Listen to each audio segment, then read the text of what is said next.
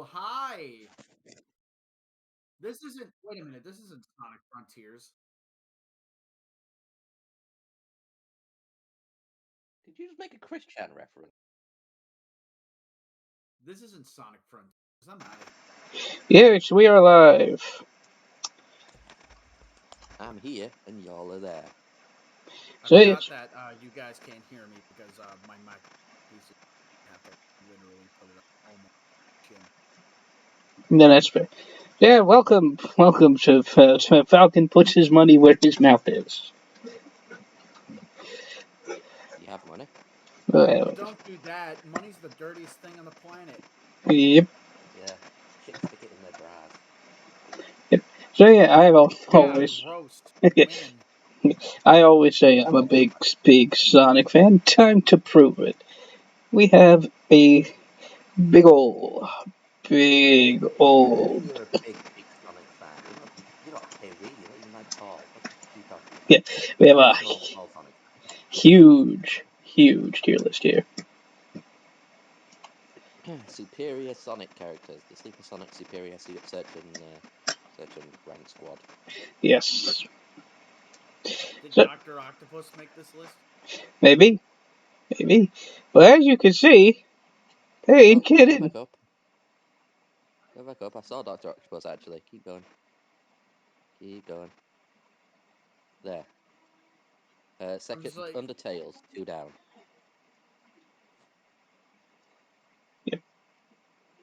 yeah, you're on your own for this one, Jacob. I know it. Like Jesus Christ. Yeah, look at this shit. Oh, Jesus Christ. You Okay, know what? You win, Jacob. You're a bigger Sonic fan than I am. yeah, but now, Yeah, yeah, no shit. yeah. But now I got to prove it for everyone You know, else. he also likes Beetlejuice more than you. No. Bum bum bum. Yes. I like Beetlejuice. I actually never watched the show. I would. Yep. So we're going to be categorizing these. Beetlejuice and his wacky friends. We're going to be categorizing these characters as we go. We're not going to give And many reasons for the placements outside of it's my opinion. Deal with it. But we're starting easy. Sonic. That guy route. Yeah, Sonic, Tails, Amy, Cream, Big. You put fucking Amy above Sonic. What are you fucking Aurora? Oh, it gets better. Sally Acorn, Antoine, You know what? I put Bunny. Sally Acorn in like fucking B tier because of the porn she was in. Like everybody gave me shit for it, but when you put her in S tier, it's okay. I mean, Big's there too. That makes it he liked okay. the porn of her. Rotor, To be fair, have you seen the Okay, big porn? Nicole. Oh my god. we need to fucking slow down, bud. You Yeah, want us to talk about things, say things. yeah, Just goes straight through the lip. Like, how are we supposed to talk about Right anybody? here, These are here, the here, characters here, we're here, supposed here, to here. most Do you talk want about. do you want to do you guys want to put in your opinion? Of course not. Here. yeah, yeah. Okay. Opinions then. Opinions. I just wanted to get to the Wait, hold on. interesting characters, Hold on. I just want to say like this the reminds me of that president's fucking scene. secretary. This reminds me of that scene in fucking Cats Don't Dance where he's like signing the contract. Yeah, just sign here. Don't push me. And then he was like fucking keep talking for like fucking Yep, a Yeah. mile a minute. that's fair. Okay, so Sonic.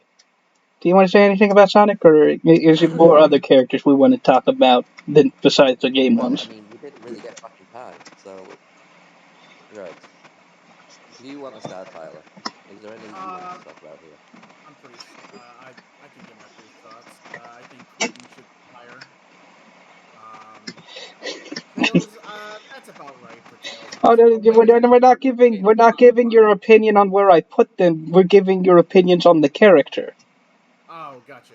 I like Cream just fine. She's got some funny moments in there. She's fucking in Sonic Heroes. She's like fucking really sarcastic, actually. So I kind of appreciate that. How would you be dealing with Amy? Amy would be F tier mostly because I want to stick it to Aurora. Tyler, again, we're not talking about where you'd put them. We're talking about what you think of them. I don't particular. Okay, so if you ask me, like, okay, so for Amy, if you asked me years ago what I thought of Amy, I say I hate her with the fury of 1,000 suns. If you ask me nowadays, I'm kind of indifferent. Actually. Dirk wants me to put Metal in S tier. What? I'm looking at the stream chat right now. Oh, gotcha. Which metal? That's a good question. Dirk, which metal? I like the order that they've put these in, because they've just gone, yeah, no, yeah, you know what? Let's just put the main four Sonic characters in. Big two, I guess. What about the Freedom Fighters? What about Team Dark? Where are Team Dark? Team Dark are like halfway down there. You really see some weird biases.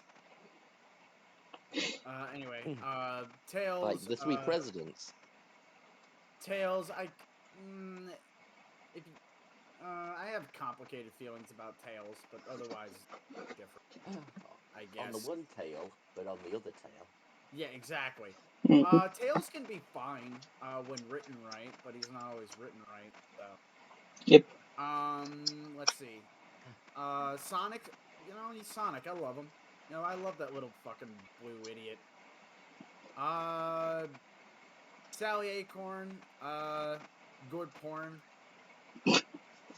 I'm not a furry, I swear. At first, is that Antoine? I can't tell. That's Antoine. Okay. At first I hated Antoine, but he actually pretty quickly grew on me. Yeah. It's the, He's kind of like Usopp, I guess. it's the point of his character is he's allowed to organically learn and grow and can become the man he wants to be.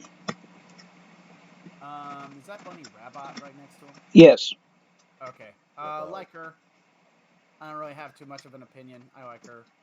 Rotor, like him. Okay, but Tyler, solid dude. Tyler, how can you not have an opinion on Bunny? I mean, look at her. She's a rabbit, but a robot. So It's she's a Bunny Rabbit. Rabbit. Exactly. You know what? Just for that pun, S tier. Anyway. Nicole, you know what? I'm actually kind of indifferent to Nicole. How can you not like that adorable face and the fact that she is massively traumatized by things that happened to her? Well, I didn't read much of her in the comics, so I wouldn't necessarily know. So you think bad things happen. Bad things happen. So you know, One Piece. Yes, and then big. I don't know why I'm making all these parallels. I guess I just have One Piece in the brain. Yeah. Yeah. Well, you know more about one. Yep. And then there's big. And big. Hated him in Adventure 1.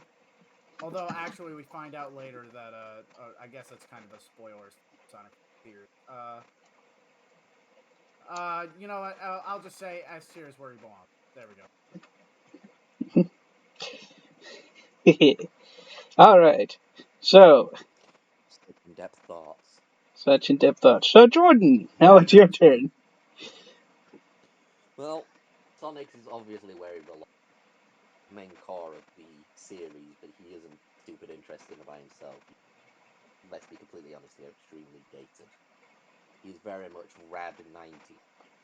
That is something that sticks with him in a way that really, really limits what you can do with him in a lot of ways. Especially since Sega won't let the fucker grow. That's kind of true. Tails. Tails is very bipolar. Because we spent so long with Tails that is a nobody. He's there to be the butt of Sonic's joke. Like, he's the one who is the straight man to the Sonic joke, and that's about it. Hey, buddy, it looks like this is gonna be a really cool adventure. Yeah, Sonic, okay. At my desk. Yeah, that's nice, Sonic. Yeah, and then sometimes the roles are reversed. Wow, it changed shape. Did you see that? Sonic looks at Tails like he's about to slap him upside the head. Well, that was Heroes, to be fair. No, That was Before Adventure. Was it? yeah. Yeah. Oh, yeah, you're right. Yeah, you're right. I hate it when he doesn't listen to me. Sorry, buddy, I wasn't listening. The fucking epitome of ADHD, right? Oh, Jesus Christ.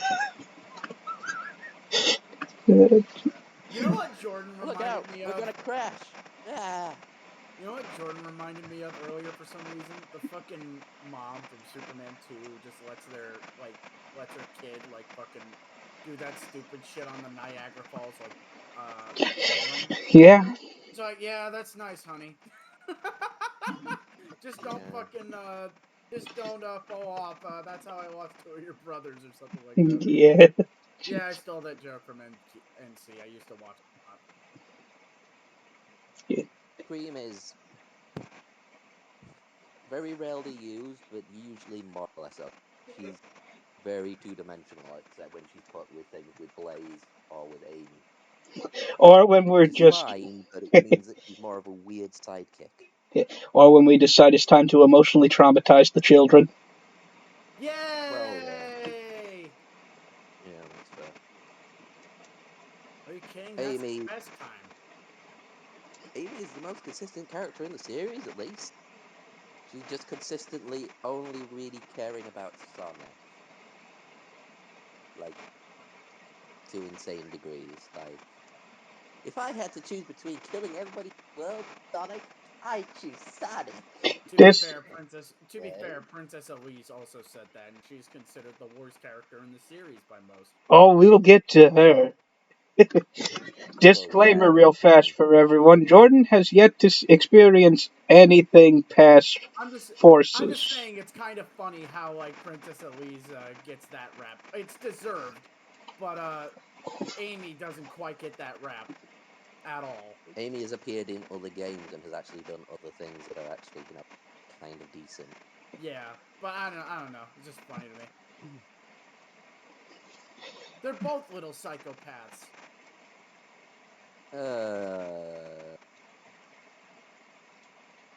I don't think you know what a psychopath is. I think I do. So get off my ass, please. Okay. Anyway, She's a sociopath. You fool. he's a sociopath. Yeah, no, seriously, she's more of a sociopath than a psychopath. Yeah, well, She's sometimes way they're too used. emotional for a psychopath. I sometimes use them interchangeably. So They're not. You They really really they're do. not. aren't. They're not. But human language is a funny thing. Well, it is when you use it. It's true. I'd only be mad if that weren't true. Okay, Sally Acorn. I am very concerned that you put her in S tier, given that she has no character. I like her. That's enough for me. You like her design, you don't like her character.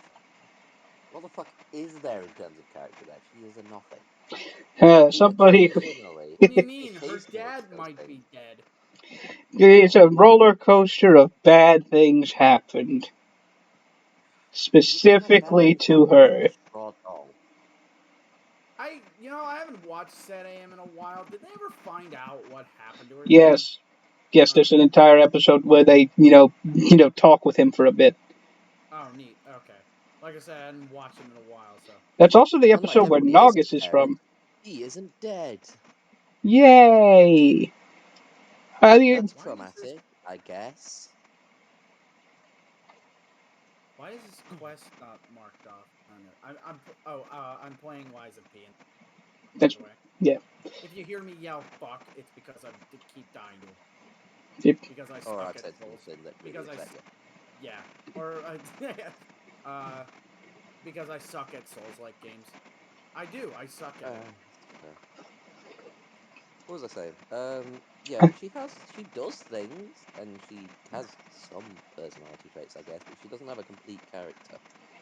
It's kind of the massive flaw with her, especially in Sat AM, where she is basically A, the MacGuffin, B, the thing that the world revolves around. Sat AM is not a show about Sonic, but Sally is a massive problem.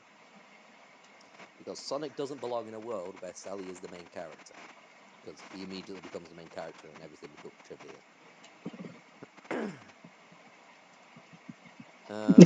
We've had long discussions Acorn, about this. yeah.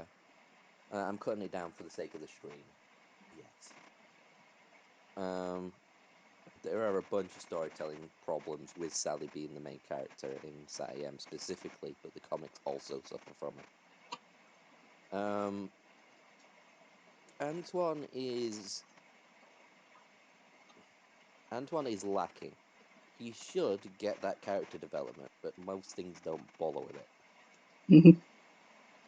It took the comics fucking ages to get anywhere with him. It was a very much will they, won't they, except with his personality. The Usopp comparison is kind of fair in that regard, but Oda actually realised, hang on, maybe we need to actually make sure that people actually understand that Usopp isn't just bullshit. Mhm. We never really did Yeah. that with Antoine. I mean, I think it just took a little longer with Antoine, though. A little. Yes. And by a little, I mean it took quite a while. Bunny's probably the freedom fighter that gets the most development, but that's because they actually focused on what they wanted to do with. Mhm. Bunny was God very damn, much he a hits character hard. Sorry, go ahead. straight facts, I suppose. Either way. So Bunny does deserve the S tier, if you ask me, simply for the fact that in a show of things that doesn't really take itself seriously, and especially a comic of things that doesn't take itself seriously, have to actually make sense in progression. Yeah, she's actually quite consistent and a quite likable character. Perhaps a bit weirdly naive when she shouldn't be, and a bit too worldly when she shouldn't be, but that's what happens when you've got a character that you're trying to claim is older, but really doesn't act it. Yep. Her voice actor kind of portrays it, though, a little better. I forget her voice is her in the show, though. Something Kavanaugh. Starts with a C. Oh, wait. I think... Didn't she voice Chucky as well?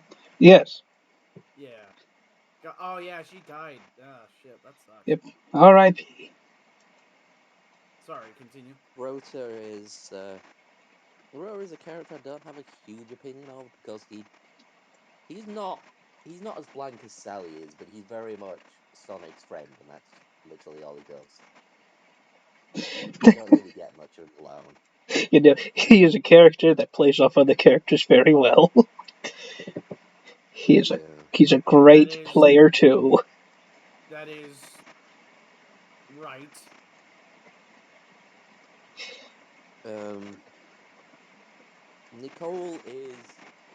Nicole shouldn't be here as one character. Nicole is two very distinct characters.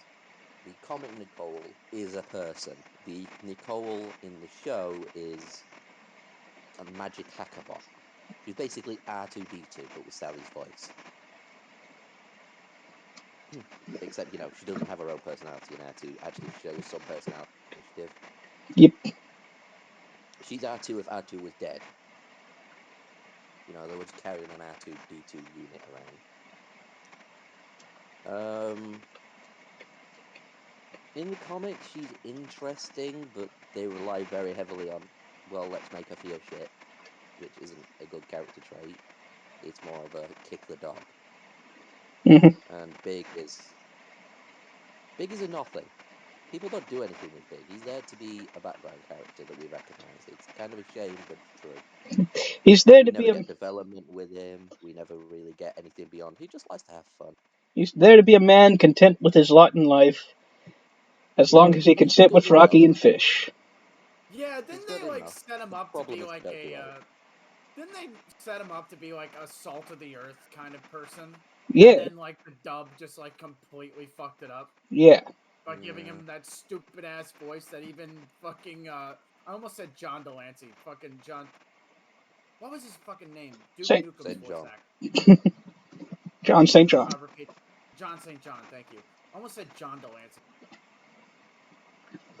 Yep. Even John St. John did not think the voice was right. No, he hated it. But yeah, he's fine. He just doesn't do much. They don't do much with him beyond, he's there as a background character that we recognise, which is fine. Yay, fine. Yay, Tyler beat the boss. Alright, Tangle time. Tangle time. Tangle is a... Yes, it's so Tangle ridiculous. time. Oh, we gotta get, if Tangle's in there, we gotta get her girlfriend in there at the same. Oh, no, not at the same time. I need to talk about Tangle, actually. Alright, okay, Oh, okay, go wow, for it. surprise. You're actually going to fucking talk about one. Okay. Yeah. Alright, so Tangle is a character that at the start of the series I would have put all the way down with Cream. I did not like Tangle as much as other people did when she first appeared. She was a bit To be annoying to fair, me. people liked it for her design and not anything else. Very annoying to me. And then it hit me around the time the metal virus came around. I got her. She was, Huh. up until the point of the metal virus, playing a game. She was having fun. She just wanted to be, on adventures, be exciting, be like a hero. And then when she was forced to, confront a situation that was actually dangerous, actually, bad, instead of doing what a lot of people pretending do and, panic and run, she stood her ground. And, I respect that. Then I watched Cowboy Bebop again, and then I realized she's kind of like Radical Edward in a way. And I like Radical Edward. Alright, I can accept that. Yeah, I Alright, ain't got that much to say. that's fair. Alright, Tyler, what's your... IDW is where my knowledge wanes. I know enough, but not I cannot give a proper opinion on Tangle because I have not read IDW. Woo! Alright, So, then. Whisper! Very, very, very nice character. I like her story. I like, the fact that she doesn't do anything out of kilter for what her character is. And following her path, you can kind of see where she's coming from with all of her decisions. She never does yeah, no, I anything agree. stupid, basically. I Well, stupid for her character, I should say. mm, anything out of character, you mean? Yeah. Yeah. Yeah, what do you think, Tyler? What do you share your opinion on Whisper? same thing as Tangle, but I will say I like Whisper's design slightly more than Tangle. Fair. It is a She nice has got design. more personality. Yep. Jewel. She's a jewel beetle. She's colorful. She's shiny. She's not really much of a character outside of she's very organized, good at organizing, good at keeping people together, and also she really, really likes her friends and gets upset when they ignore her. I think that's my major problem with a lot of IDWs, right? If they're not a main character, it follows on from the action. So it's entirely IDW, to be clear. Hmm. But if they're not a main character, they just don't get any development, even if even if they're a recurring character, Yeah, because it's more about events happening rather than building character. that is fair. That's where the comparison to things like One Piece falls apart, because One Piece is completely the opposite, and the events going on in the background are in service of characters. Yes. I Things wonder if happen that. because characters make choices. I I wonder if I that want to has say any. something so bad, but Jordan's not there yet.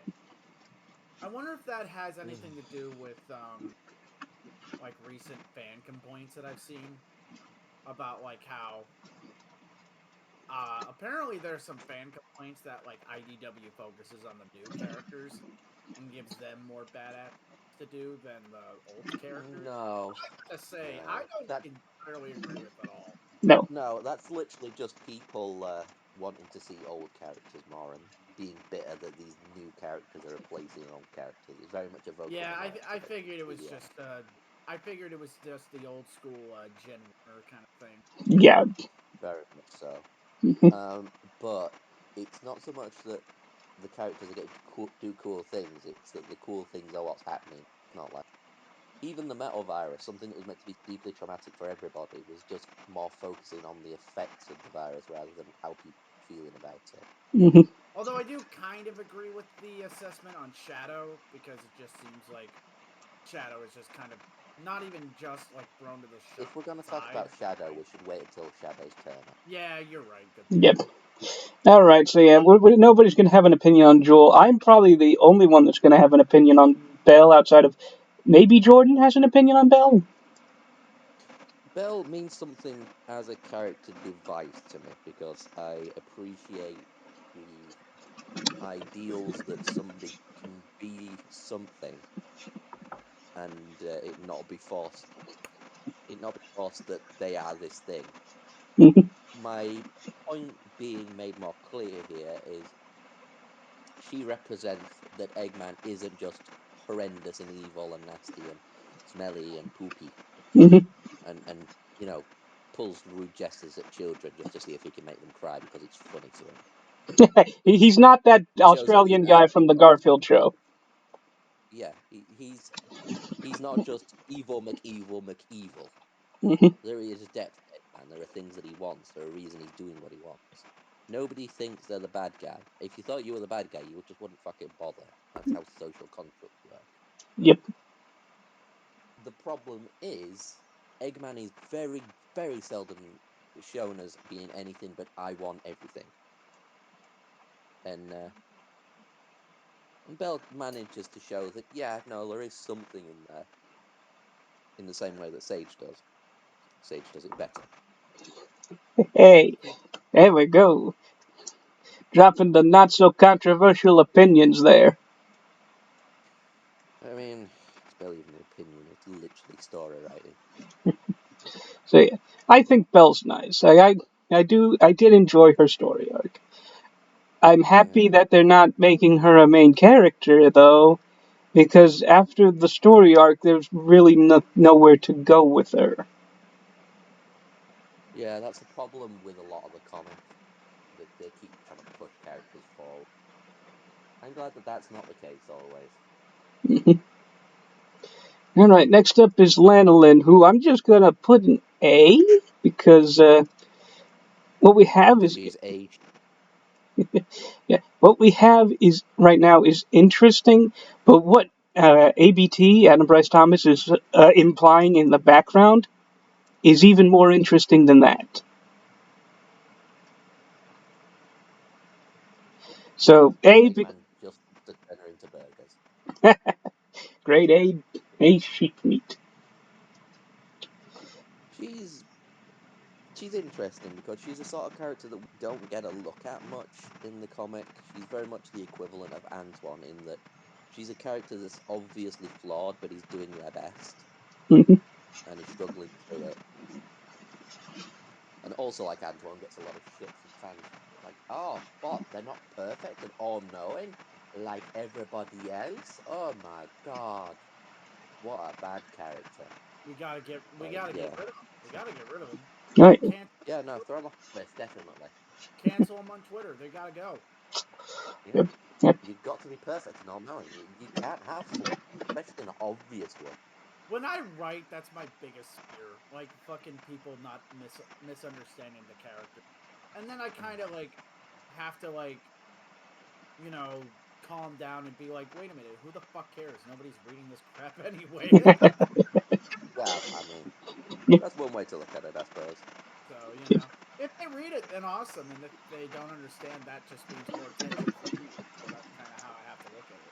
Yep. Otherwise, I'll just be sitting in a corner, like, just not doing anything with my life. And then there's me, faggoty writing faggoty. Yep. Jesus Christ. Jeez. So, Tyler, do you have an opinion? I care about what people think because I actually have to imply things in my writing. I care about character and development, so that sort of thing has to actually be thought through. Yeah, Yep. I mean, there's a balance, I think. Oh, yeah. Well, it depends on what you have to do. Yep. Like, I aspire to actually write novellas, whereas I'm pretty sure you don't. You know, I'm writing a novella, but I don't know if I'd say it's like my main career path. Yeah. You know? That's right. So, Tyler, do you have an opinion on the sheep girl? Nope. Not even that she is a sheep? Not one opinion. Although I do think if they made a plushie, Aurora would buy it. There we go. I got it out of him in the end. All right. I'm weak. What do you want? Okay, now we're gonna stretch. Also, she has the big titties, so he must like her by default. Well, Yep. I can neither confirm nor deny this. Yep. Now we're gonna be stretching the definition of character here a bit because this is Teapup. Teapup isn't a character. Teapup He is, gets an F because he literally isn't a character. but He he's fails goodest everyone. boy. No, he's a robot. He is not a goodest boy. But he is the only goodest boy on this list. No, he isn't. Yeah, he is actually. Oh, is Sonic's pet dog not on there? Nope. Wait, really? Wow, we've already failed and we're what, 10 characters in? Yeah, that sucks. Wow. Yeah, I like the idea of Tails having a robot dog though. That seems like something Tails would do. That's fair. Didn't I- he have I one in don't think video games? That's where it's from, yes. Oh, I thought that was from the comics. No, it's from Tails Adventures. Yeah. Gotcha. I'm surprised that I want wasn't in everybody, Implement I want 2. everybody watching, possibly now or in the future, to know that Sonic was not the first person to have an adventures. Yes. This is true. It was Tails. Anyway, I don't think Teapup is a dog. I think Teapup is a fox. He still acts like goodest boy. I mean, they're both canines, so... Okay. So it's probably just add a category here below F.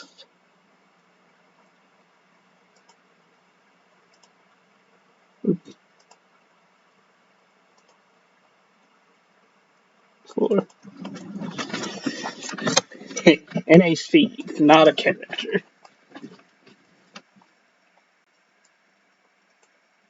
And we'll put Teapup there as the first one. Hooray.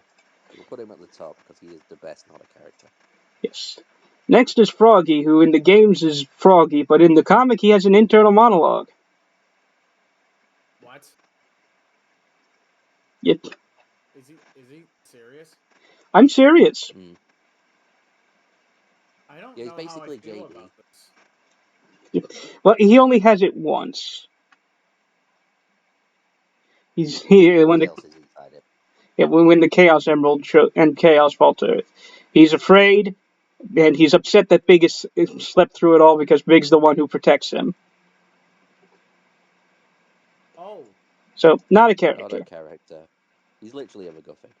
Yep. Same for Chocola. It's true. Chocola. All right, King Nigel Acorn. Are you okay, Tyler? No. Geez. Good. King Nigel Acorn. What do you mean good? King Nigel. Acorn. I mean, he's got Tim Curry's voice. So. Yeah. Got Tim Curry's voice. All around decent man. King. And willing to put his life on the line to keep his people safe. Yeah. Max. What the fuck happened? What the fuck happened indeed? I gave up on life, therefore I want everybody else to as well. Jesus. He's Denethor. Yeah, I was Denethor, fucking the villain, not the main villain, fucking what's his Seymour from Final Fantasy X. I mean, Max actually does have a Denethorish moment at one point. When he has full control of his mental capabilities, might I add, Denethor's moment was, Faramir needs to die, even though he's not actually dead. Max's moment was, Max's moment was, let's kill all the Rovians. All of them. Not one gets spared. Not one. Yep. Thankfully, Sally was able to stop this. Yeah. Thankfully, the freedom fighters were able to stop this.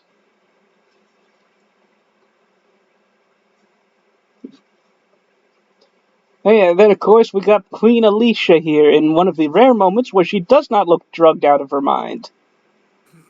Well, I mean, if you were married to Max, you'd fucking self-medicating as well. Yeah. I'm the queen. I can do what I fucking want.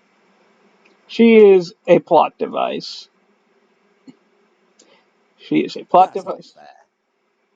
She's an implied background character. Yeah. She is a plot device and then an implied background character. Sounds like Shiva from Mortal Kombat. Or Uh, Sindel, my bad, Sindel. Kind of. Like, she is the voice of reason between Max and herself, but she so rarely speaks up that it doesn't really matter. Yeah, she is shown to be a bit more sensible, but he has no. No agency, no anything.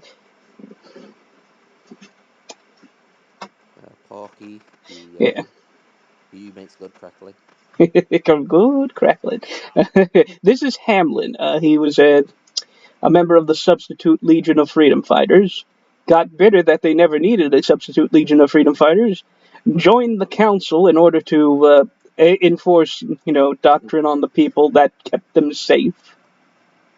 And then, when time came that a Substitute Legion of Freedom Fighters might be needed, he tried to jump into action but was told off because he's not a Substitute Legion of Freedom Fighter anymore by a former member of the Substitute Legion of Freedom Fighters. That's his entire character arc. That is all he does. Oh yeah, I also have to put him up higher because he hates Jeffrey, so automatically a good guy. Okay, yeah, all right, that's. I'm against pedophilia. Dude, you get an A. Wow, you get the Basic Humanity Award. Yay! All right. Surprisingly enough, most people don't reach that. Yep. It's sad. Yep. All right. Here's Dylan. I'm sorry. Yes, That's really yes, his we name, know. Dylan. Yep. But Yep. yes. Oh my god. He's a It's just like you have all these like different well, I guess Amy's like a normal name, but like I don't know, fucking Bella. Amy, Sally, Belle. Belle's kind of a Nicole. stretch. What do you mean Belle's a stretch? If you met a Maximilian. single person named Belle, I will personally give you a high five. Okay, get Like, ready to in give me a real high life. five. Get ready to give me a high five. I met a person named Belle in the real life. All right, okay, hold your hand out. Holding it You out. holding your hand up? All right. Yeah. There you go. Yep. Mel. Yep. There's Max, Nigel, Alicia's a real name. It's an older name, but it's a real name. That's true. Nicole. I don't know. It's just something about Miles. Dylan. It's just really funny to me. Yeah. Okay, so That's because you've got two friends called Dylan, you prat. That's true. so Dylan's role, he is a porcupine. He is a doormat. He joins the council and votes whatever way the majority does. So he's the fucking judge from Ace Attorney. He is a fence sitter, basically. Wow. He gets an F for fence sitter. Bing. Sorry, Jacob. So here's Penelope Platypus. She is also a member of the Substitute Legion of Freedom Fighters. She's the one who told off Hamlin for trying to go be a freedom fighter when he's a council member now. She gets a E for enter character traits here. He gets an E for effort. Yep. Okay, Dr. Elodie, the creator of Nicole. I'll give him a B. Barely a character. I'll give him a B. He lost his daughter, tried to recreate her as a machine, and failed miserably. So he's what? So he's Dr. Tenma from fucking Astro Boy? No. He's much nicer. He's Dr. Light from Mega Man EXE. Oh, okay. Yep. Wait, you mean the alternate universe where fucking Dr. Light got laid? Yes. Yeah. And everything's at peace? Yep. That's so fucking stupid. I love it, though. Yeah. I mean, let's be honest, with a list like that, would you? Yeah. Dr. Light. He's an old man with question. a list. That's a good question. Yeah, Dr. Wowie. Take it away. So If yeah, we find that evil entity, we'll find Dr. Wowie. well, Mega Man. Take away this way. We must recover the entity immediately, Mega Man. Fucking Jesus Christ. We got one take for every single line in this I game. know, right? Like, fucking. You really couldn't do a second take of that? Like, really? Yeah, yeah, it's Those voice acting unions, man, they fucking get you. the one that didn't exist. Oh, yeah. Yep. Well, to be fair, video game development not voice acting. Video game developers still don't have a union, so They're working on it. they better be. I Yeah, swear to working on God, it. they get fucked over too easily. Mhm. The Sega of America has a union now. Really? Hmm It's called It's Aegis. named Shield. Oh. Huh. Well, all right. Well, good for Sega. Yep. All right, 1 point to Sega. That's more than Nintendo has. I'm Yep. pretty sure Nintendo doesn't have a union. I don't know. Nope. They hate unions. Yeah. So That's why everybody I guess changed it is voices in true. Super Smash Bros. Ultimate. I guess it is really true. Genesis really does what Nintendo don't. All right, so the Kintabor computer. I hate it. It's a solid D. I mean, it's barely a character, to be fair. It is the mental patterns of Dr. Ovi Kintabor put into a computer and running the Freedom Fighters' main base. He has long conversations and holds opinions on things that he really shouldn't know if he's just a computer. I mean, Nicole's the same, to be fair. Yeah. So yeah, he's a consciousness within the machine, so that technically makes him a character. So the president from Fallout. Kinda. Not more the opposite way round. Oh, gotcha.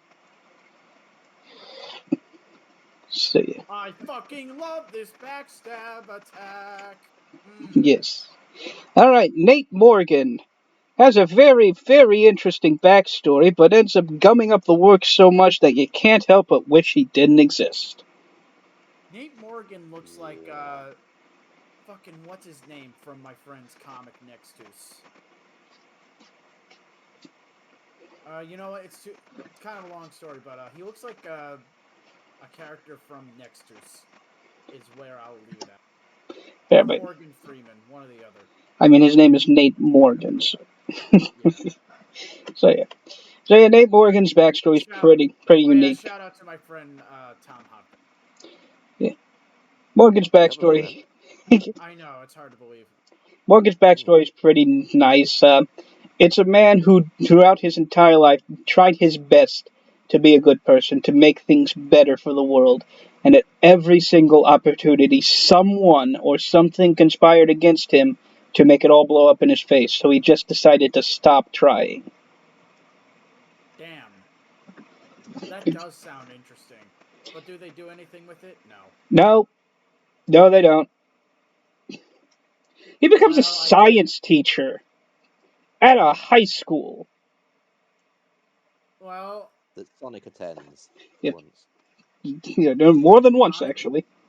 Sonic attended school? Yes. By court order. That's weird. Yeah, the comics got weird. He also helped create Bunny as a replacement robotic limbs when her original ones started trying to kill her. Oh. Well, that's problematic. It was bound to happen. It was a foreign intrusion on her biology, and now her body was trying to fight back against it. Ah. And so she had him locked off. Yep. Get it locked. Rabbit joke. All right, Mr. President. You know what? President and also Mr. President. You know what? I'm just going to make an entire category for Mr. President. Monsieur Presidente.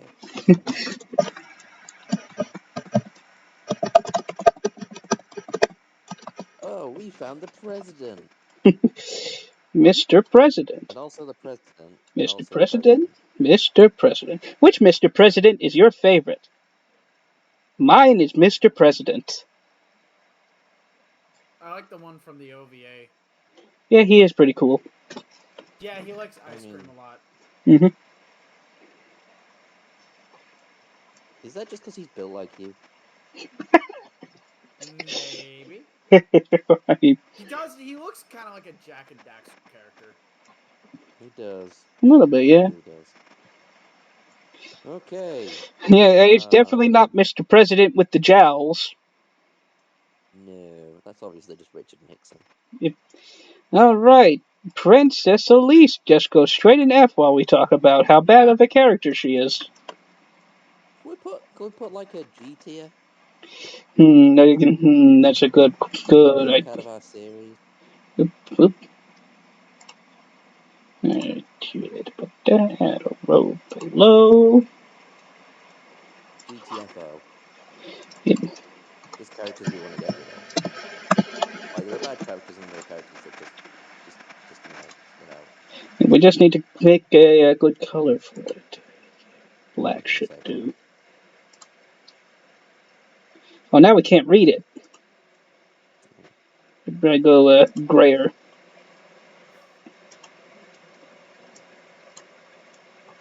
There we go. Tits or get the fuck out. Well, I suppose the only person in there has tits, so. So, And get the fuck out. yeah. Elise is terrible. Like, no. Look, every part of her is flawed. Her story is flawed. Her character is flawed. And I don't mean flawed in the good way if she has flaws. The idea itself is broken. And her impact on the series is flawed. The voice actor did. And the voice actor is Lacey Chabert, who's an actual voice actor, an actual actress. So yes. I'm just giving credit where credit is due. Her Yeah. voice actor is pretty good. That doesn't really mean anything to the character herself, though. Lacey Chabert has had much better roles. Her character design is also kind of meh. I mean, let's be completely honest. Every single character design in that game, including the Sonic characters, looked jank. Yeah. Like nothing meshed. Like it's not like Into the Spider-Verse where it clashed like in a good way. Like it's just like an adventure where it clashed in a good way. Yeah. See, just they're both an anime style, whereas this clashed because one's a cartoon character, they've just rendered him realistically, and the other one is an actual being that's kind of mediocre. Yep. Yeah. Yeah. I feel like it's like C3PO. Yep. Also, everyone moves around like puppets, and I'm not. That's what I just fucking said. And I'm not. Let me finish. And I'm not just saying that because I'm currently playing a game about puppets. No, you're doing it because you are a puppet. I've got no strings to hold me down. Yep.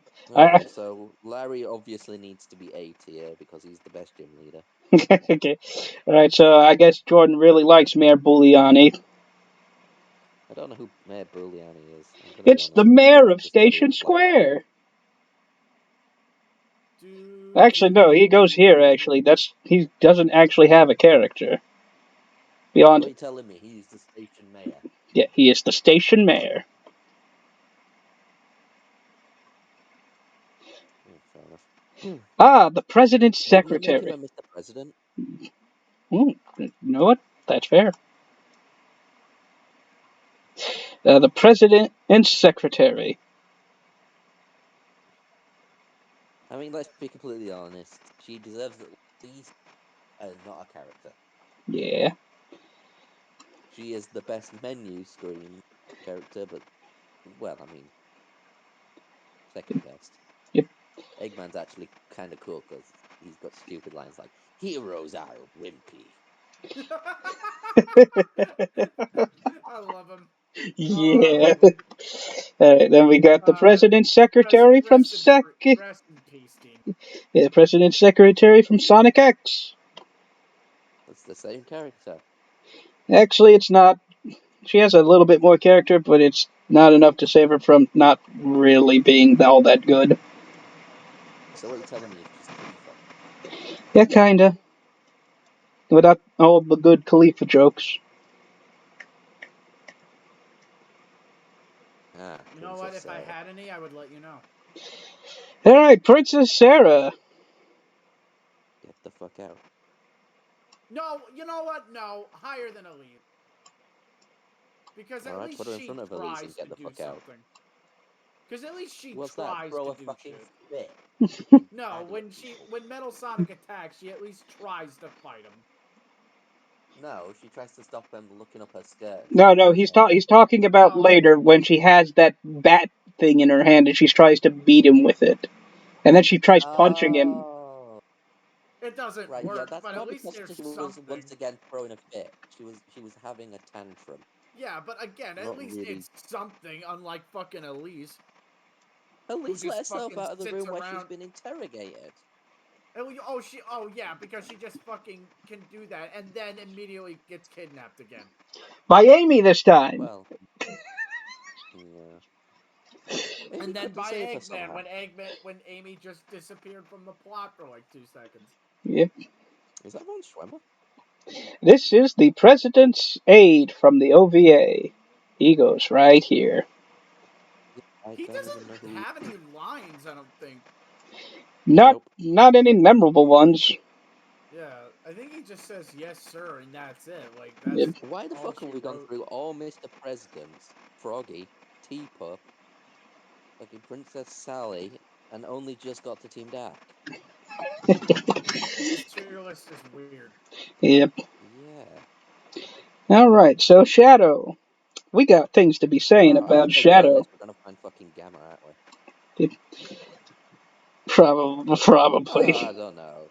I don't know. I can't agree that he's below Sonic. He's got a lot more depth than Sonic, and he's actually pretty good. Okay, Anyway, yeah, I can understand that's your opinion, but this list is my opinion. We're just, I'm not We saying you have have to change it. I'm just saying I can't agree. that's fair. we have opinions. Yes, you're supposed to be Oh, expressing them on Shadow right now. oh, Yeah. whoops! Anyway, I didn't get he's that more memo. of a he's more of an actual character than Sonic. Sonic is a place in time that has been sort of fucking blocked off forever, where Shadow at least is allowed to have The some. 90s. Yeah, I'm the Yeah, coolest. yeah. That's literally his only character. I love it. He's got even more character than the other person who is I'm the coolest, though. Yeah. It's like, I do like Shadow's interactions with, everyone in Murder of Sonic the Hedgehog, though, where he's trying his best to seem badass, but he's really just trying to hide the fact that he was being a good friend. I love that's cute. I like that. He's actually got, his personality is actually a personality as opposed to this is just how I am. Personality is sort of a construct. You're never the same person with everybody. Yep. You know, it's really funny actually, because that was pretty much Shadow in Shadow the Hedgehog. This is who Hmm. I am.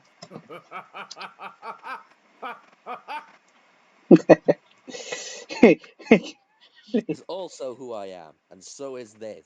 This is also who I. Wait a minute. Something's not right here. All right. So now we go on to Rouge the Baps.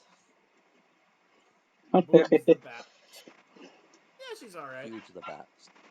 Huge the boobs. Rouge. Rouge. Rouge. The Rouge. Yeah, she's an actual character with depth. She doesn't really grow, but she's also that's because she's so assured of who she is and what she wants. It's not really like Sonic where her personality never changes. She can adapt and does treat and talk to different people in different ways. Mhm. It's just that she's somebody who knows what she is and what she wants, Yep. which for a trained spy makes fucking sense. Yes. Yeah, I can respect that. As opposed to Sonic, who is literally just the same person with everybody forever. Yes. Forever and Which ever. Which till the end of time. generally indicates some form of damage to a person if they can't actually, adapt to social situations at all. Yep. Oh, we'll talk You know, about in a way, Sonic it makes failing it to more adapt to relatable to the social Sonic situations. fandom. We'll talk about Sonic failing to adapt to social situations here in a minute. Once we get to You know, in a Surge. way, it actually makes it more relatable to the fandom. Yeah, that's fair. Yeah. Once we get But to only in a way. Surge, oh boy, it's gonna be weird. Not the good way. Omega! I love Omega. He's great. Solid S tier. Okay. Yeah, no, So, absolutely. so ironically enough, there are, again, Omega is a character who is two characters. One is in the comics, one is in the game. They're both distinctly different, but they're also quite similar. Mhm. The main thing to take away from both is they're both really good because they both play into A, the robotic logic, Mhm. B, Eggman's really terrible AI in a way that has come back to haunt him every single fucking time he's tried. Yes. I mean, hell, even Orbot and Cubot aren't loyal to him. Yeah. They're just too weak to do anything. Yep. Weirdly, he's gotten better over the years, it seems. He really hasn't. Sage seems to work fine. Well, You think Sage is what he intentioned? Sage latched You know onto an what? That's aspect. fair. Sage latched onto an aspect of Eggman that hasn't really existed before Sage. More That's importantly, look at sad. fucking Metal Sonic. He's still making the same mistakes with Metal Sonic. That's sad. Yes, yes it is. Anyway. But both of them play into the he's an Eggman robot. He's just designed to destroy things, but he plays into that really well. He's got the cold logic of the robot, while still having some emotional depth, which shows that his AI can adapt in a similar way to Gamma. He's actually a robot that feels like a person, which is a rarity. He's also Shadow's only friend. He also has my favorite line in the entire series. Well, that's a load off my back. Yeah. It's Jeez. great. I also love it during the Zombie Crisis. Is this a robot? Well, yes, technically. Was it made by Eggman? Technically, yes. Proceeds to launch Zombat into wall. Amazing. There's also that time he fell in love with Blaze just because she could destroy him in like an instant if she really wanted to. Yep. No, it's because she's as destructive as he. We That should too. destroy things together. Yep. It can be both. Yeah. You know, He's made of flamethrowers. How the fuck would Blaze melt him? like I'm pretty sure. Oh, I'm okay. pretty So sure. Pretty sure he is more than 25% Dolomite. Yeah. Dolomite. 25% dumbass. I'll tell you that much. And that's why he's awesome. He's relatable. Jeez. I hope everyone appreciated that Futurama reference. Yeah. He is more. He is 70% chromium. Yeah. All right. Next up is Commander Abraham Towers. Which one? Fucking what? Is that really his name? Ye- Abraham Yep. Towers. Yeah. That's like an Yep. action movie hero. Yeah, he's the director of Gun from Shadow the Hedgehog. Oh, that's his name? Yep. I'm gonna give him a His name solid is D. actually. Hmm? I believe his name is actually Abram, even in the games. Huh. Yep. Yeah, I don't remember I them think saying his after name. Tank. So Towers is made for the comic though. yeah, Towers is made for the comic, and in the movies, his name is Commander Walter. Yeah. Yeah, in the movies, Yeah. he's like a way different character. Yeah. He's literally just not the same character anymore. So. Also, I found out the guy who voices Optimus Prime in Armada was also in the fucking Sonic the movie. Yeah, Gary Chalk was in the Sonic movie. Yeah, Gary Did Chalk was you in the Sonic movie. did you mean to You didn't mean to put him into D tier, because that would indicate that he's below average, whereas he's just mediocre because he doesn't do anything. Oh, I put him in a D tier because whatever good he does in the Archie comic is immediately undone by everything wrong with the character in Shadow the Hedgehog.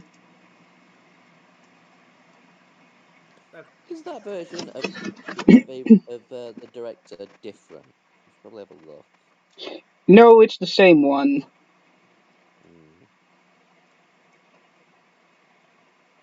I'm pretty sure they just needed a bad guy in Shadow the Hedgehog, so that's why they fucking put him in.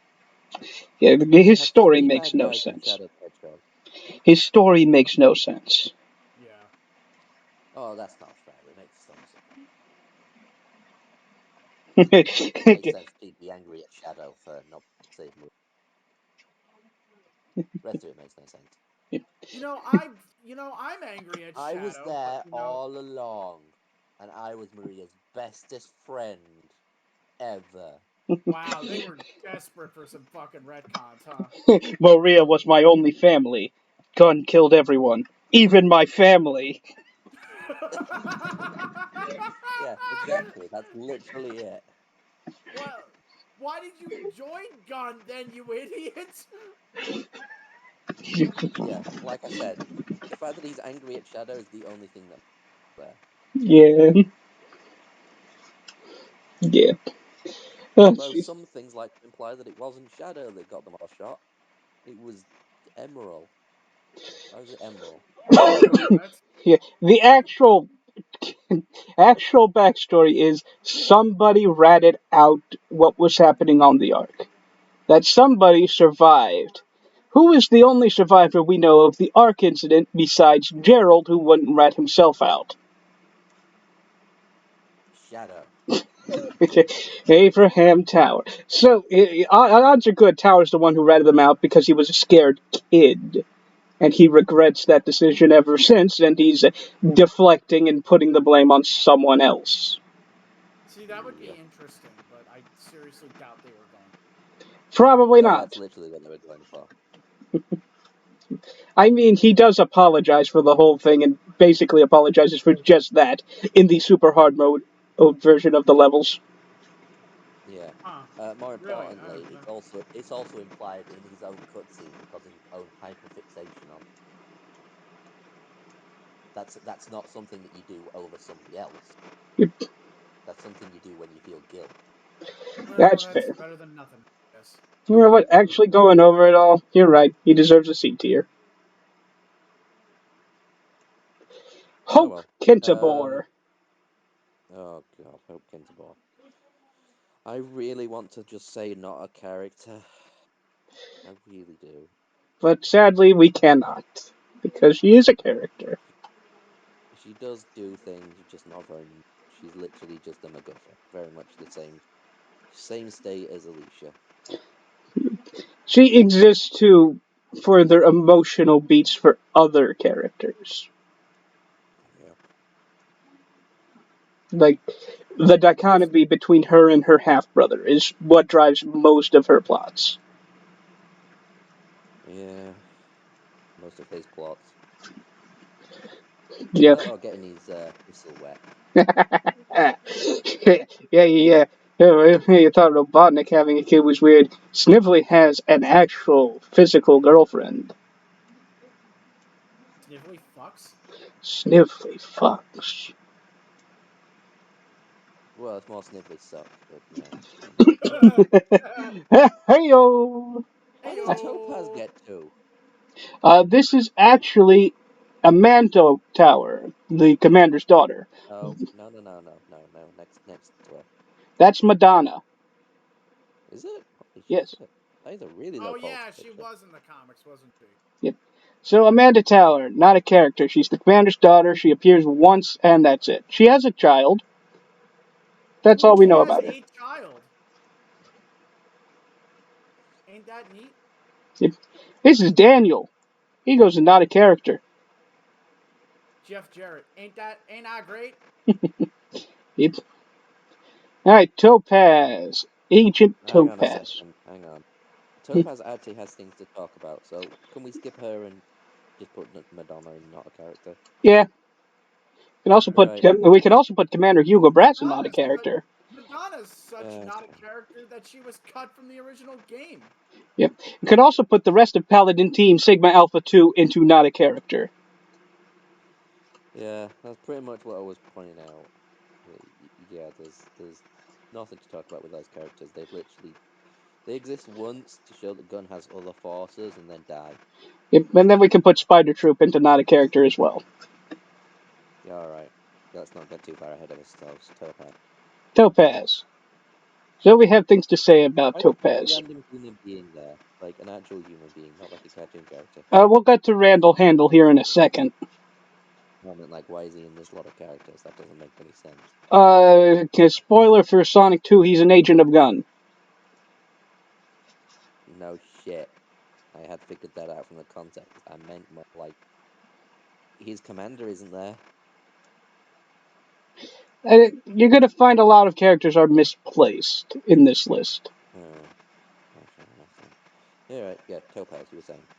Topaz, she has character. She is pretty cool. I'll put her with Rouge. She's a lesbian. Put her with Rouge. I like it. Well, I mean, we can't say she's a lesbian. The I faces mean, she I would. makes. Like, She's probably bi. probably. But you know. Yeah. Probably Yeah. bi and in denial, leaning more towards hetero. Yeah. All right. I can. She's a nice, interesting character. She's nice. She works only on context of she's got to be a foil for Rouge, but she does that well enough.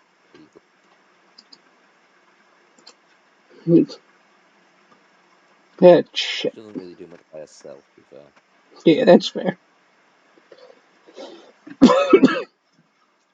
So yeah, she works with Rouge. And in the context of X, she works in sometimes with other people, like Mr. Tanaka. But we'll get to Tanaka later.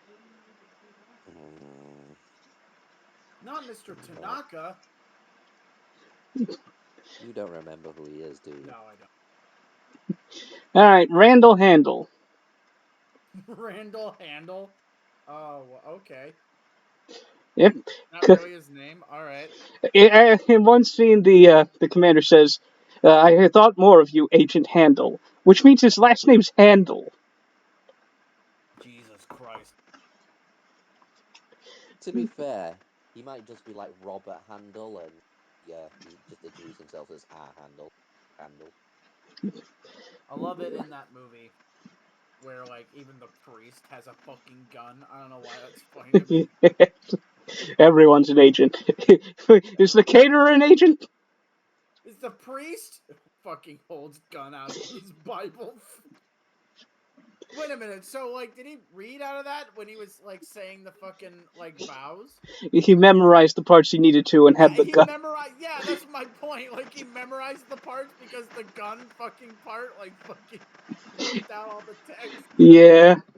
Oh, that's you know what? That's what we call getting into character in the best. So yeah, we'll just go for Randall over in D tier because he's not really much. Was wait, which one was He Randall would be again? Was E that tier, but let's be was completely that honest the with his name. husband? Yeah, that's Rachel's fiance.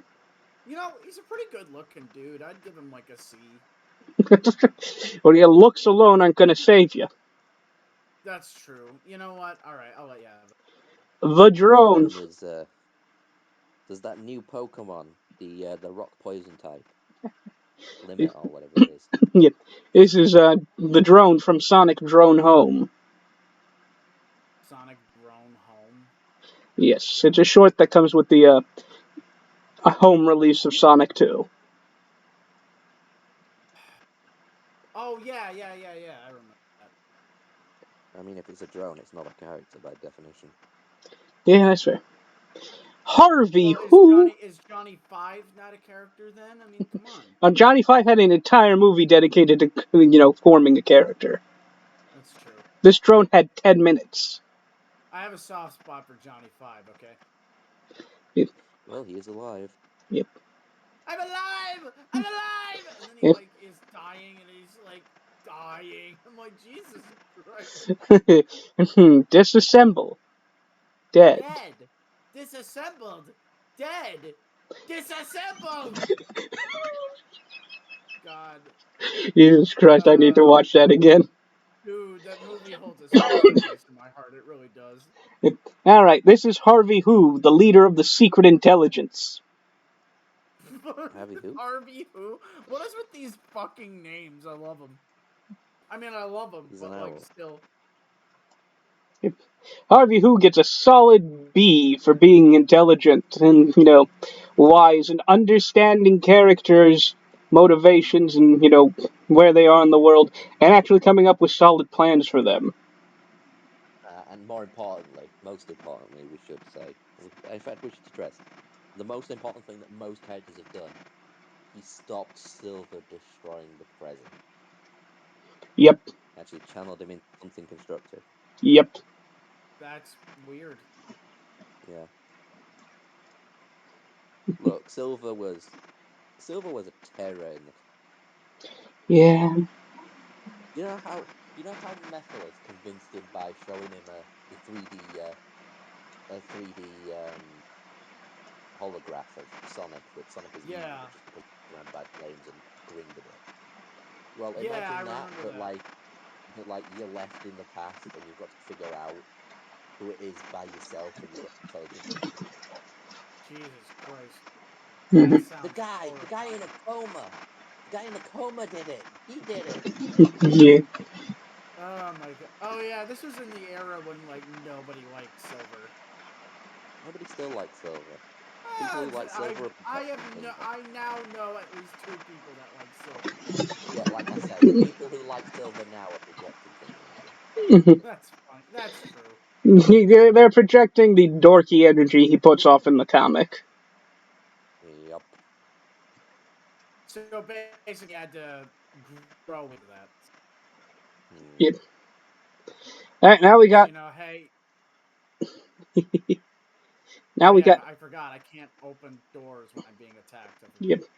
Now we got Elias Acorn. All in all, a pretty solid dude. You I know, mean, he's he's better than fine. Elias Voorhees.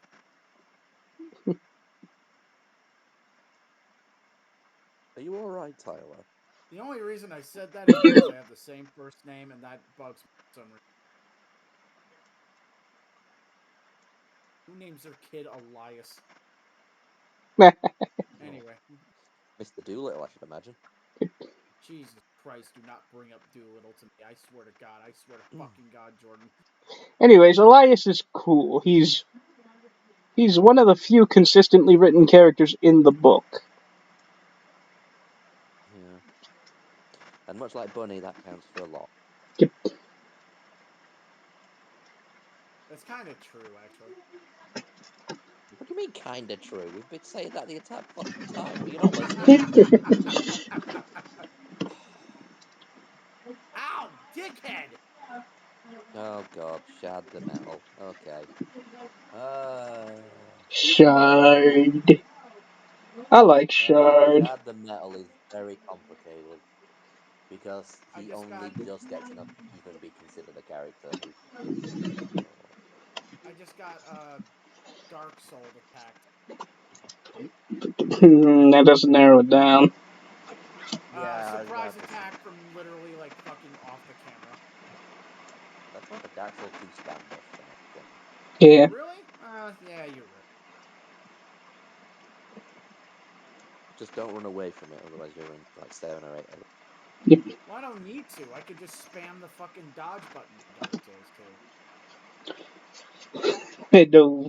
No, you can't. If my dexterity's high enough. No, I that's just break. not the ADP. dexterity, Tyler. ADP. Good. Yeah. The one system that completely Ooh, puts a massive dildo up the ass of the game. ooh, I got a new weapon. Cool.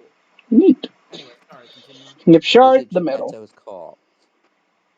Oh, he's not dead yet.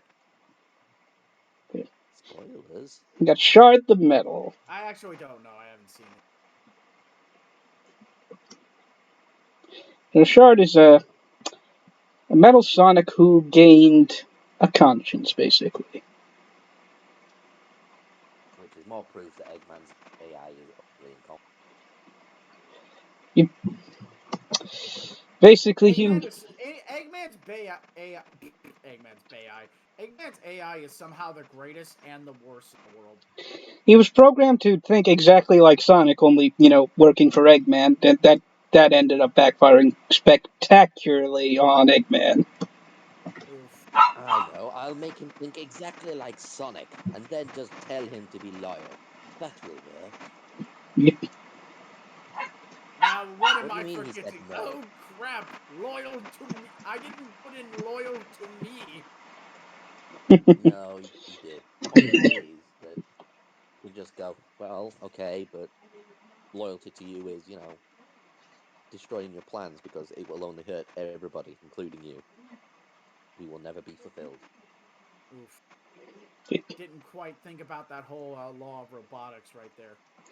Exactly. That's one of the problems with Eggman's AI, I think, that his AI is literally designed to destroy itself. He somehow Make managed me to happy. Destroy the world. That won't make you happy, sir. Shut up. Oh, cool. I mean, his programmed AI for his regular ground troops fall in love with Rouge the Bat. Yeah, I know. I was just about to say, he somehow programmed a fucking libido in his robot. I don't think that's an intended feature, even. I think that's just him, not knowing what he's doing there. After seeing all the evidence, I kind of have to agree. No, you know what it is? He just uploaded files, and in the file, under, the shorthand for Rouge, sexy, seductive, and they're all like, "Oh wow, she must be really sexy and seductive. Let's treat it like that." Putting traits of Rouge that he knows in and failing to realize what the robots would think of them. Not to mention, he himself has been quoted as saying, "By the way, Rouge, I really like your boobs." It wasn't that, actually. He was just commenting on them. Like, he just fucking noticed them. Holy shit! Yeah. He's just like, whoa, Awooga, holy shit! Did you know that your breasts are mighty large? Basically. Yeah. My God, those are fucking huge. Yeah, What the hell? basically. Oh, What was God. that from anyway? That's from Sonic X. Sonic X. Well, the Japanese Sonic version, X, that I was should it. say. Yeah. Basically, the last episode. All that time they were together, and then she accidentally almost falls out of her top, and holy shit! Holy shit, your tits are magnificent! Just thought that was like stuffing or something. Yeah. I think we figured out who posted his nudes on Twitter.com. That explains everything. Alright, okay. Yeah, now getting back on track. We got Lita and Lyco. We cannot separate these two because their only character trait is they are twins. Not a character. We might as well be Liza and Tate from Pokemon. Yep. They basically are. Look at them. It's true. Then we have Larry Are Link. they protos? Hmm? Proto dog? Trojan? They're Those wolves. robot furry things. Oh no, they're wearing the secret agent uniform from Rivals.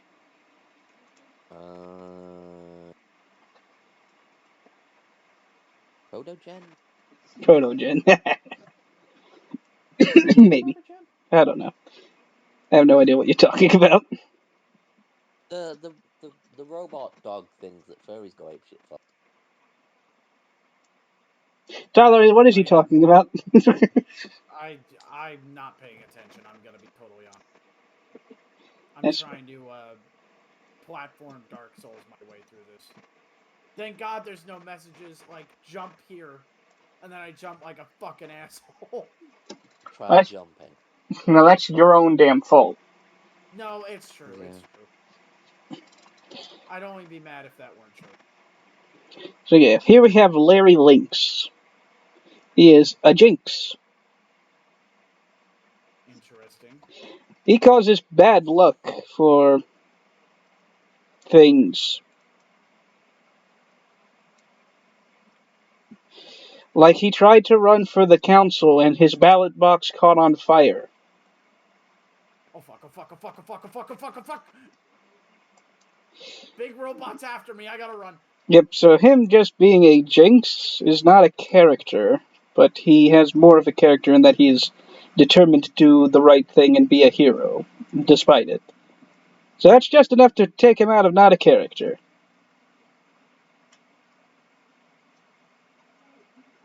But he is in the same tier as Max. Alright? There we go. Oh, Now all's right wait. with the universe. Now all is right with the universe. Yeah, I was about to say. Okay, Hershey the cat.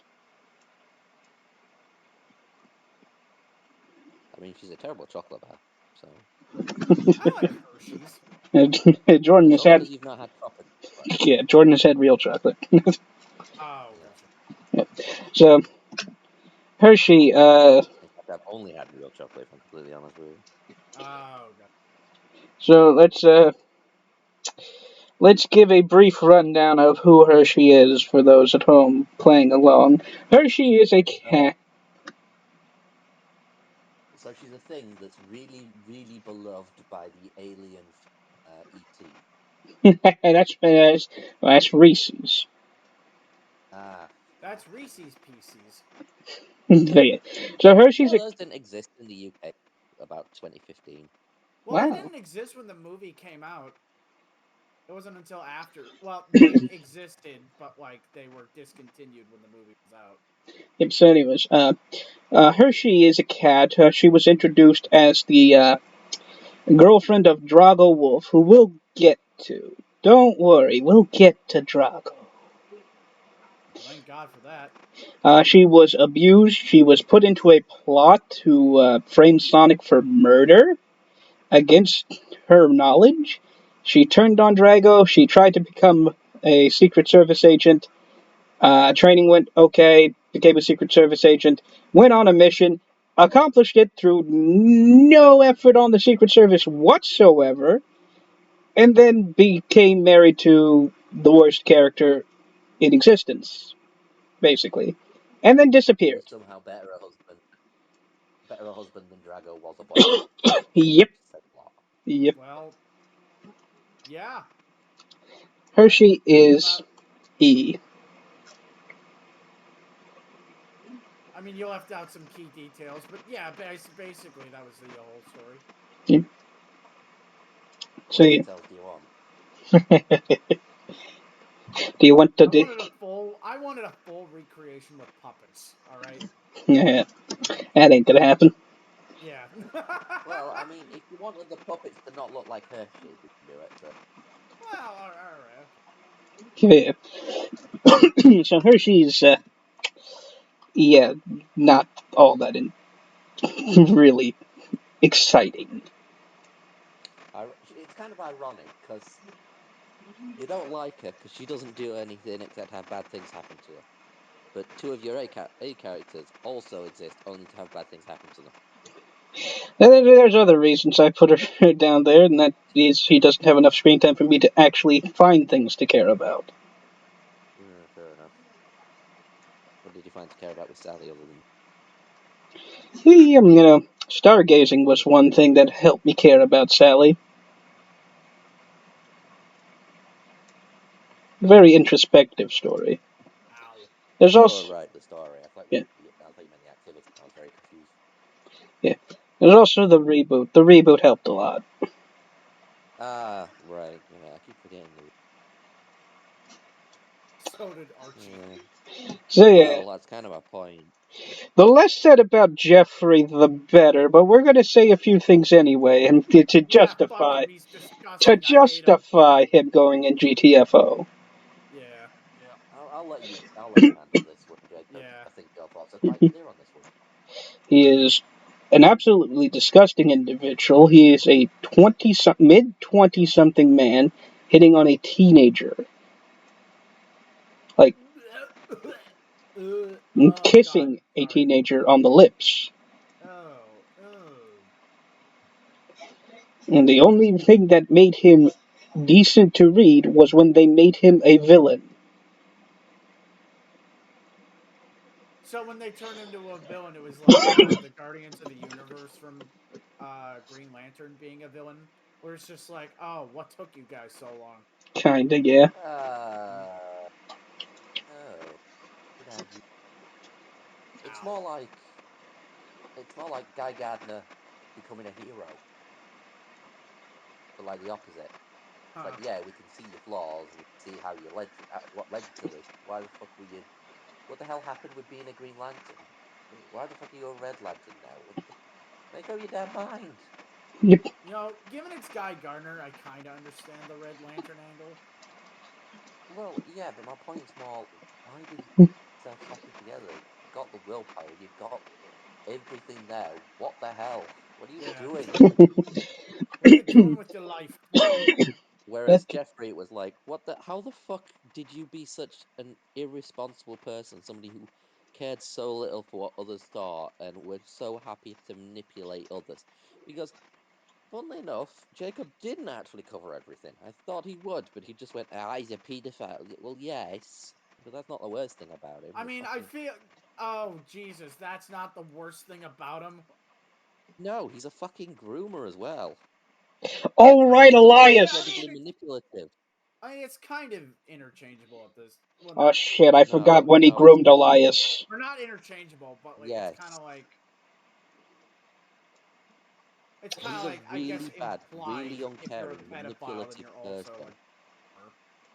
Yeah. Like, you you can realistically be a paedophile who isn't a terrible, awful person. Usually those sort of people get help. It's rare, Oh but yeah, that's true. I didn't think about that. but then there's people who, know that they're gross and then use manipulative tactics to get what they want. For example, you said grooming Elias. Elias is only the second example. How do you think he got Sally to kiss him? He was constantly fucking undermining Sally. Oh god. Yeah. No, that's fair. He was a really fucking awful person. Like, yeah, he's a paedophile, but the fucking source of all was a paedophile as well. We're not gonna go, oh, get the fuck out, because there was something at least redeeming there. In that it was mostly an inanimate object. I don't know why it was also a paedophile if it was an inanimate object, but there we go. So source what for. I'm missing a lot We'll of get to context it. from this. We'll get to it. Don't We worry. will get to it. Just remember, the source of all is the second person who really, really wanted to bone that 16-year-old. What is with these fucking comics? Okay, so Why do you? Pretenders, I Why think. would I want to read a fucking comic book about a guy who wants to bone a fucking underage child? No, thank you. yep. Anyways, moving on from that unpleasant subject to three in a Yes, row. please. 3 in a row for not a character. These are all avatars from Forces. All of them are just blank slates for you to imply character. No. I will argue the red one does have a character. It's not a lot of a character, but he does at least have some sort of personality. He has been shown in other things, and even the official material for Forces. What They at other? least implied something about him. It's not a lot, don't get me wrong, but he is not like nothing. It's not a blank slate. There is something there. Do you know what I mean? There, there's a lot of. Okay, I gotta kill this. I gotta kill this fucking flamethrower. All right, Okay, so we have the pop star assassins. Heavy and Bomb. I don't think Tyler heard I that. am heavy and bomb. Yep, yep. Why don't you love us, Knuckles? And maybe the fact that you attempted to assassinate a pop star. That might be the case. So yeah, Heavy and Bomb. They are a Well, hilariously clearly, weird duo. clearly S tier. I mean, come on. The- they they So def- Heavy and Bomb is both a species and an individual. Wrap your head around that one. Yeah. Heavy and bombs were sent after Mina Mongoose during one of her concerts and managed to kill exactly nobody. No. They killed that tree. They killed that tree very good. It was a fucking tree. It wasn't going to escape. That's fair. Hey, watch your mouth. X-Death escaped a few times. Tyler, you're Yeah, playing a game about X-Death. that's true. You're right. Pinocchio was made from a tree. Yes, Yeah, that's an that's evil where he got spirit his sealed name. in a tree. Wait, was he an evil spirit? Yeah, he was an evil spirit trapped in a tree, and Oh, Geppetto carved him, and the first thing he did was kick I Geppetto forgot. in the ass and run away. I read the book. Like, I'm fairly certain he was just like a shitty lock. Well, I mean, where did the shitty log come from? Oh, I guess that's An true. evil tree. Yeah. Mhm. All right. You're It was one of saying those hanging Pinocchio is trees, I believe. X-Death? I believe it. Yeah, I no, believe it's it. literally true. Yep. Literally exactly the same character. Yep. Wait. Especially if you consider Pinocchio magical in any way. Yeah, that's true. Funnily enough, Well, that's X-Death the and only way Spiritomb are Pinocchio the same can character. exist. Magic. Yeah. Yeah. Funnily enough, Spiritomb and X-Death are the same character as well. That's weird to think about. Yep. Yeah. Yeah. Well, now we're on to some controversial opinion time. Oh god. Jet the That's my Hawk's mother. favorite. So this is Techno the Canary. I'm putting her there. An F? In F. She's worse than Max? Okay. Maybe not that. Yes, but there we go. So Techno was a former Eggman mechanic. She worked for Eggman, and she defected. She in Sonic the Comic, she's basically a love interest for Amy Rose. My problem with the character is they never do anything with her. She is, I used to work for Eggman, and I'm so sorry and wangsty about that, or I'm working for Eggman now against my will again. Please help me, wankst about that. Oh no, Is that really an F? I've turned my. That's more the sort of character you put in E usually. That's fair. I've turned my friend Shortfuse into a cyberneck. Oh, woe is us. Well, I Well, mean, why that don't one you actually just deserves stop your? one. Well, why don't you just stop your bad habits and do something else? What's that? I couldn't hear you over my tragic past. That's exactly it. Yeah. I mean, that's not wrong. It's like fucking Fortune from Metal Gear Solid 2. Yes. Next up is Shortfuse the Cyberneck, aka Shorty, aka you will never forget his backstory because every single time he appears, he reminds you of it. But Thank God, that way we can never forget. yeah, unlike I Techno, mean, he might deserve F. unlike Wow. Techno, who doesn't try to do anything to remedy or change the situation they're in, Shorty does at least attempt to do something. Not a lot, but more than Techno. That's fair. Is that Knuckles? That is Knuckles. We finally made it to Knuckles. Oh, I was concerned because the shading looks like a hard drive disk, and that means it could be somebody else. Yep. No, bitch, that's Knuckles. Yeah, like Knuckles' dad. Yep. Oh, don't worry. We'll get to him. Oh boy, I love that. You're slightly wrong, but only just. Yep. Okay, so I'm Oh gonna, God! what? Oh fucking hell! Oh, sorry. I looked down. I saw Hawking there. God, he is terrifying. Whew. Oh fuck. Where'd you see Hawking? Look for gold and then look across too. That's not Hawking. Is that not Hawking? Who the fuck is that? That is Edmund, Laura's son from the future. Oh Ooh. right. So I'm gonna do I remember. something. So we are going to just put Knuckles and all his people together, just for the sake of getting them all out the way. Together forever. Get them all out the I'm way gonna like check that. further down because I'm pretty sure there's more than that.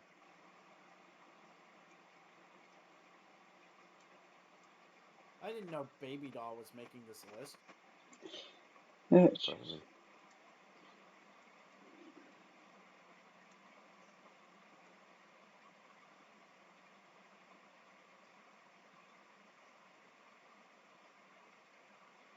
The future characters will also be all together, so. Nope, nope, nope. You're right. There's one right there. She'll move up the Another one list. run over from her as well. Yep. They will both move up the list then. There's more. There's. Oh, wait. I told you. No, I think this is the villain section now. Yeah, I'm pretty sure that's the case. I don't mind the Legion like behind, but there are certainly more that would be on here. Keep going. And I just noticed this one should be up in the future. Yeah. Okay. Right. God, if it won't blurring so badly, I'd be more help here. Yeah. Oh, Legion. Where? Oh, the Endow there in the middle. Up, up, In yep, the yep. middle. She's gonna have to move up.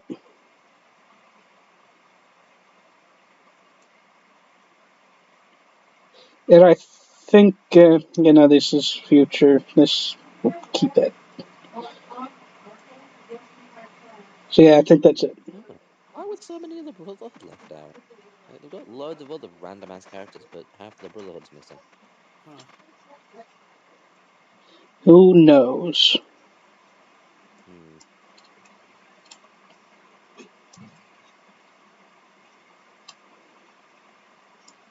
Why his mother was in the middle of fucking nowhere, I'm not sure. That's not his mother. Is it not? I can't tell. It's blurring like fuck. And not to worry, I'll tell you who it is when we get there. Where is his mother? She's right here. Where? Oh, is that her? Yep. No. You chose the worst picture ever. Yeah. All right, so we'll Picture get the cat with you. we'll get to all the knuckle stuff I brought up here in a second. We're gonna go ahead and do sticks next. Oh, you might want to move to fix it out of the middle of that. Oh, Fix It and Relic are part of the knuckle stuff, though. Are they? Oh, Yep. fair enough, fair enough. Go on. All right, so sticks. I like sticks. Okay, so I was gonna say, are we going for like head sticks, or are we going for the cartoon show that actually didn't know what the fuck to do with her apart from a funny random line? Yeah. For canon sticks, yeah, I like her enough. She's not my favorite character from Boom. She doesn't have the funniest jokes, but she does have a few good ones.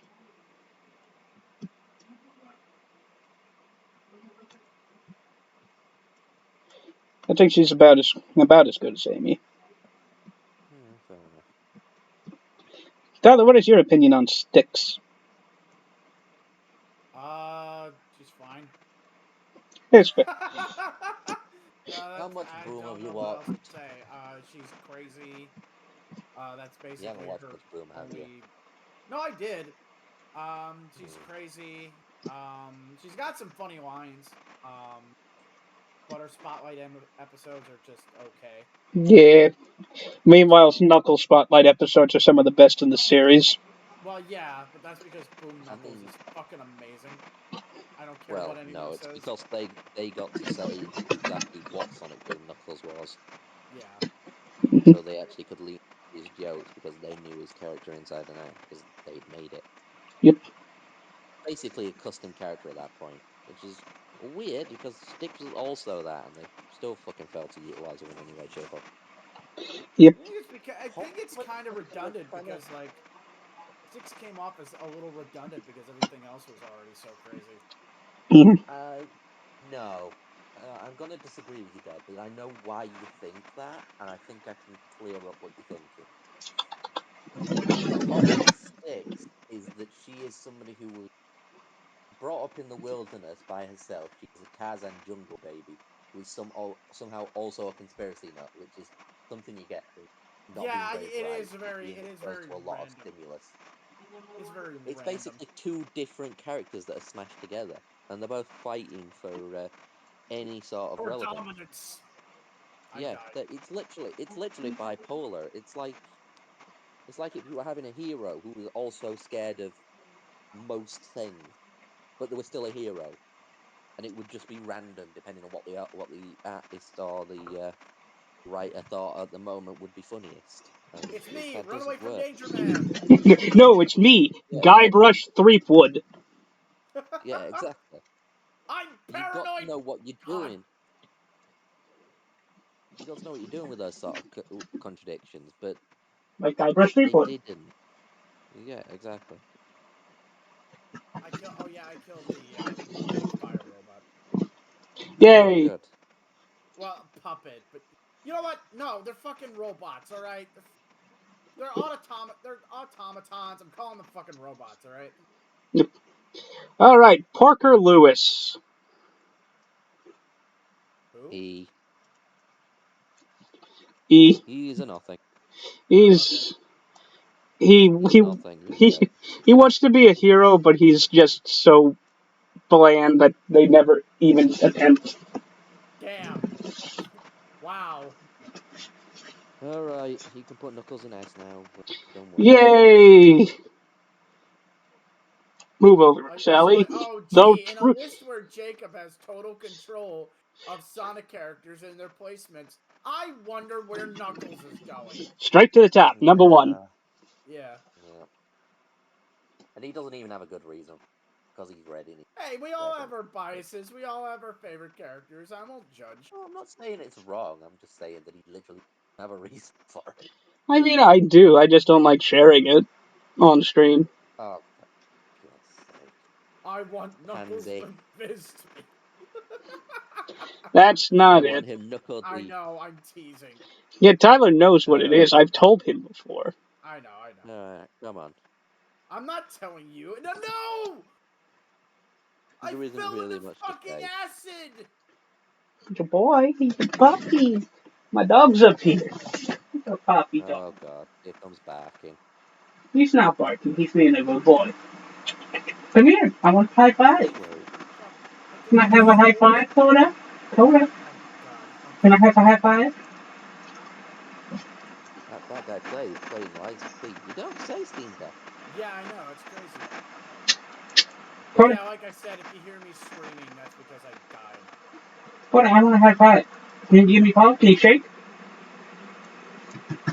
Coda, be a good boy. That one fucking puppet just threw a fucking bomb at the other puppet while trying to aim for me. What Fucking you're telling me is dumbass. Devil May Cry. Yeah, fucking dumbass. Can I have a high five? Can I have a call?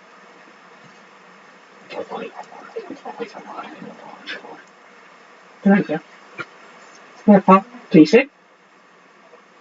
Dude, a drinking game, God, every time you die in a fucking Souls-like game and you take a shot would be an interesting. I would be dead. It depends on the game. I Yeah. was about to say, there's also an important thing to remember in in one exact case. Uh, Load times. Oh, yeah. If odds are good, a Souls-like game I know, like the back of my hand, like Bloodborne, probably not. Probably would not kill me. At least not until I got So to Orphan of Kaz. So I know I'm I was about dying a to lot, but say. to tell you the truth, Lies of P actually isn't the hardest Souls game I've ever played. Well, yeah, you're not raging yet. Yeah. Which one is? Bad.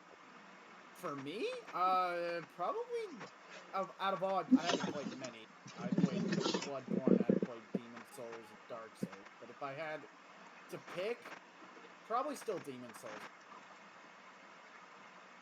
I find that interesting. Just off the Yeah. top of my head, so That's one of the I don't easier take ones. it as Yeah. don't take it as gospel. Although that could be that I played Demon Souls first, so Possibly. More importantly, you also probably didn't. But You cut out for a second, Jordan. What? You probably didn't discover infinite health. That's true. Also, I just want to, Like, I it's just quite want to difficult point if out. infinite health isn't enough.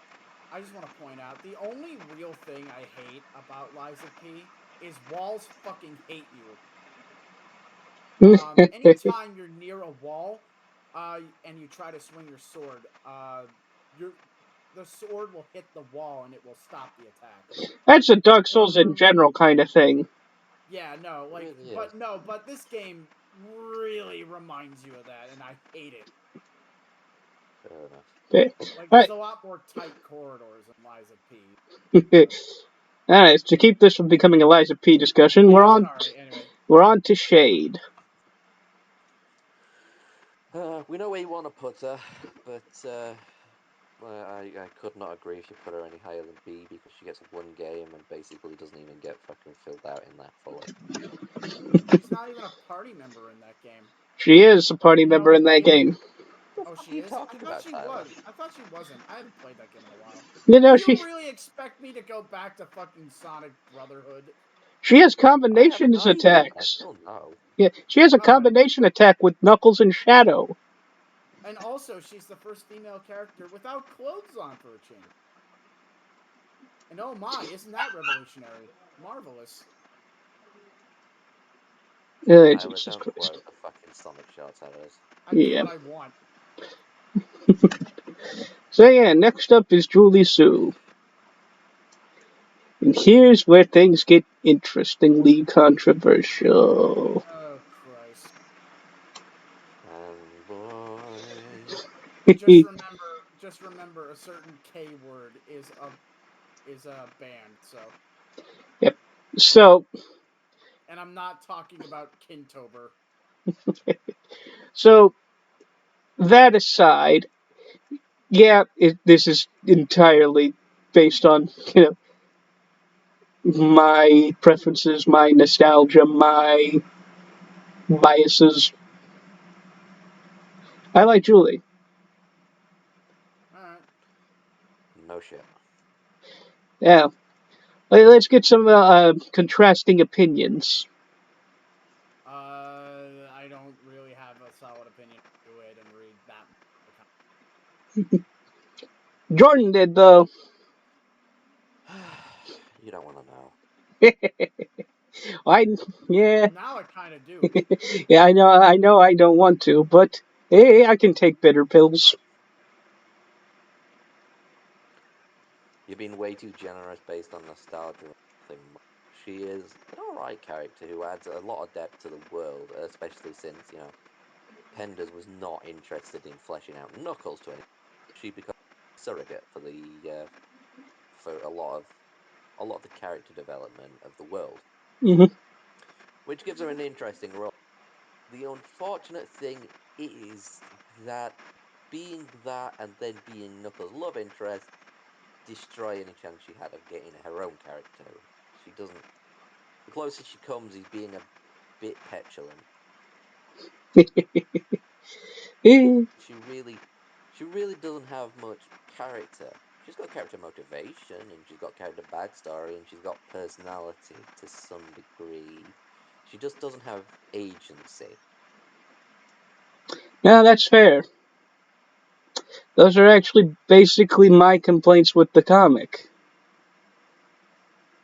So that really wasn't a bitter pill. That was just my opinion on Julie in the comic, only without the biases. Yeah, basically, that was why I said you don't want to know. It's literally just the same goddamn thing. Fair, but at Uh, but at least it gave us content. yeah, that was Oh, pretty like, promising. I the was worried that it would go on thousands of longer. fucking characters we have to fucking rank won't give us content. Yep. Do you know how many characters we've just had a recap of and then fucking skipped? I'm just saying. Yes, so I'd like to point out that we put all the Paladin Sigma Alpha 2 and Spider Troop into not a character. This is probably going to be Yeah. the largest section by far. Well, yeah, no shit. That's funny. You know what's funny about that is that I put Dio's children, except Giorno, like, into that same category. All right, now we got Relic. If God, well, Relic. She is oh fuck me. she's Relic. She's an archaeologist obsessed with discovering mysteries on the floating island, and a little upset that Knuckles will not let her discover mysteries on the floating island. That's literally it. Her head turns into a Cultural, That's what she could. yeah, cultural appropriation is the devil. Yep. Shadow has a hallucination at one point of her head being a fly. I'm sorry. What? Yeah, Shadow has a hallucination of her head being a fly head for a second. Is he okay? He was trying. He I was don't know. getting mentally attacked by Black Death. Oh, We'll get to Black Death. okay. Where did you put Relic? B. Or did you not put her anywhere? She's in Oh, B. she's got kind of a cute. She's got kind of a cute though. I'll give it that. Yep. She's a Pika as well. Very unique animal. Pika. Oh well, unless you like Pikachu. Yes. Then we got Fix It. It's, He is Fix sometimes it It. can be hot in Topeka. He I was he about he to can say you better not put him anywhere but there. he can fix it. That's about it. He Omega Dun, hates dun. him, but that's about it. I mean, Omega Why? would hate him. They're literally opposites. Yeah. Oh, Omega okay. destroys things. He fixes things. That's actually kind of funny. I'm not gonna lie. Next up is Archimedes, Knuckles' mentor, the one who does his best to keep Knuckles on the right path, following a cycle, but trying to break the cycle at the same time. What he's saying is Akamiti? he's Jiminy Cricket. Yeah. See, Out of he's yeah. he's got good motives. He's got he understands he is a flawed person, and he understands he's made mistakes. But he's in the book so little that you really can't put him very high at all. Maybe C. Mm, Next up is not a character. That's a floating island guardian robot. It has no personality whatsoever. It doesn't speak outside of canned computer lines. So yeah, it's not a character. by definition. Mhm. Next up is Tikal. All right, go on, Jacob. Let's hear it. So Tikal is Go on. it depends. In the game she is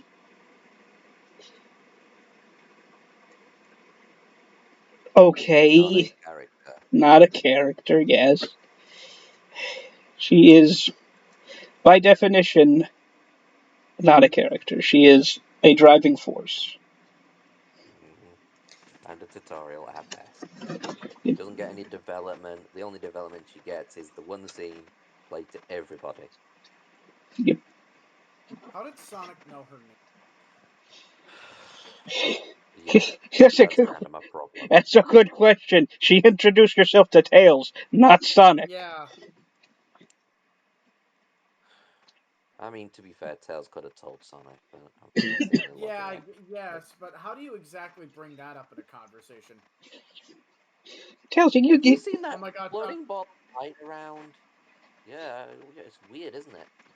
She's yeah. called Tikal. She's what? God, she's kind of cute. What's her name? Sonic. That's not what. Yeah.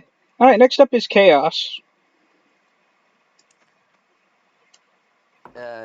Should we be more specific there, or are we just gonna stick with Chaos? Chaos Zero. Yeah, it's gonna get awkward if we just choose Chaos there. I'm gonna be honest with you. Chaos Zero. Again, it's not really a character. He goes through pain of loss and suffering when the Chow are killed, but I mean, I like it's the it's line. I like one of the lines Sonic says where. Let me think. Where he's like, where Tikal's like, we gotta seal him back in the Master Emerald. But Sonic's like, hey, that won't change how he fucking feels inside. Like, yeah, it'll put him away, but that won't fucking change a thing. This is why I hate the people that say that Sonic's more powerful in Generations because he beats Perfect Chaos as regular Sonic. He could do that in Adventure. There is nothing about what Super Sonic did that regular Sonic could not do, except for the positive aura from the energy of the emeralds he used that he used to calm Chaos. Yeah. Basically, Sonic said, let's punch him with positivity. I mean, yes, that is right. But, yeah. No, I like that. Although it is kind of downplayed when, so, okay, we're gonna calm you down by beating the fucking shit out of you.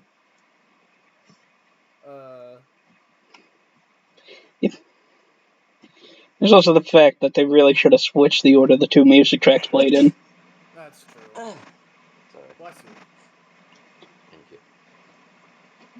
But, yeah, it's interesting. Yep. Alright, next up is Komiko, not a character. Not a character!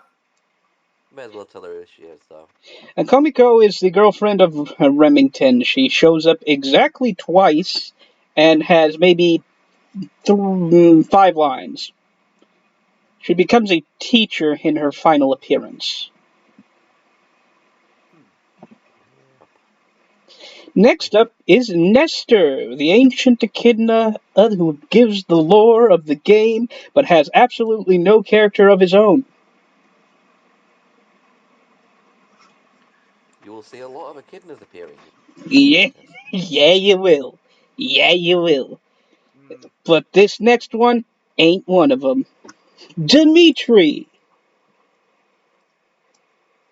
I was gonna say, Dimitri's cool. He's a spaceman who failed.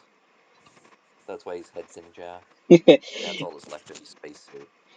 Dimitri was a scientist, obsessed with returning the floating island to the ground so they could rejoin with the rest of society.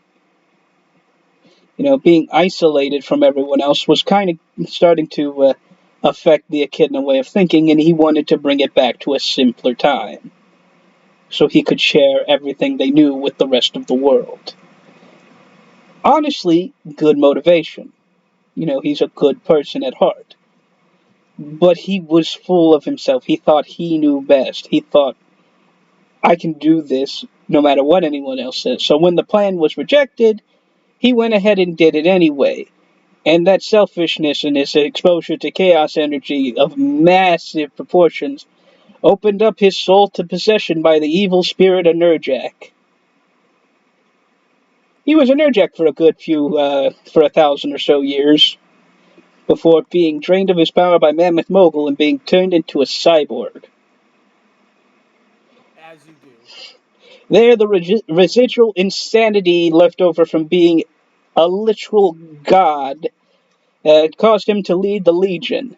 However, as the, residual insanity slowly gave way to his regular thought patterns, he began realizing that what he actually wanted wasn't what he was going for, and he tried to redirect the Legion in a place that is for the betterment of Echidna kind. He eventually joined up with... as well as you can expect. Yeah, he eventually ended up having to join up with Robotnik to protect the Legion. His people.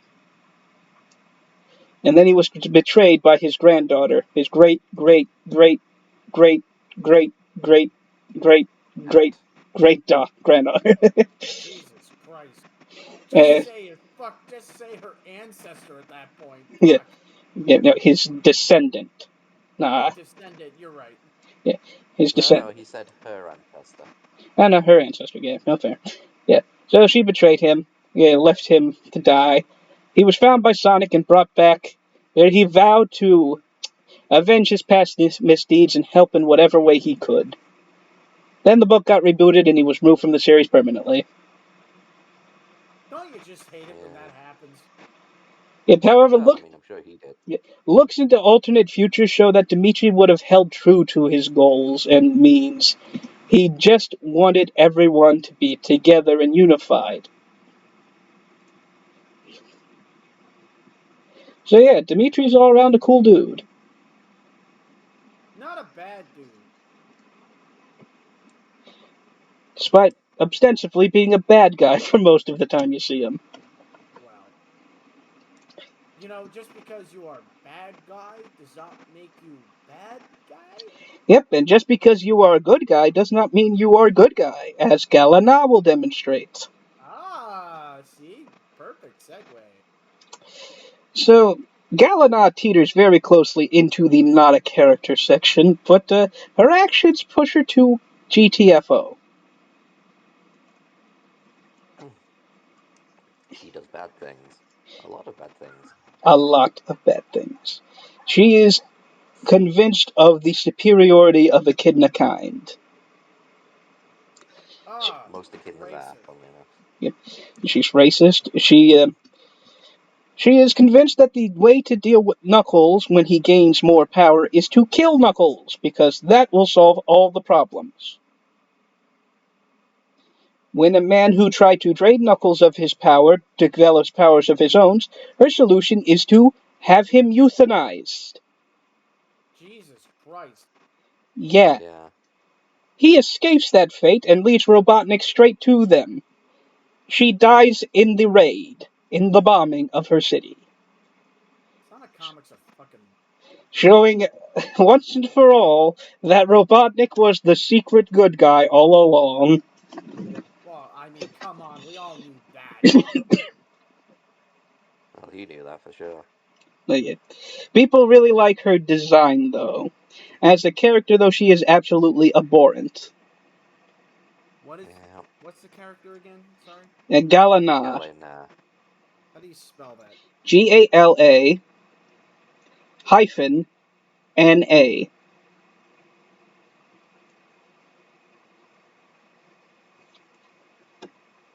You know, it's not a bad design. I gotta be honest. Fucking hell. I So, could do worse. It's not bad. Tyler, on being told that she's a monster. She looks cute. Yeah, thanks. You know, one of my favorite anime is fucking Monster Musume, right? I'm just saying. yeah, but the thing about them is they look scary but are good people. This Yeah. this This is the person, opposite. No, I'm saying her design is not that bad. Is all I'm saying. and That's what we just said. next up is another monster, Pachacamac. But Jack. Oh yeah. Look, Jesus right, I Christ. don't know. Look, you're American. Fucking look in the mirror, pal. And that's not what I mean when I say monster. Have you tried to say his name? We had to look it up. You had to Power look it needs a up. Panacum attack. Okay, Mr. Pac-Man attack. Yeah. Pac-Man attack. Yes. Yeah, that's about as close as anybody else got to it. So yeah, Pachacamac. He is ostensibly Kadok. ostensibly he is framed as a villain, though in his own mind he is doing what's best for his people. It's hard to say he's not really. Mm-hmm. They're a very small tribe. Yep. And as we see later on, the their rivals literally have, super fighting robots, Mega Man. Yep. So yeah, uh, he was doing what was best for his people. It's just that, Cal was a fucking hippie, yeah, and wow, Chaos way is to be a fucking fucking narc to evil. call. yep. However, he has about as much character as his daughter, which is Yep, not a lot. none, zero, Dude, he and ran over his own fucking daughter when his daughter tried to plead with her or plead with him. he So, didn't. He pushed her He was out. shot. He's an He, old man. yeah, he pushed his arm forward, and everybody else ran her over. you know, Yeah, father of the year. basically. She got Black Friday. Didn't die from it though. What Black Friday? Yeah, Next up is Locke. shock and barrel. Locke can go straight in F with Max. Oh boy. Okay, here's another boss. So Tyler knows a little bit about Locke. Lock, shock, barrel. Yes. Yeah, I know I've already Jordan done just that one, said but that. I know, but I can't help it. All right. So yeah, Tyler, share what you know about Locke, Knuckles' dad. Well, he tried to microwave him as an egg, so you know. What do you yeah, mean tried? he succeeded. Oh God. Everybody knows you don't microwave eggs. It's bad Yeah. for you. Bathed his unborn child in Tyler. radiation. Bathed Jesus himself Christ. in radiation before having sex with his wife. Hey, Jesus fucking Christ. Look, he thought he'd be Spider-Man. She was into roleplay. Oh, that's disgusting. Oh, no, thank you. However, I need to heal. Oh my God. I would like to point out that Locke bathing himself in radiation before, having sex with his wife and producing a living child, that's a better track record than Peter Parker and his radioactive That's spider jizz. that's true. Oh Yeah. God, do not remind me. Spider jizz, spider Spider jizz, jizz. all over the walls, cause he's a bit of a pervy, I promise that. Yeah, he is. You big He ass. has. Peter Parker somehow has way too much Riz and not enough. So yeah. Anyways, Locke is Yeah, a that's fair. Locke is a child of tradition. Anything the old way says is the right way and must be followed no matter what. To be completely fair to him, Locke is a child, mentally. Yeah. He is emotionally abusive. Let's put it mildly towards his son and ex-wife. Hmm. I don't know if I'd say he's vindictive and cruel, but I wouldn't say he's manipulative. That would indicate that he's actually completely aware of what he's doing to any degree. He really isn't. He's just kind of stupid. He puts on a face around people who don't really know him that makes him likable towards them, as evident by the fact that Sonic thought he was a pretty cool dude before he actually learned what Locke's deal was. Yeah, again, Locke is a perfect example of a sociopath. Ah, Someone who sounds doesn't just actually like my feel anything. father. Yeah, basically. Yeah. He's just like my father as well. Nah, Haha. It, High five. it, I no. hate that. I can relate to that. there's a future story that Penders wrote where Locke apologizes for his actions to his family. And, it's dedicated to his father, and I don't want to say it sounds disingenuous. It sounds like wish fulfillment. It sounds like something that he wanted to hear from his own father. Yeah. Yeah, it is. There is You no know, doubt about I that. make fun I'm of going to be Ken less Penders generous. a lot. I make fun of Ken Penders a lot. I don't know if I want to make fun of him for that. Yeah, no. I mean, I do. That's because I've got some respect for writing. Well, If you've got trouble, go see a oh fucking balls. therapist. Don't write a fucking book about it. Yeah. So, well, hey, sometimes you can't afford a therapist. He could. His He could, wife's but his wife's a successful lawyer. that's true. That is true. I forgot about that. Yeah. Single female lawyer. Well, let's not even begin to get into the fact that upon seeing his ex-wife for the first time in years, one of the very first things he does is force himself upon her for a kiss. Oh. Yep. And then tried to seduce her Oh, for the that's rest of the episode. gross. Yep. Yeah, he somehow thinks that they're still together. Hmm. I think Locke's kind of an idiot. No shit. I Even know, Knuckles gets I it though. know, but listen to the evidence I have, and you might agree. There is a member of the Brotherhood that did not make the list because most of the Brotherhood didn't make the list. That specifically told him that he wanted to die because he's lived long enough, and Locke refused to let him.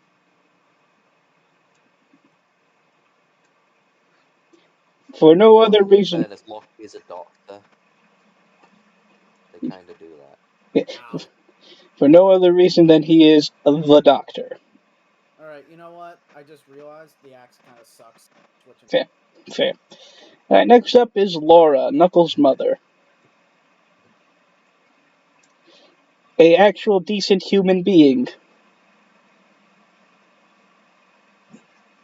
Is that Nux's mom? Yes, Yes. Yeah, I agree. decent human being, very kind, very generous, looks out for people, doesn't really do much otherwise, though. I mean, she doesn't really need to be Let's fair. be honest, she's the best mom in the series. It's kind of sad. I mean, yeah, Low yeah, fucking bar. low bar, but she is the best mom. But if Bernadette did more, she might have been in the running as well. Well, I mean, yeah, but then Vanilla to defeat Resident. Ah, shit, you're That's right. yeah, you're right. Actually I was just about to say that earlier and then got lost track. Shit, you're right. Or we were on track. You know what? Whatever works. Yep. And there's Winmaker, her new husband. Despite Of course, how it's jealous. despite how upstanding of a person he is, and despite how much he genuinely cares for the people around him, he's not a character. No. And then there's Nikapian Mace, Knuckles' baby brother, who is also not a character. Knuckles had a brother? Yeah, a stepbrother. For a small amount of time. Wow. I could be forgiven for not knowing that. Knuckles' dad Not from really. You will be punished forever. Oh, thank God. Knuckles' dad from the movies, not a character. To be fair, better than Knuckles' dad from the comics. Yep. Oh, I mean, where do you put Locke? Why not even get the fuck out? If I put Max in F, I'm gonna put Locke in F. That's fair. They are similar. Despite everything bad Locke did, he did end up realizing at the very end how bad it was, and he did sacrifice his own life to give Knuckles the freedom to make his own choices and live his life. That's fair. So if anything, he's better than Max, but only slightly. Yeah. Ne- That's fair. Next up is Aether, Oh, balls. Ow! or Aether as I'm some dead. people I'm say. fucking dead. This is Knuckles' great-grandfather. He is mystic and in tune with the ancient walkers, spreading prophecy across the land like the prophecy of the Chosen One. That's disgusting. He is not a character. He is an exposition No. spouting machine most of the time. No, he is a character. You can tell who he is, personality is, and stuff, and he actually gets some sort of development. Well, that's Just not fair. a lot. Yeah. An exposition spouting But he's a machine. character. Yeah. More so than Tikal, who actually just doesn't do anything. He literally just explores. That's fair. Remington. Oh, poor Remington. I'll let you talk about Remington, because I'm a lot less invested in him. Remington was introduced as the head of security for the Echidnopolis security team. He's basically the chief of police. He spends a lot of time with Knuckles and crew explaining things and having his own misadventures trying to keep people safe. The fact that you said Echidnopolis with such a straight face is fucking amazing. Don't worry. I have long ago let go of the fact that it's ridiculous. I can't keep laughing at it because then I will never be whole again because I'll just think about it and laugh. You know what? Fair. So he's basically chief of police. They imply something with his backstory that he doesn't want people to know, and then Sonic gets launched into space for a year, and we come back and we find that he has become a complete devotee to the Echidna religion because he witnessed the resurrection of Knuckles from the dead. Yes. Yep. So he's utterly convinced Knuckles is Jeebus. Yep. I'll let that stew for a minute. Be right back. Alright, cool. I'm fighting Mm, Floyd Coco. stew. Quick, Coco. I'm coming. Don't worry. I'm coming. Oh. Quick, Oh Coco. god, he's farting. He's got real bad Coco gas. fat. Yeah, apparently, and it's real bad. I should probably resist up again.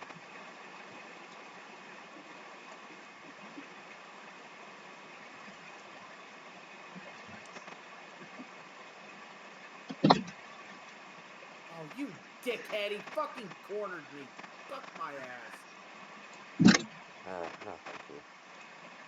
Okay. I don't know where I was going with that.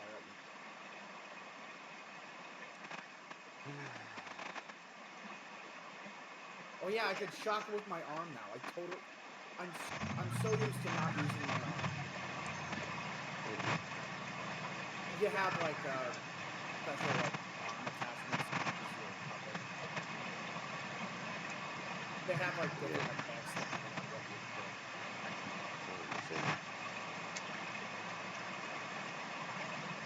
I better get through this. I'm running out of these things.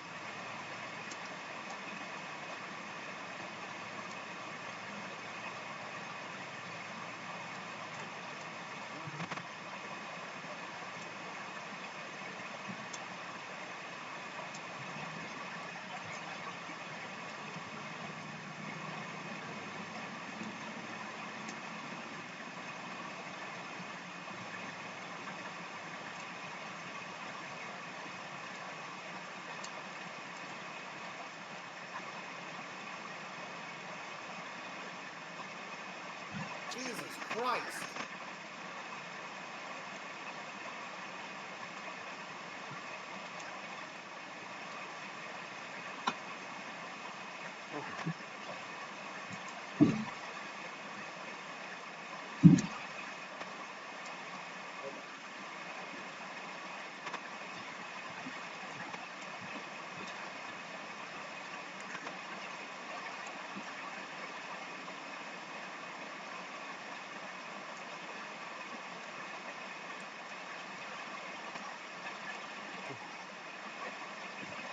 Sorry, it's quiet. I'm focusing on fighting else.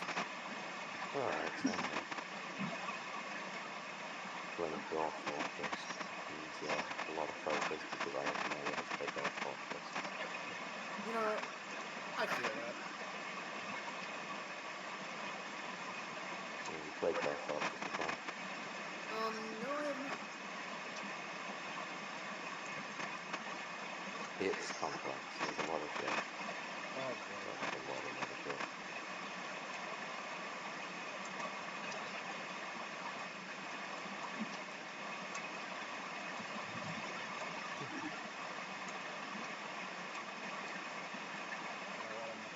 I think I gotta let him charge first.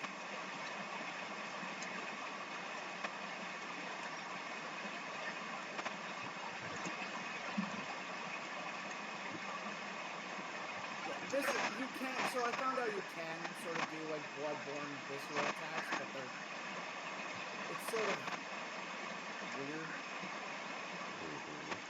Like the rules are a little more.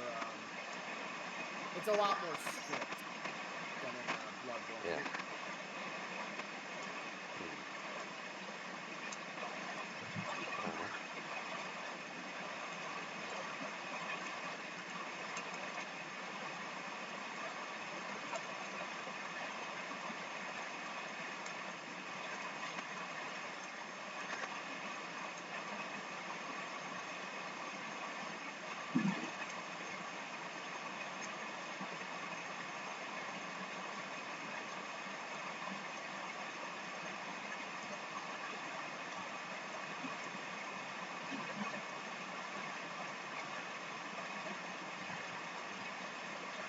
Oh, that was close.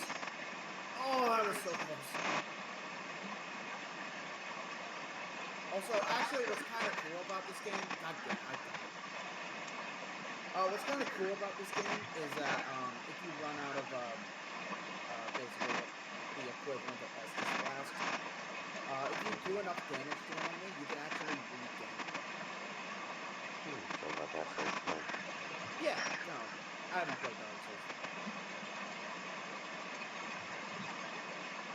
Basically, if you've got no Estus left, you can sometimes regain it from enemies, especially if they're strong enemies. Ah, gotcha. Yeah, so basically kind of like that.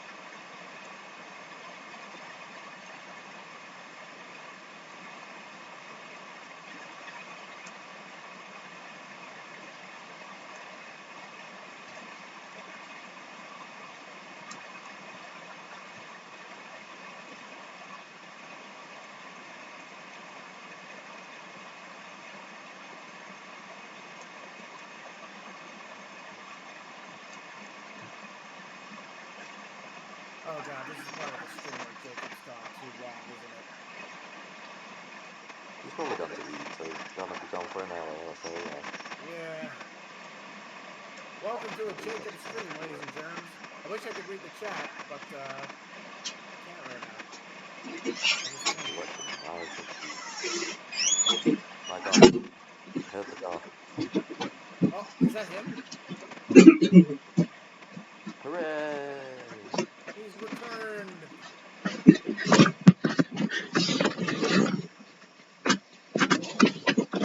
Okay, I'm back. Welcome back.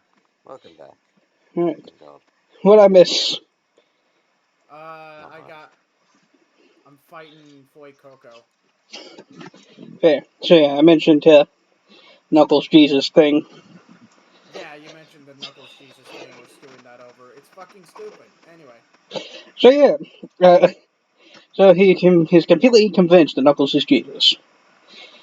So convinced that he charges at a hunter and gets teleported to the egg crepes, like immediately. And then the next time we see him, he's been brainwashed and is part of the Legion. And then he gets freed. And then he becomes the leader of the remaining Echidna settlement. That is the entirety of his story. Please note that nowhere in that story did I explain what that secret thing about his past I mentioned him not wanting to get out was. Which is... Because nobody fucking knows it. Well, no, we do know it. It just never was in the book proper. His secret is he is the son of the head of the Legion. Well, former head of the Legion at this point, but... Well... So he is Julie Sue's nephew. Bum bum bum. Well, half-nephew. Because his father is her half-brother. Bum bum dum. He's also older than Julie. Bum bum bum? This is because of wibbly-wobbly timey-wimey bullshit. Oh, thank God. Hooray, Doctor Who. Alright, but on his own, Remington is... not a character. No, that's not fair. He I'm does actually have some joking. time to himself. I'm joking. He is an A at... well, a C at best, I should say.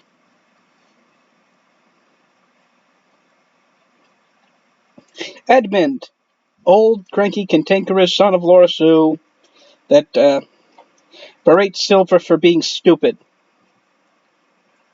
Like Well, we he all gets at want least to. a B. I think he gets at least a B just for that. Doesn't have much character outside of that, but yeah, no. I'll give him a B. Don't be in his fucking bonnet.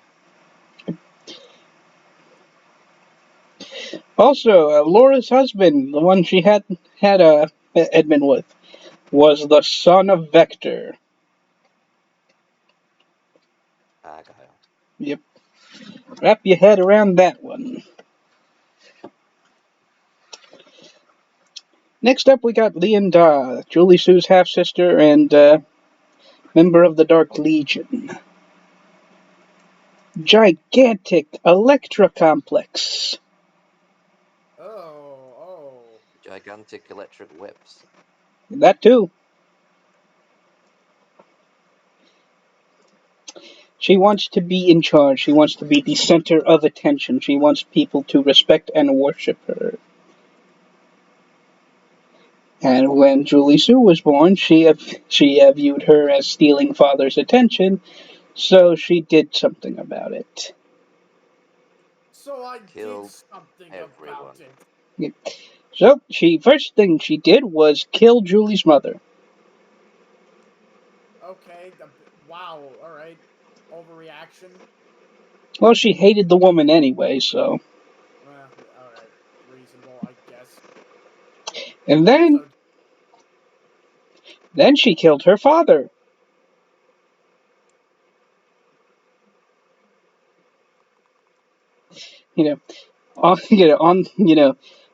Conspiring with her brother so that they could seize power within the Legion, and as a form of revenge against her father for not giving her the attention she wanted.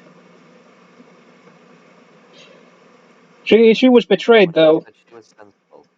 She was betrayed, though, when her brother took the power all to himself. And that made her bitter. And she stewed in this bitterness, and every time she got close to having the Legion all to herself, something happened that took it all away. Until she finally performed one last betrayal to get it all to herself. And then she started getting rewarded for, being the head of the Legion. well, of course. For example, when Snively made his big move and everyone under Eggman's control started, going against his wishes and vying for power in their own way, Ian Da was rewarded for not doing that. Of course, the only reason she didn't do that was because she was locked in her room, because everyone aboard the Death Egg where Eggman was locked in the room, so she didn't even know that this was going on. Well, This is what you call falling into reward. Failing upwards, basically. yeah, just like how you do in Hollywood. Yeah, Leonida is an interesting villain. Interesting. So she's a B. Interesting. Doesn't mean she's good. Doesn't mean she's effective. She's just interesting. Well, at least she's not boring. Yeah, no, there's that. Although she has the Rouge thing. That's true. We will be getting our yes. We will be getting our fair share of boring villains later on down the line. Oh no. Next up is Aurora. F.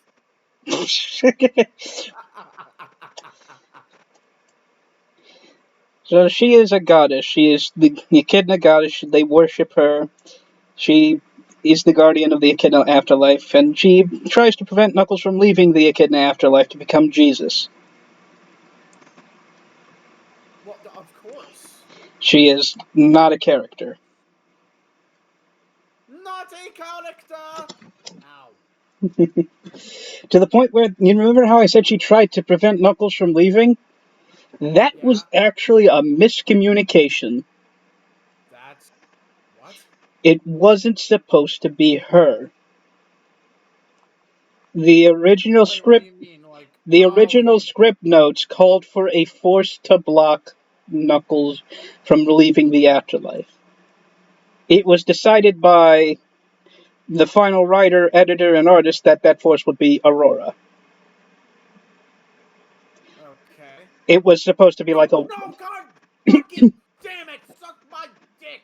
Sorry, it was go ahead. supposed to be like a wall of fire or something originally. Oh, what? Okay. So yeah. Next up is Vector.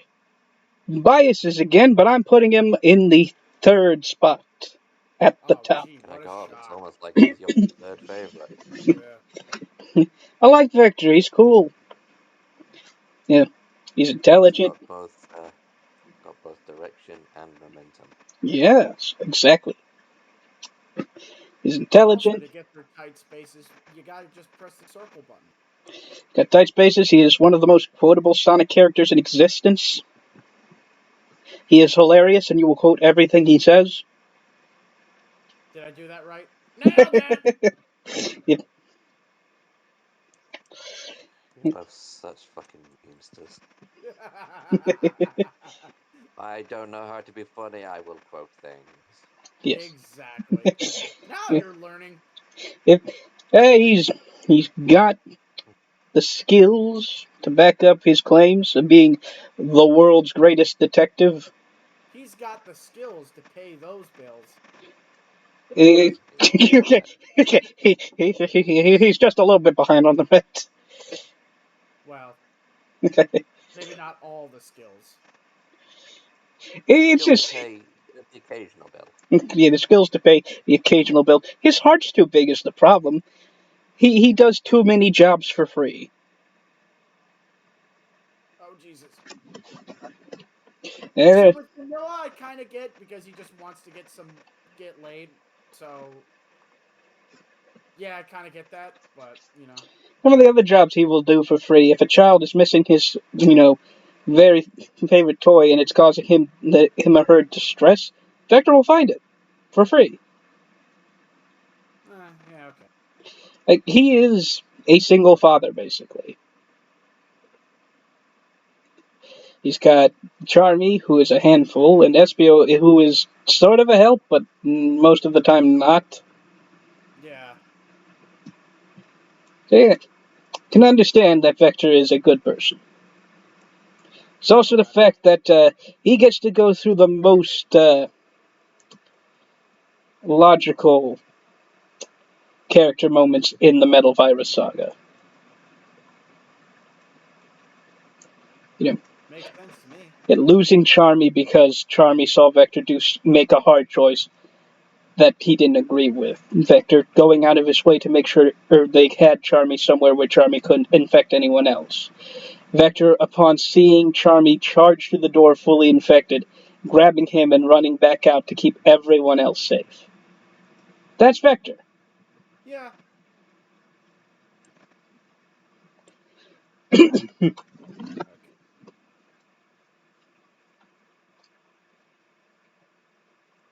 Espio, who is trying way too hard to be cool. He lives in darkness. Born in the darkness to live in the darkness. That's the ninja's creed. Son of a bitch. Sorry, that was Okay, Jared. I've got a bit of advice for you. I've got a bit of advice for you, Tyler. Yeah? What is it? If you Stop say get sucking. good, I'm gonna kick your ass. Well, he didn't Kick say. assable. Okay, anyways.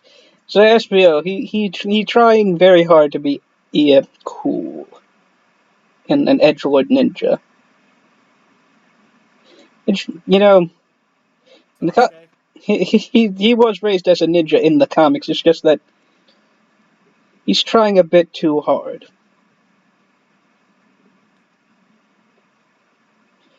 He's he's in that phase of his life where emotion is bad. I need to suppress it. I need to keep it secret and hidden. And that's not cool. That's never cool. Nobody ever do that. Folks listening at home, be sure to share your emotions with someone. That's way if you need help, you can get help. Except when it's annoying, in which case, stop it. Tyler. I know. But yeah. I'm joking. But yeah, SBO in the game, on the other hand, has the issue of he's just trying to be cool. He's not suppressing his emotion. He's just trying to be an edgy, cool kid. And that's not how you make friends. That's how you get people laughing at you. behind your back most of the I time, bet but SPO is the kind of person that wore a fucking Naruto shirt and fucking ate ramen noodles in fucking class. yeah, probably. Like, he is that edgelord anime teen. Oh my god. He speaks in Japanese, even though he doesn't know what he's saying. No, no, no.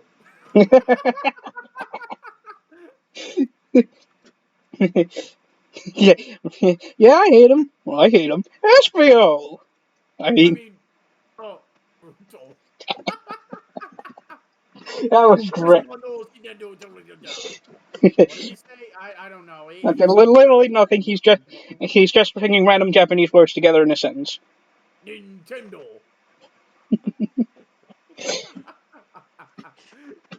God's sake. He does actually in that episode. He does actually say one Japanese sentence. It's the one Charmy reacts to. She is not. Really? What did he say? Your mother is a whore. Oh my god, Jesus fucking Christ. Oh, that's funny. Oh, by the way, speaking of that, the fucking Mortal Kombat episode. Okay, so Ed Boon has actually seen that, and his only comment was, "I don't sound like that." uh, but he also really liked it. So I mean, no, it's spot on. It's just he doesn't sound like that. yeah. All right, Charmy is a beach. I All was right. being a Charmy bee. bee bee bee. Charmy bee bee bee bee bee bee. It needs to be showing. Well, Knuckles was just smelling the flowers, and Charmy was being a bee. I was being a bee. That's what I do. That's who I be. Charmy, I don't think bees eat crowbars. Oh, really? I guess I'm just a freak. God. Oh, for fuck's sake.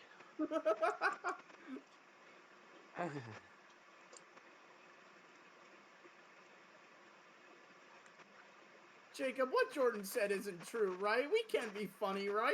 Yes, yes, we can be funny. I'll put Charmy in C for Charmy. Charmy is a child, like an excitable, hyperactive, sugar rush child. Yes. Yeah, but you punished Cream for that. No, I punish Scream just because I don't like her that much. Fair enough. No, no. Cream is the half of the duo I don't like. When we get to the other half, it will go in not a character because it's not a character. But if it was a character, it'd be higher. Alright, Saffron. What? No. Saffron is Charmy's love interest from the Archie book. She is not a character, really. There we go. Like, how do I put this delicately for all two of those Saffron fans out there? That's not fair. Probably on the wrong. So Mighty is All right, Jacob, interesting. you're being way too generous. Mighty is interesting in that his character is different depending on where you're looking. Or if he even has one. Yes. Because in the pre-boot Archie, he was a massive idiot. He was just a lovable doofus, basically. You know, yeah, he had his triggers. He had a actually dangerous rage streak to him, but he kept it under control. And you know, unless he was raging, he was pretty dumb. And What you're he, telling me is he's a berserker. yeah, yeah, but a lovable dumb, like a hilariously lovable dumb. Like at one point, they get attacked with knockout gas, and his first reaction is to take a deep breath. Well, So he can hold his breath for Jesus. longer. I don't think that's quite how it works, Mighty. But Mighty he do Oh, I mighty. found that out too. You know what? No, that's too generous. C for effort.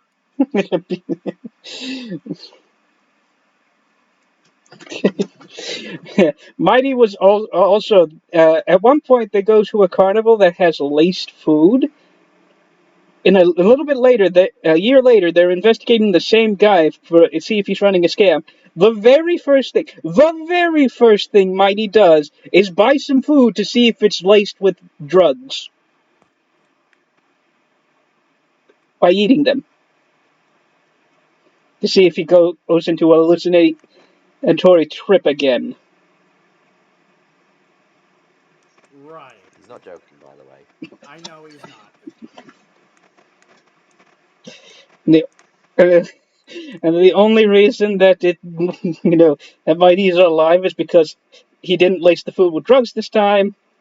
He had a different plan in mind. Yeah, Mighty's fun dumb. Mighty is fun dummy. That's fine. He's a himbo. Then we have Ray, who is Mighty's best buddy in the whole wide Oh, world. audio pal. If we take non-time dilation, wibbly wobbly, timey wimey bullshit, they're actually the same age, but he calls him his little brother anyways. Ray also has In a case of wibbly wobbly timey wimey bullshit. Ray also has a stutter, which is inconsistent as all hell in the comic because if they Well, it can't depends on the writer. yeah, if they can't remember to give Antoine a French accent, they're not going to remember to give Ray the stutter. I know, right? Jesus Christ. You think they're gonna give a fuck if they remember to fucking give Ray a stutter? So yeah, Ray he wants to be a helpful hero. Oh, he's a bit of a nervous, cowardly wreck sometimes, but he plays his part. Not really a character though. Well, I'm sorry, Ray fans, but he's not. Every single motivation that surrounds Ray is held by other characters, not Ray. He is just there to be there. He's hip to be square. Yep. And so then hip to be square. next we have Matilda. Fucking Patrick Bateman killed people for that. Yeah, I'd like to point out we're still technically not out of the Knuckles stuff yet. Yeah, I know. Jesus Christ. Yeah. Once we hit Silver, we're out of it, though. So then Matilda, for now. This is Mighty's sister. They were separated when they were very young. She was found by Beauregard Rebo and was roboticized by Robotnik. Once de-roboticized, they were shunned by the other Mobians, the Sandblasters, and they had to go back to Robotnik to become members of his Legion. She has no memory of her brother whatsoever, and Mighty has been looking for her for a long time. So long that he thought for a while she was dead. However, Espio found her and informed Mighty that Yeah, she is I not was dead. just about to say, I distinctly remember SBO knew this and didn't tell Mighty. Yep. So yeah, Mighty went to find his sister. They found her. She didn't remember him. It broke his heart. Mighty was about to be involved in a prisoner transfer. The Sandblasters, being the Sandblasters, betrayed the deal. Everything started to go south. They fired a rocket. Matilda Big O punched it because at that point, after being told by Beauregard how much Mighty had been looking for her, how much he loved her, and realized that, no, I do remember him. So she Big O punched a rocket for him, knocked her out for a bit, caused Mighty to go berserk, and that's the last time we ever see her. She lives, by the way, but that's the last time we ever see her. Oh, she's fine, yeah. Because of Reboot. She is still technically not a character. Only technically. Backstory. Yes, she is back. She has backstory, but No, she is backstory. that's right. She is backstory. Haha, female characters in comics. Like I said, not a character's quickly ballooning to be the biggest category here. Oh, we literally have discussed that this is the biggest problem of the comics, yes. It, I will say, B being the second largest ain't bad, though. That's fair. Yeah. Next up is Omni, the Omni Viewer. He is an omnipotent computer screen that can teleport people between zones. He works with the Chaotix in Sonic the Comic. Well, of course. He has, he has a lot of personality for a computer. Most of it being that he is fucking whipped. So he's tagged from Paper Mario. Kind of. He basically just is a slave to the whims of the Chaotix because he never says no, even though they need to go to dangerous places that could cause the Omniviewer to fall into the hands of evil, which has happened before. Jesus Christ. Like he just Then all Sounds the like you bright. have. Sounds like you have shitty friends, Omni. he just cares about them so much and views them as friends so much that he's willing to send them off into dangerous locations where they could possibly die. Hmm. Like, I need to stress, Omni's not the one in danger most of the time. He's just in danger of when he takes them there of getting captured. Once the Chaotix are there, they're basically the ones facing the deadly odds. Omni's usually chilling back at base. So what you're saying is Omni's the asshole. Kinda. That's funny. No, they're just Actually. both assholes. Yep. That's funny, actually. So yeah, Asshole relationship. he barely squeaks out of not a character and ends in D tier. Just barely. And then we have Silver. Oh boy, do we have Silver. Oh Jesus Christ. I'm going to just slap Silver right over here above Tails in C tier. I do apologize to Aurora and Dylan, but I'm not that big a fan of Silver as you guys are. Yeah, I mean, they're quite heavily projecting anyway, so. Like, Game Silver outside of Team Sonic Racing is not interesting to me. Or in general, really, because all he is I am edgy, psychic kid who wants to save the future. I'm a superhero! The, I'ma be the best hero. the comic adds a doofy energy to him and makes him an absolute dork, but it's it's not enough to balance out the fact that the rest of his character isn't really there. Where is it? Where is it? I can't find it. Yeah, it's like he's doing okay. He's the doofus, but Mighty's a better doofus.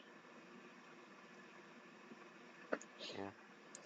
And also doesn't accuse people in comas of the criminal.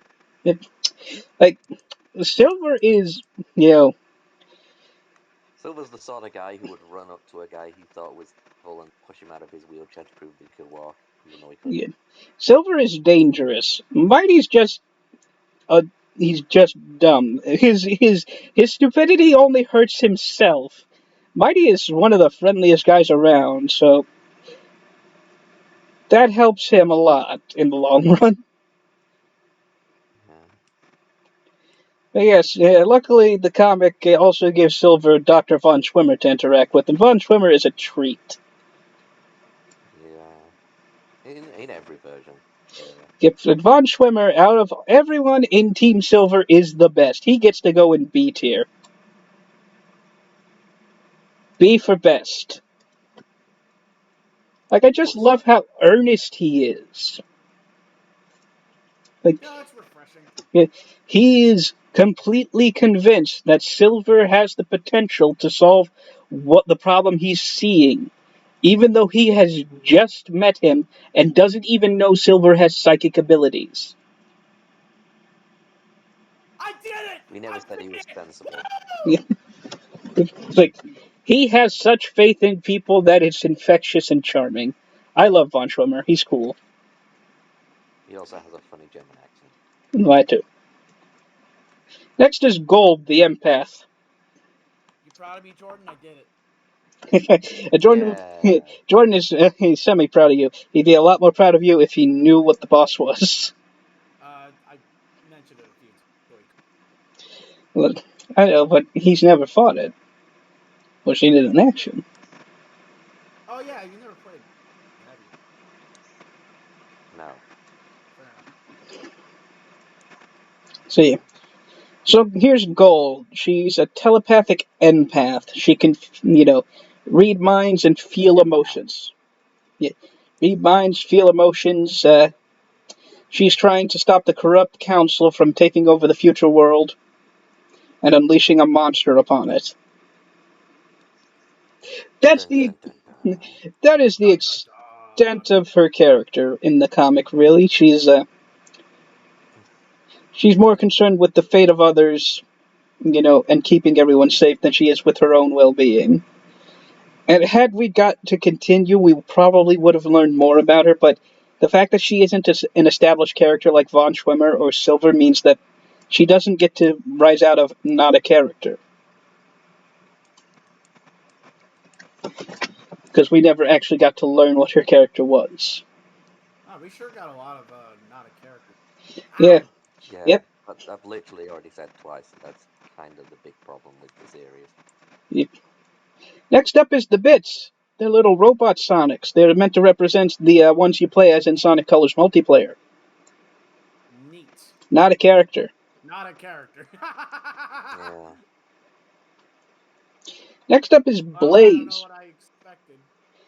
Here we go with Blaze the Cat. Let's slap her up in A tier real fast. Blaze is a very interesting, character as a alternative version of Sonic slash Knuckles. She has traits of both in her. She is responsible like Knuckles, but also as headstrong and set in her ways as both of them. Sonic doesn't change all that much, and Knuckles refuses to change because he is the mountain to Sonic's wind. I am perfect the way I am. Yep. Meanwhile, Blaze's stubbornness comes down to an actual, destructive form of I won't change, and that is I don't need help. I have to do it myself. You obviously don't know what's best for me. I know what's best for me, so therefore you're. Yep. Ah, so me sometimes. So the fact that Blaze exists as a Sonic and Knuckles who is allowed to grow and change and have development automatically makes her interesting. Ooh, that's The fact that she gets some really good lines in the side materials doesn't hurt either. Love how in the murder of Sonic the Hedgehog, if you propose a plan of pretending to be her fiancé, she gives you an extensive grilling on, like, have you ever committed a yeah. crime? I saw that. It's a fucking amazing. It's like, she takes it at face value and concludes that since you cannot answer these questions satisfactorily, this plan would never work. God, dude. It, I also love the only reason she went along with Rouge's plan is because she was still trying to be in character for Amy's party. You know, respect. Yep. Next up is Marine. GTFO. Yeah. So, when Charmy is a hyperactive kid on a sugar rush, it's endearing because he has some endearing traits behind it to back it up. He has Vector and Espio to balance him out. Marine doesn't have anyone to do that. Because, definitely ain't Blaze. Blaze is not balancing that out. In fact, there is a point in the game where Blaze tells Marine to leave her alone and get out of here. And does she listen? No. What do you fucking think? Well, no, she does. She does leave. And then gets herself into trouble and Blaze feels bad about it. Yep. Very inorganic plot progression it was, because that game's plot progression is all over the map in terms of whether or not it is competent or massively incompetent. Sonic Rush Adventure is a good game when you're playing the levels. It starts to fall apart everywhere else, though. Not gonna lie. The music is not as good as Rush 1. I don't know. I kind of like the intro song. A New Venture is one song in a massive soundtrack, Tyler. But yeah, that's about it. It's nowhere. It doesn't match to the fucking absolute hype machine that is the Family Guy funniest moments man himself. Yep.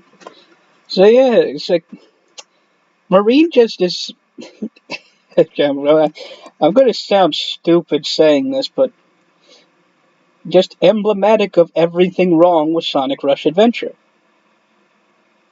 There is a good idea buried somewhere beneath everything wrong with this character. You sure about that? Like, yeah, I'm sure about that. It's someone for Blaze to connect to in her world to keep her in line with what she learned from Sonic's world. Someone she can depend on without having to travel a world away. It just sucks that it's Marine. I mean, she does that for, Go on. Sorry, go ahead. No, go ahead. I was gonna say, she does that for a fucking birthday party. I don't think it's exactly accurate. Are you telling me Marine is fucking Blaze's Joker origin story? Maybe. What? That's fucking amazing.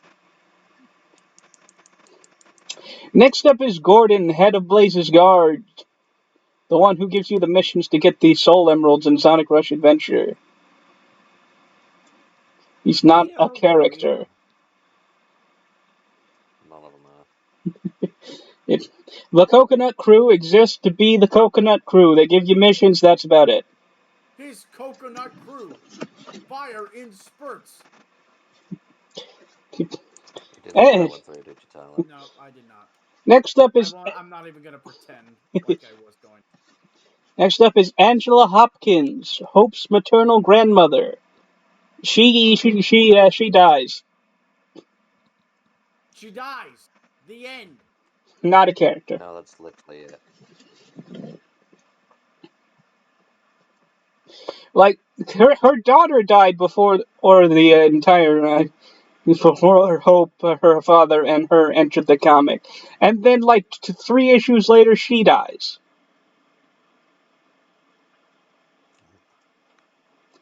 That's her entire story. Next we have Sonia. A very, very strangely designed Sonia. This is a fan redesign of Sonia. It looks better than the original. Yeah, it does. Can't argue with that. I don't have much of an opinion on her. I have the opinion that she might have been better if, Underground was written good, and they didn't decide to have Jaleel White voice every single one of the hedgehogs. Yeah, I don't understand. Also, they didn't make Knuckles a total pussy in that fucking show. Good lord. Yeah, so Sonia is... she's a bratty, annoying girl character. Sometimes she's the voice of reason and only smart person. Other times, sometimes she's not even there. Like, the writing is inconsistent. I can't say who Sonia is as a character because I might be right sometimes, but then another episode I might be wrong.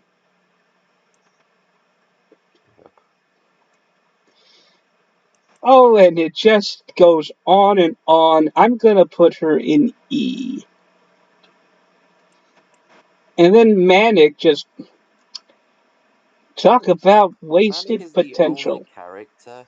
Yeah, is the only character in that entire show that actually had any promise of character, especially early on. Mhm. Just didn't do anything with it. Well, it seems to be pretty on brand. I'll give it that.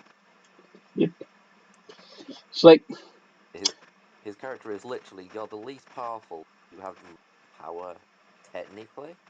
Mhm. It just doesn't seem like much until you really learn how.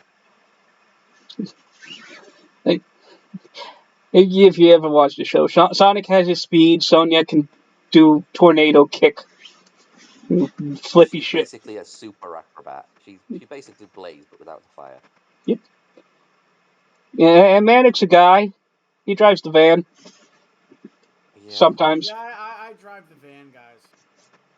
He So sometimes he's drives the van. anyway, so he's Fred from Scooby Doo. Yep. Yeah. Oh my god, Fred from Scooby Doo has more character though. that's No, I can't hate Fred from Scooby Doo. you know, potential means a lot to me, so I'm gonna put Manic in C because potential is why I've rated some of these characters higher than they really should be. Yeah. That what just happened? Next up is Sonic's little sister from the manga. I've Not a never character. read the manga. Nope. Next Can't up say that is I have. Mega Bitch. I mean Mega Bitch. I mean Mega Rosemary Prower. You're not even gonna pretend to fucking like say anything different. That's awesome. Jeez. Where to begin? Where to begin? Well, let's start with the She's middle. manipulative as fuck. Like Super she wants manipulative. to bring down the entire core of Acorn, so that she can have power Yep. because she wants it for Yep. no other reason. Yep. Undermines everyone's authority. Gets in the way of her son constantly. Like, not even out of Oh, concern. because she's jealous, basically, that people like him. Hmm. She thinks that all the stuff he wants to do is silly. Yep. She should have other people doing it. Yep. I don't feel like it, so I'm not gonna. So yeah, she's Well, it's more like, I don't feel like it, so you're not gonna. Yeah. she is a She bitch. also tries to make out that Sonic isn't a very good person, Hmm. so that, Tails won't be more loyal to him than her. Yep. She gets herself elected onto the council just so that she can try and rule it. Hmm. It was basically How entirely do a you bid for her own power how do you do that? by cheating, I believe. Oh, that Yeah, At least it basically she made it got in sound by like cheating. she basically got in by riding the coattails of her husband, who led the coup in the first place. And didn't want anything to do with it. Yep. Rosemary is a gigantic scar on the otherwise pretty good track record Ian built up for the Archie book at the start. hey, you know what though? An Yeah. 8 out of 10 ain't bad. Like this character Oh. is this character is indefensible in my opinion. Now we got Amadeus. Amadeus, Amadeus, Amadeus. Amadeus. I There fucking we go. goddamn it. I see, I can't Amadeus read you like a fucking book. Yeah. Amadeus Prower. Soldier of the court, loyal to the king. However, because his wife wanted to, he led a coup to bring democracy into things. Of course, he also saw the benefits of a democracy on an alien planet. I mean, okay. Really? Yes. I just got beaten with a fucking shovel. Yes. But yeah. So Amadeus actually does care for his son. That is a very redeeming trait of him. Like, he goes out of his way to be the one to comfort Tails in a situation that Tails is trying his hardest not to show pain over. Hmm. Yeah, he's a good dad. Just, He also gave his life to save Tails, did he not? yeah, During his prison break. at one point, yeah, Maybe he no. actually killed him. Yeah, no. He did try to get him to way of a beam from a Robotnik that was going to hit Tails. We're just, Literally, one of two good dads in that entire fucking series. yep. That's sad. Oh, we're gonna get to the other one here soon, though. You know what the irony of it is? Wait a second, there's three good dads. Go on. You're forgetting Armand, Who? Antoine's dad. Ah, no, that's fair. I don't know. I don't think we get enough proof of him being a good dad. Oh, we definitely do. You just didn't get to that story. Oh, fair enough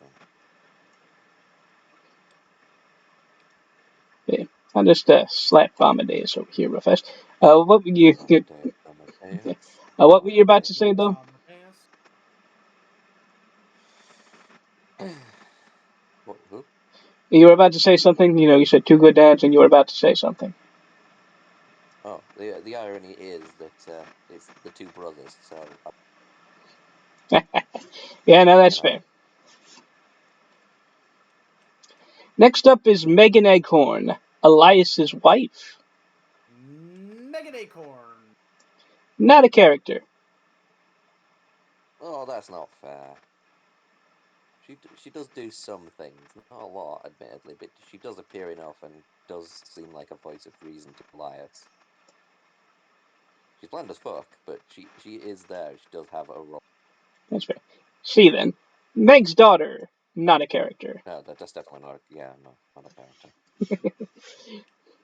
Isabella Mongoose doesn't appear enough to be a character. We She a get, hippie. yeah, we get hints that she was a hippie, but that's about it. Armand Descoulette, the father of Antoine, the old head of the guard, the implementer of the Royal Secret Service, and all around pretty decent dude. Not a character. No. There was when he was roboticized and under the control of Robotnik, he operated in Robbo the Hedge's neck of the woods as the sheriff, the evil sheriff. I know. I'm just joking. Yeah. The Sheriff of Rottingham. Yes. Ah, ah, ah, ah, ah. So after his free will was returned, but he was still a robot, Robbo was very suspicious of his intentions and started spying on him, trying to see if he did anything evil. Well, Armand wasn't having any of that shit. Confronted Rob and said, "Enough. If you're going to want to keep an eye on me, don't do it like this. Walk with me. Experience a day with me." And they all, he does that. They talk. They go out. He shows Rob how to fish. He's a decent person. He is respectful of Sonic being, brave, and, thinks his father must be proud. Antoine gets a bit upset about that, so he proves himself to Ue's dad by coming up with a plan with Sonic for Sonic to dress as his evil counterpart and ambush them on a walk, where Antoine will easily dispatch him. The plan goes through without a hitch, and then Sonic shows up with his own cop counterpart, like, "Good job, Antoine! You actually took out the real evil Sonic." It gives you an idea of how much they treated evil Sonic as an actual threat back then. Damn. Yeah. And then, there's the most important story with Armand. The story of his death. So at this point in the There we go. Not like not being able to hear, like actually falling over and not getting up again. so at this point in the comic, there was a set period of time where Antoine had been replaced by his evil counterpart, and his evil counterpart was slowly poisoning both the king and his father. He didn't manage to give the king a large enough dose to kill him, but he had started with his father earlier, and he was dying from the poison. So they have a moment by his bedside, a heart-to-heart, where Antoine apologizes to his father for being a failure, for not living up to his courageous name. And his father tells him, no, no jokes with me right now. You have done that. You are courageous. You have lived up to our name. And I could not be prouder. And then he turns to Bunny and tells her that even though she has been through a lot recently as well, she is still strong, and if she is happy with Antoine, and he is happy with her, then they should commit and hold on to that Aw. before passing in his sleep. Oh, that got heavy. This story is also dedicated to an author's parent. Unlike the last one that happened with, though, he did not put his emotions of what he wished his parent would have said in there. He put something that Armand probably would have said in there.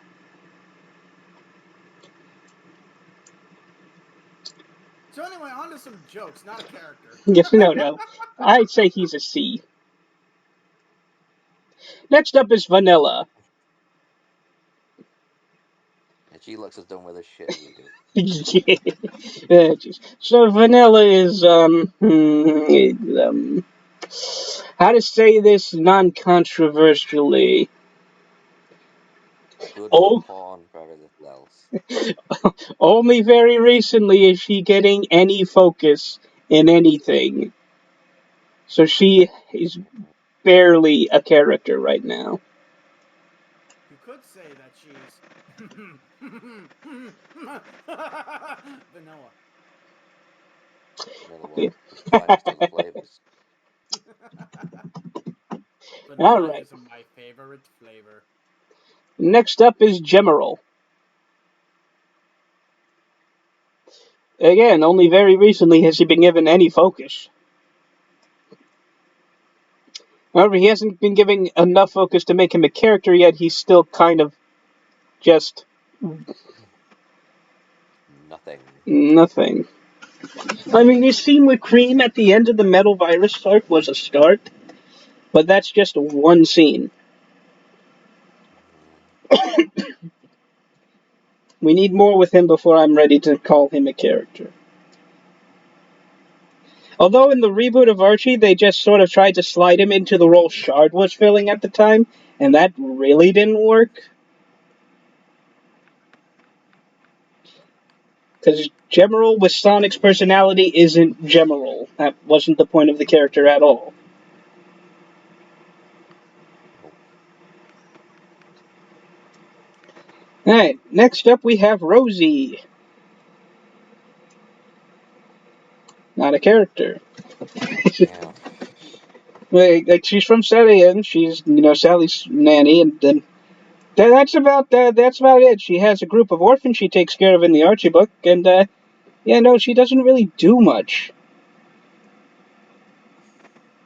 There was going to be a story arc where she started dating Chuck, but that didn't happen, so we can't really count that. What the fuck? Hmm? No Chuck? Man, what the fuck? Yeah. I mean, they would have Unless made a you really cute need me to couple. that far. They would have made a cute couple, I think. Yeah, I mean Chuck's a total bro, dude. Next up is Bernadette, a loving mother, very little else. Ow. Like she's a veteran of the Great War. She, saw active combat, doesn't talk about it at all. She stands by her family, but that's about it. And then there's Best Dad in the comic, Jules. Yeah, he looks at a superpowered, very evil person, and then just basically talks down to him until he starts crying. Yeah, yeah, he Oh does. yeah, I remember you telling me that about that. That was funny. Yeah. Yeah. Scourge Jules, is a. I just love that Scourge is a total pussy in that fucking book. Oh my god. it makes sense, technically. Yeah, no, it does. But I'm just saying it's so funny. Yeah. Jules is such an aberration. Because he is a dad that was introduced and almost exclusively written by Penders for a long time that turned out really good. Huh. That is weird. It's like, that's. Like, Jules never really steps on Sonic's toes. He lets his son do what he wants. The only time he, tries to correct Sonic's behavior is when he gets a bit short and rude with his mother. Which, Yeah, expected. it sounds a little more like, hey, show your mother some fucking respect Yep. rather than, anything like Like, father knows best. Even the genocide of half my people is correct. yes. Oh, Like, great. Now we're getting into Knuckles' dad's territory. that was Sally's dad. Oh, that Yeah. too. I Luck wouldn't was put it bad, but past. not that fucking bad. I wouldn't put it past him. I'm gonna be honest. Oh, Locke wouldn't ever do that. Locke was for the preservation of the Echidna race. He even He worked was with the he was Dark a bad Legion for mother a bit. racist. Wow. He had no standards, let's be completely honest. Yeah. Of course, at the time, the Legion was the only ones opposing Robotnik on the floating island. Then we have Chuck. And oh boy, is Chuck cool. He's not the best parental figure that stills Jules, but he's cool. You know, he's enthusiastic about Sonic's interest. He cares, obviously, for Sonic. It's just they get so convoluted into his backstory. Sometimes he feels massive amounts of regret for what he's done in the past, aka inventing the roboticizer, aka bringing Robotnik into the Mobian society. And sometimes he just is moved past it, and he flip flops on it so much that it's annoying sometimes. To be fair, it's more like even even he can't quite forgive himself for what he's done. He just keeps trying to say he does. Much like how keeps trying to convince him that he can do things without Sonic. Sure, you can, It's made it Tails. less annoying. I'm just saying, but Yeah. Well, So here we go. Here is. Oh boy. Here is where we get complicated for this one specific character, because it is technically two in one. This is Ben. 10. No. This is Ben. 10. Nickname Mutsky. You said he wasn't here. Yeah, no, he is. He's right here. But as his Mobian, perfectly capable of speaking with everyone who's not Sonic self. Oh. So yeah, interesting. not a character. Mutsky being made a Mobian is weird. Yeah, he's literally Sonic's pet. Yep. Is that like Mickey having a dog when like? No, it's like Mickey having Goofy as a Oh, pet. okay, that is weird. Yeah. Yeah. Originally, he was just a dog. Yep. But now he walks on two legs, speaks, and wears clothing. That I'm not sure Yeah. how I feel about that. You should feel bad about that. Yeah, you should. It's fucking weird. Yep. Yeah, it's really weird. And it's a Sonic, part. why are you fucking weird? It's a part of the reboot I wish did not exist. I'd rather Mutsky not be a thing than that. Yes. Next up is Sonic's mother from the manga. I've never read the manga. Not a character. Next up is Paulie, Sonic's father from the manga. I've never read the manga. Never read the manga. Next up is Queen Alina, aka MacGuffin, the character. I mean, to call her a MacGuffin indicates that somebody could actually have her at any point. Passed around. It sounds kind of gross. So people really like Alina for some reason. Yeah, no finish, yeah.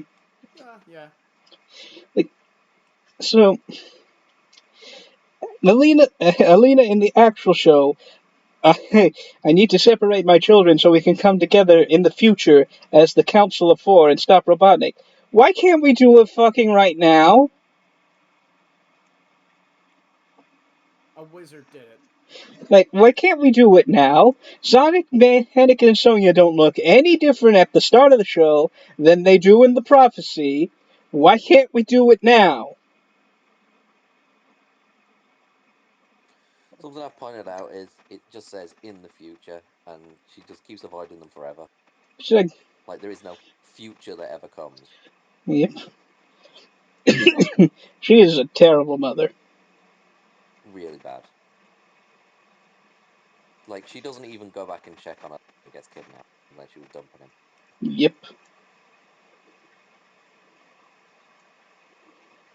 Alright. We got one Estus Flask left. Let's do this. Next up is Longclaw. She's she's there. Yeah, she obviously cares for Sonic in a parental way. She lies to him and says that he is the reason people are after them in order to make sure he stays safe and not use his powers like an idiot. Keep him safe, because if they capture him, they will torture him to get to her. That is an understandable lie to tell, but it's still a lie. Oh, balls. It's still one that really backfired on them in the long run.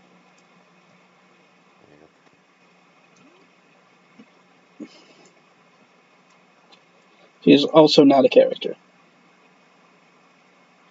She's like Obi-Wan, but with feathers. Yep. Obi-Wan had more character. Yep. That's true. Actually, that is true. Next up is Blockhead Bill. Mighty senile father who used to be a great superhero, but now is so senile he thinks Sonic the Hedgehog is a villain and tries to kill him on at least 3 separate occasions. You know, as we all do in that stage of I mean, life. he can't help being senile.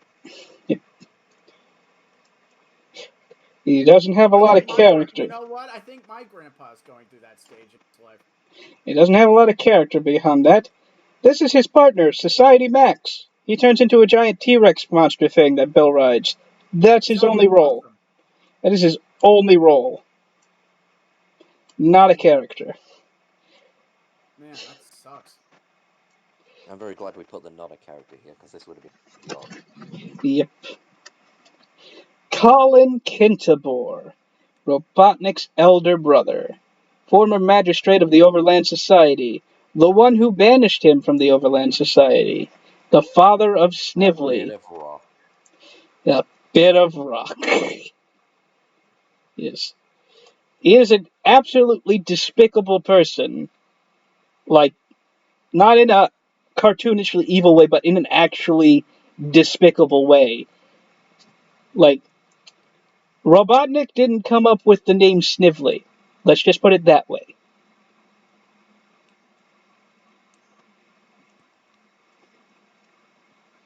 That is something his father calls him. Wow. What a jerk. Mm-hmm. Needless to say, he was a real jerk. He took He got turned to stone. Yeah, he took great personal pleasure banishing Robotnik from the Overland Society. And then came begging for sympathy later. Yep. Absolutely deplorable. Still not enough character to make F, though. Next is Honey the Cat.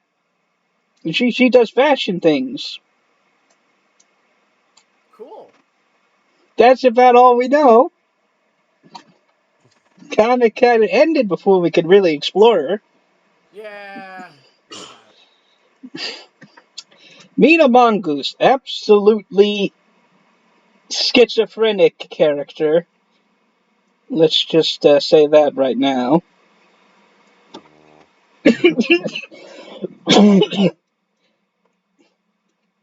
The original conceit of the character was she was basically an all-struck slash love-struck girl. She wanted to impress Sonic, but she was a bit of a klutz. She was supposed to be klutzy. That cute, awkward girl, basically. She was Mary Jane.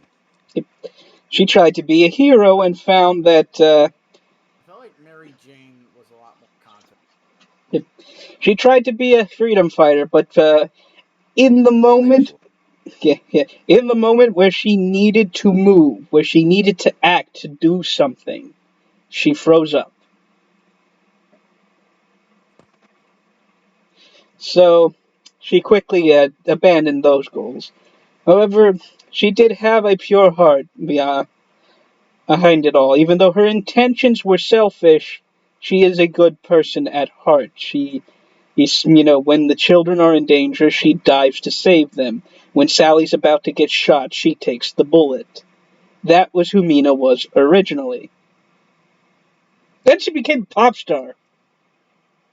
Yep. Oh boy, did that go to her head a little bit.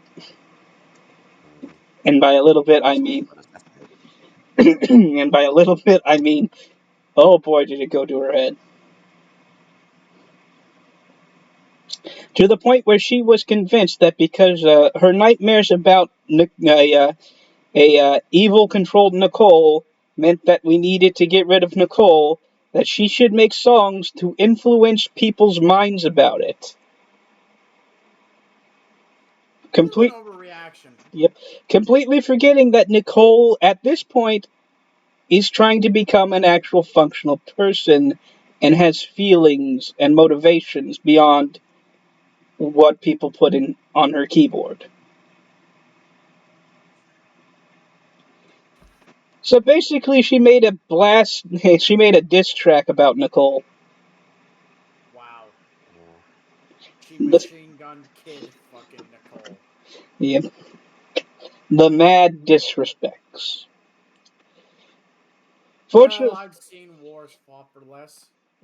Fortunately for most people, Mina does have a conscience still, and she does apologize, and she tries to start righting the things that she messed up in the first place, even admitting that it is her own fault this is happening. So that's a bit more than most people would. Well, yeah. Oh, that's more than most pop stars would. Yep. So yeah, I'll give Mina a solid B.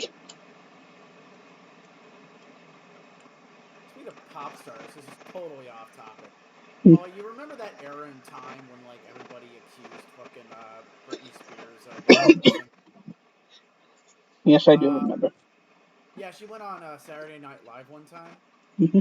and she was like, I'm really getting tired of people accusing me of lip syncing, and then like audio goes over her while she's talking, and she like messes up the lip sync intentionally. That was really funny, actually.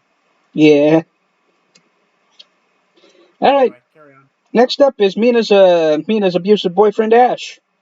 Oh, his name is Ash. There we go. Anyway. So he's not physically abusive. He is an emotional abuser. Oh yeah, because that makes it so much better. I'm not saying it makes it better. I'm giving context. Oh, gotcha. He's emotionally abusive. He's massively jealous of anyone who gets close to Mina. He's not all that into heroing. There's a situation where 3 people's lives are put in danger, and Ash wants Sonic to save Mina's first.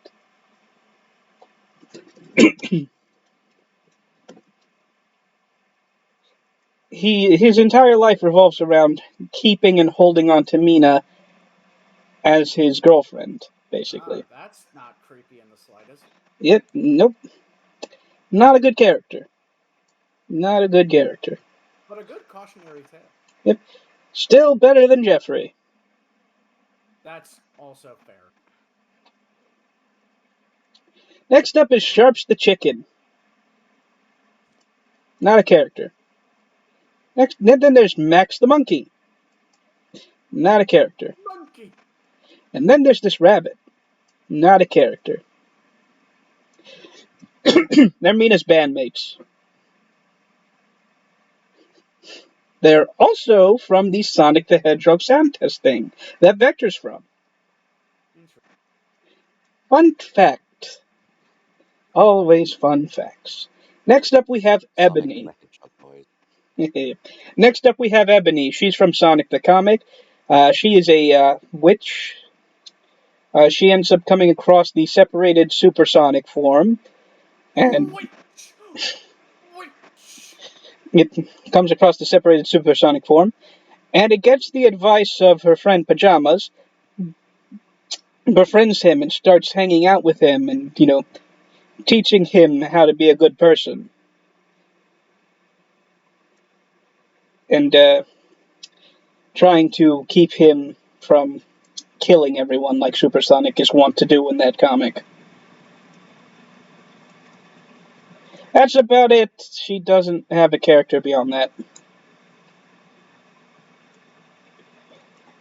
Pajamas is her friend. She's a dog.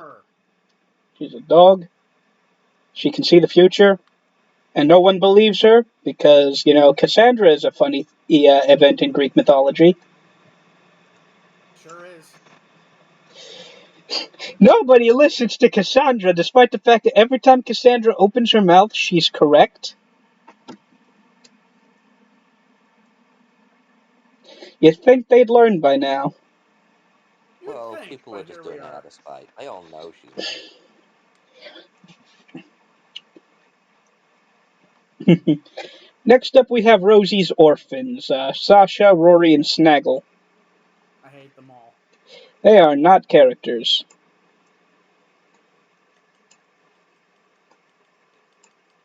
To be fair, to call them not characters is fairly generous.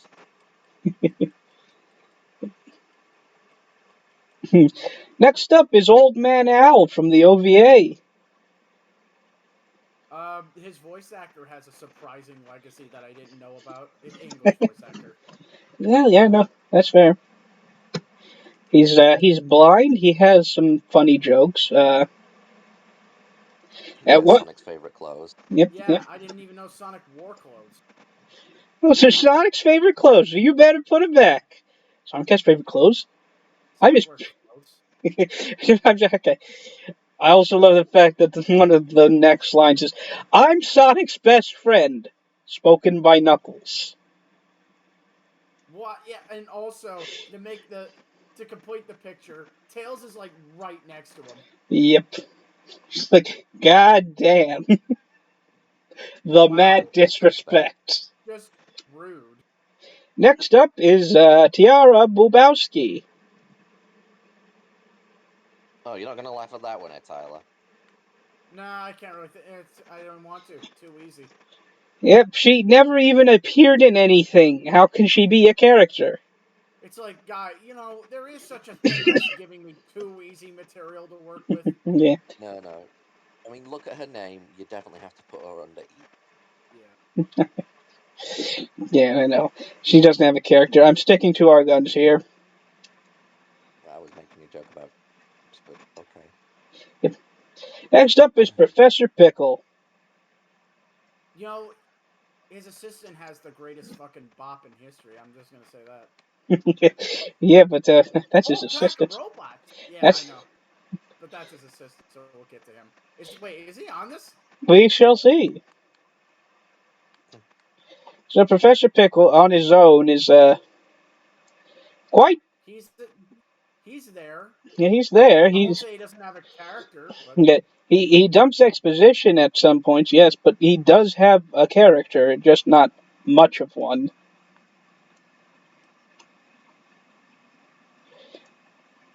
He's memorable enough that people want him to come back at least. That's true. All right.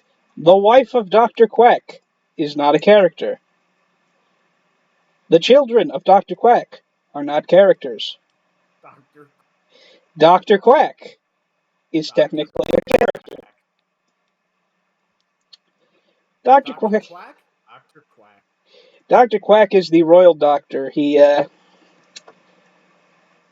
is quite possibly one of the worst doctors in the world, not because he's bad at what he does, but because he completely violates every single Hippocratic Oath related thing ever. Gee, you're telling me a character named Dr. Quack is a terrible doctor? Yep. He stepped on a Well, I landmine. wouldn't have to follow it. Stepped on a Oh, landmine I believe it. during the year Sonic was in space, and it took out his eye and his leg, but mostly his eye. He does care. It's just he uses his authority as a doctor a little bit too loosely. Readily. Yeah. Yeah. He's a better father figure than her father, let's put it that way, though. That's not a high bar to clear, though. That's a sadly low fucking bar, yeah. Next up, we have Anton, the bully from the manga. I have not read the manga. Then we have this. And this. I don't even know who they are. Well, the last one was Barbie, obviously. I didn't know Barbie was in the Sonic universe. Oh, we'll get to that. Next up, we She's have a bit of a shorty. the orangutan mechanic from IDW. He runs the mechanic shop that Bell works in. That's him. He's got a cool character design, but that's about it. Ow. And there are much cooler monkeys. Yep. This is the son of Smokey the Bear. What? Yeah, he's the son of the camp owner in the IDW comics that Amy, Bell, and Tangle go to, and Jewel. He has a fire wisp. I killed it, by Just the the way. one. Just the one. What the fire with? Well, he is made of fire. Wait. And then we got the campground owner himself. I'm calling him Smokey the Bear. Oh yeah, by the way, this game has a sick sense of fucking humor. It gives you the fucking fire grinder to give your weapons a bit of fire advantage. And what's the fucking first enemy you fight in the next area after you get it? Fucking fire-resistant enemies. Fair. Next up, we have Night and Dawn. Night's the owl, Dawn's the rooster. You get it. Night runs I a don't get it. Night is a radio host, runs a popular radio program. Dawn is his assistant. He maintains the studio, does the upkeep and all that. Someone asking. They were introduced during a story in the 2020 annual during the Zombat saga, where their station was one of the only ones still broadcasting during an apocalypse situation. So they vowed out to stay on the air as long as they could to make sure that people had a way to get information. They made a vow to stay on air. Yep. They also are regular babysitters for Charmy when Vector and Espio have to do late night missions.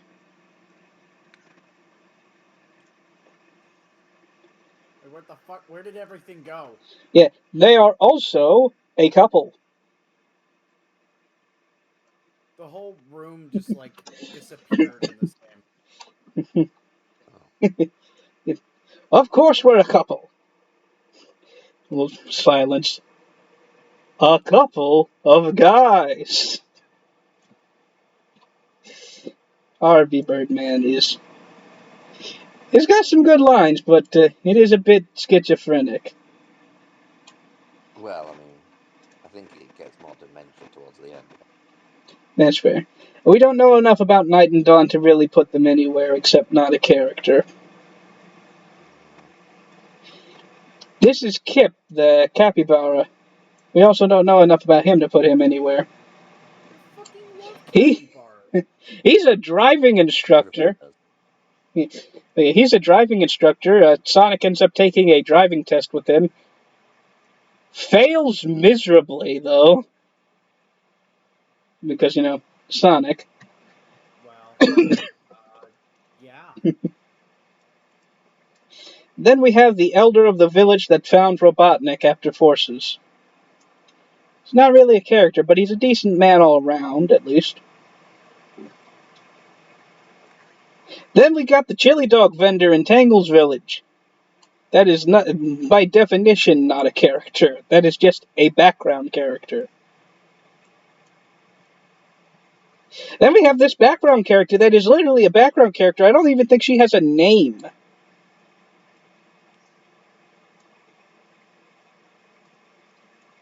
It's Doodly Bob, isn't it? I don't know. And next up we have Dave the Intern. Dave the intern. Yep. He wants I to love him. He's great. he wants to be evil, so he interns under Eggman.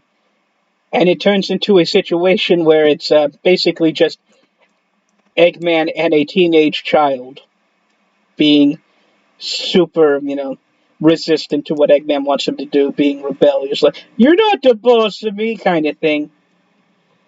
And then he becomes a member of the Lightning Bolt Society, trying to be evil with his inventions, but usually failing because he's massively incompetent. He also works at Meburger, which is even more evil than Eggman. Bum bum bum. That is pretty evil, I gotta be honest. Solid D for Dave. Really not much else to the character. But at least he is a character. You tried to return my food at Medburger. Oh, come on. That's not fair. We all know that's not food. Next up, we have the character Tyler associates with me the most, Fastidious Beaver. Oh, absolutely. No, that is you. Like, don't even fucking try to argue with me, alright? So, aside from being a fastidious beaver, he doesn't really have a character. No, I'm not gonna say that. That's too mean. I can't. And then we have Zoe, Tails' love interest. And that's it. Eggman's a total bro about it, you know? Yep. He knows the bro code. Yep. That's about it for her, though. And then we have Percy. She deserves. And then we have Percy, the island's protector. That's it. Then we have her twin sister, Stacy. That's it. Then we have Comedy Chimp, washed up comedian. That's it.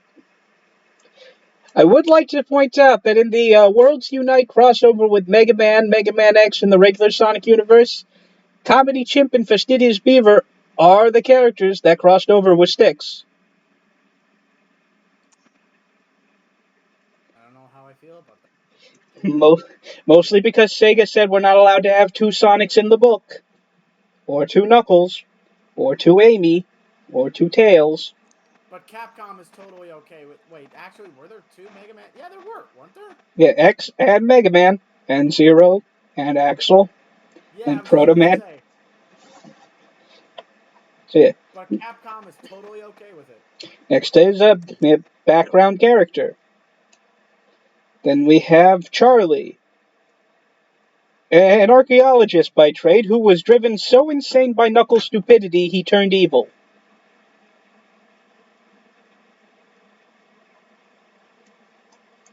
Not really a character, though. This is his wife, Belinda. She's also not really a character. She is fully on board with being evil, though. This is a background character. This is the Gogaba Chief. He is almost as bad as Jeffrey. Wow. That's The Gogaba's whole thing is to guilt people into doing things for them by acting like it's, it's no big deal. They're just suffering so much. Even though they're not actually suffering. Huh. Yeah. The Gogabas are annoying. This is a background character. Jesus. Oh my This God. is Justin Bieber. He goes in this list just for his name. I could not agree more. This is Lady Goat. She is a background character. This is Walrus Mother's son. He is a background character. This is Walrus Mother. She is a background character. This is a turtle that is a background character. This is Mayor Fink. He's a little bit better than a background character, but he doesn't have much character. This is a background character. This is a Baby Walrus, a background character. This is a background character. This is Cliff. He's an archaeologist. He tells everybody what Lyric Steel is, and then he just kind of drops out the plot.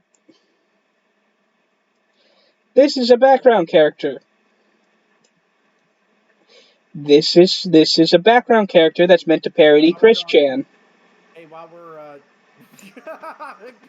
you know what? That gets a higher grade. Absolute burial of that asshole. Yeah. Chef Woody is a background character. I thought you said Sheriff Woody for a second there. I was just like, what the fuck are you talking? Oh. This nurse is a background character. This is a background character. Hey, while you're going through all these background characters, I gotta pee. I'll be right back.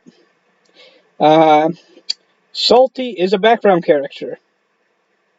Though he does have a bit of story with his brother who wasn't in that whole list, so I don't think his brother's on this list.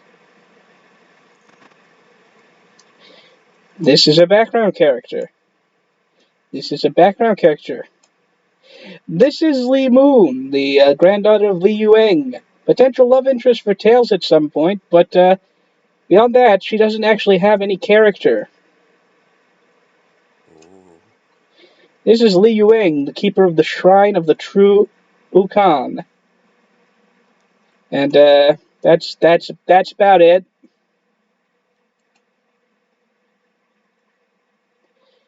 This is Moss the Sloth.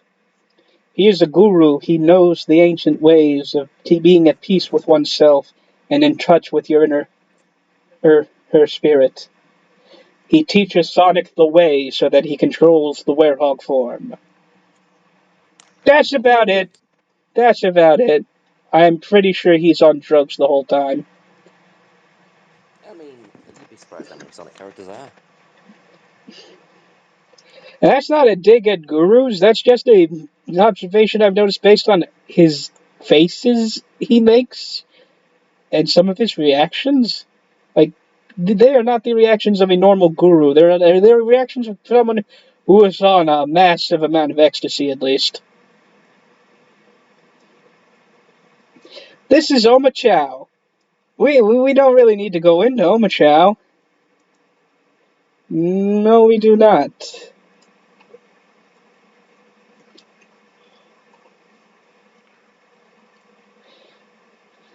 Okay.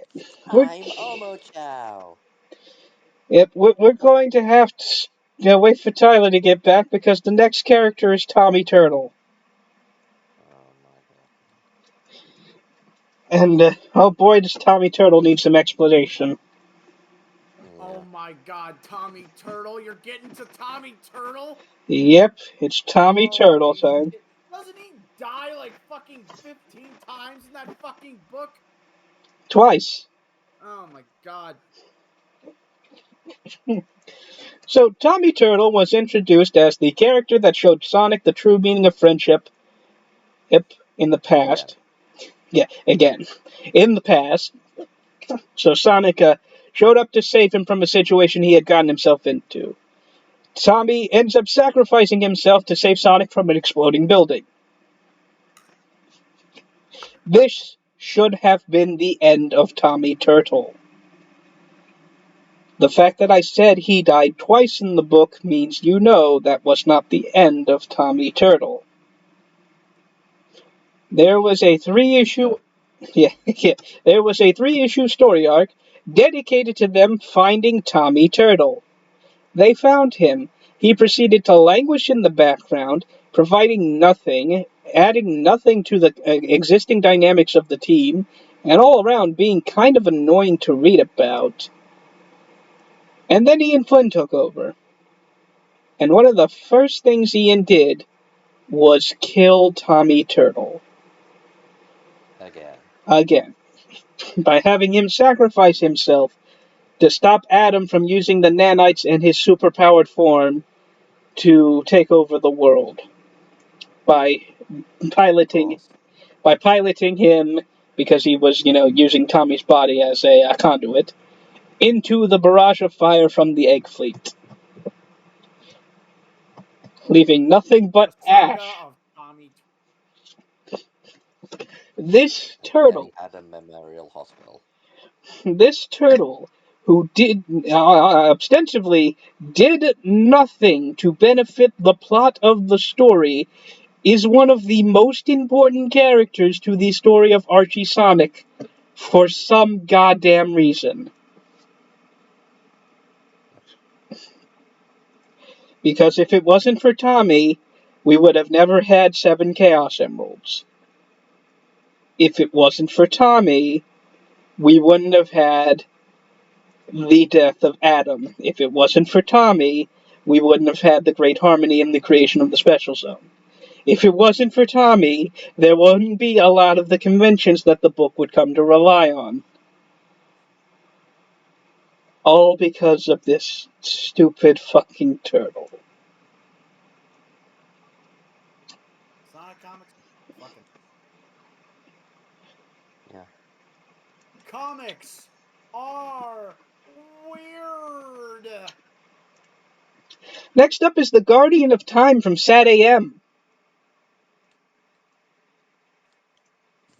I have nothing to say. It's not a character. I'm going to tell you that right now. The Guardian of Time is not a character. Appears once. Wow. No, that's not fair. Twice, but in the same episode. Fair. Alright. Next up is Moraine Blackthorn, sister of Errol Blackthorn, resident of Tails' home dimension in Sonic the Comic, and one of the only people that doesn't believe Tails is the hero he says he is. Mostly because Tails is not the hero he says he is, though he has grown closer to it in the intervening years. She's not really a character, though. She's loud, she's brash, she attacks people a lot, but that's about it. I don't know, that's about as much character as Styx gets sometimes. That's true. Yeah, but there's some depth to Styx at least. Moraine doesn't have any. What depth is it to Styx? Hey! Yeah, just gotta look on Rule 34. No. Styx at least has depth in the sense that she is made for a comedy series and therefore she is filling that role fine. Moraine's supposed to be a serious character. Next up is Sally Acorn again. But this time Sonic the Comic Sally Acorn, who is technically an entirely different character. That just so happens to have the same name. She's a reporter, and that's about it. Lois Lane is also a reporter. You know what? She's awesome. Yeah, but Lois Lane appears in more than 3 issues. That's also true. Next up, I forget who this character is, so I'm going to put him over here. Next up is Barry, the player stand-in from Murder of Sonic the Hedgehog, Barry. who has By definition, he's not a character. there's a surprising amount of not even gonna say it. He would have personality if they, bothered. Yep. Instead, they tried to make him shallow so that see themselves in. Yep. Next up is the conductor's wife, who only appears in one scene at the end of the game. And then the conductor himself, who appears at the beginning and end of the game and doesn't really do a whole lot.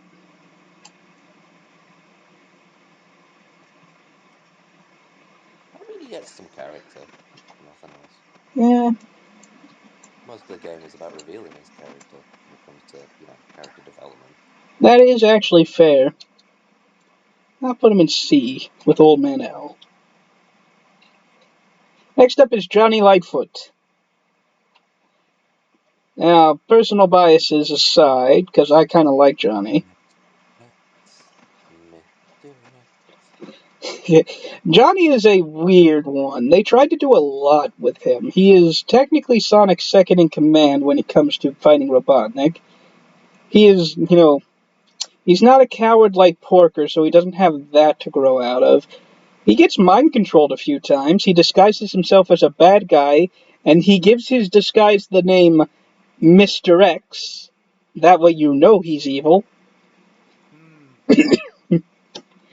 And he is one of the first people to try to take on Perfect Chaos. Gets absolutely shit-wrecked and dies from it. Well, can't blame him for lack of trying. Yep. And because the book ends at that point, after the Sonic Adventure arc, we don't actually really get to go into the implications of Johnny's death.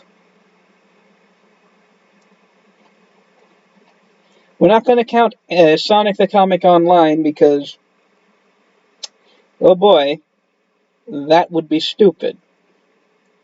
It's also not canon. Yep, that too. So yeah. So, on the whole, Johnny does have a character. It's just a pretty bland character. And the reason he was killed off was explained by one of the writers as, Johnny is boring, so Johnny must die. Which became famous because it's then that what inspired the final hardest mode in most Devil May Cry games. People don't realize that. Really? No. Damn. But yeah. So, I'd like to point out that it's a really bad take for you to look at a character and say, this character is boring, therefore this character must die.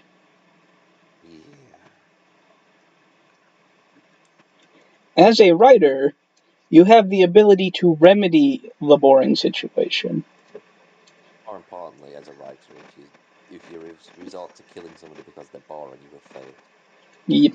You have killed everything they could be and could become. You have left a boring character, in which case, it is your fault they are boring. Yep. I mean, I don't know if I'd say that entirely. I mean, it kind of depends on the situation. Because, like, it could have been a producer mandate, and they just hated it. I'm going to tell you this right now, Tyler. Fleetway Sonic the Comic had so little editorial oversight, the only thing the editors told them was, we're going to start reprinting backstories, and eventually the book will become entirely reprinted. There is I'm saying, like, I fucking don't care. Yeah, and for comics editorialist producers. You got to remember, this was an English company. Yeah. The rules are a bit different. Yeah. Yeah. That's why Decap Attack became one of the best things they ever put out. Decap Attack. I love it. That's a game, I know it is, and I love it. Okay. This is another character from Sonic the Comic. I do not remember his name. I just remember he is somebody famous that doesn't really do much or contribute, so not a character. This is somebody from Adventures of Sonic the Hedgehog. It is from an episode I've never seen before, so, Let's have a look. Oh, it's Da Bears.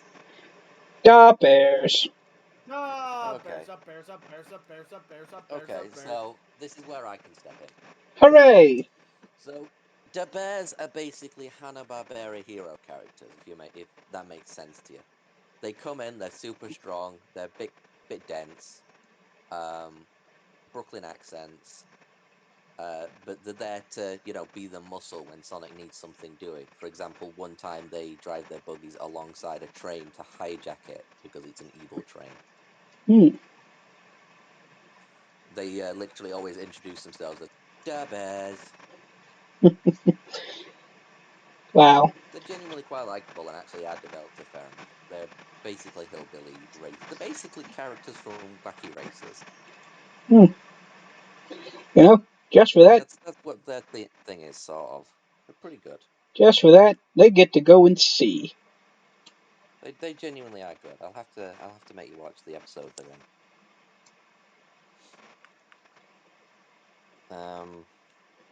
Well, they're in 2 episodes, I believe. Maybe it's 3.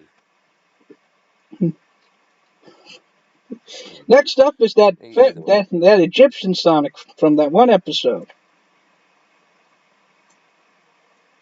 Just not a character. And then there's his wife, Penelope. Not a character. And then there's Lady Oh my god. Windermere. Not a character. And the Oracle of Delphius.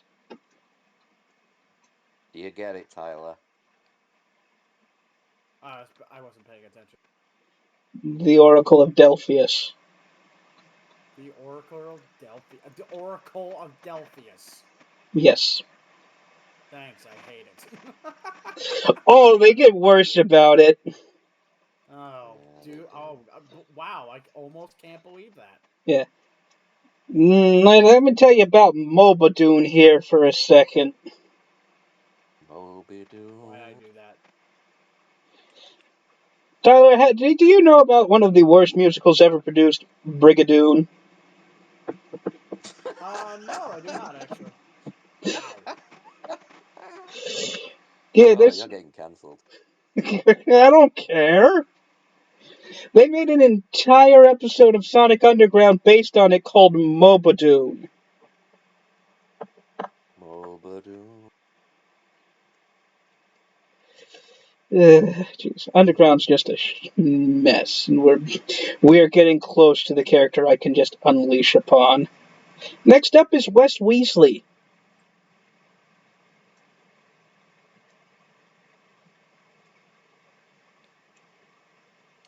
Go on, Jacob. I know you want to gush. I mean, I do like him. He's kind of funny. The idea of just an absolute shyster getting one over on Robotnik every single time. Not because he's a good person, but because he just genuinely wants the money. He also has a very likable I can respect pattern of that. talking. Yep. He sounds like what's his fucking name? No, it's gone. Sorry. It's What is it he talks like?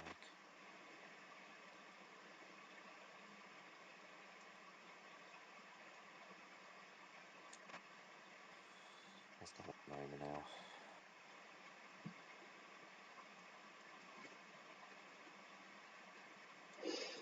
okay. All right, from positivity to negativity. This is Bartleby. Bartleby is from Sonic Underground. He is Sonia's boyfriend? Question mark. Fiance. Thank you. He's her betrothed. He is a sniveling coward, a cad, doesn't actually care about Sonia whatsoever, has sold. Actually, I do have to stop you there. he cares more about himself than Sonya, but he does care about her to a degree. He does once or twice actually warn her of plans against her. Okay. He has sold He out. just doesn't have the the spine, the backbone. Oh yeah, backbone to stand up to Robotnik in any way, shape, or form. So he often gives her up anyway. He has sold out the Sonic Underground to Robotnik, as Jordan just said. He is Twice, I think. he is just the worst character in all of Sonic media, in my opinion. Outside Jeffrey, because it's kind of hard to go Well, as low as Jeffrey's Jeffrey cheating because it's kind of hard to top a pedophile. and Groomer. Yeah. Bartleby's just awful.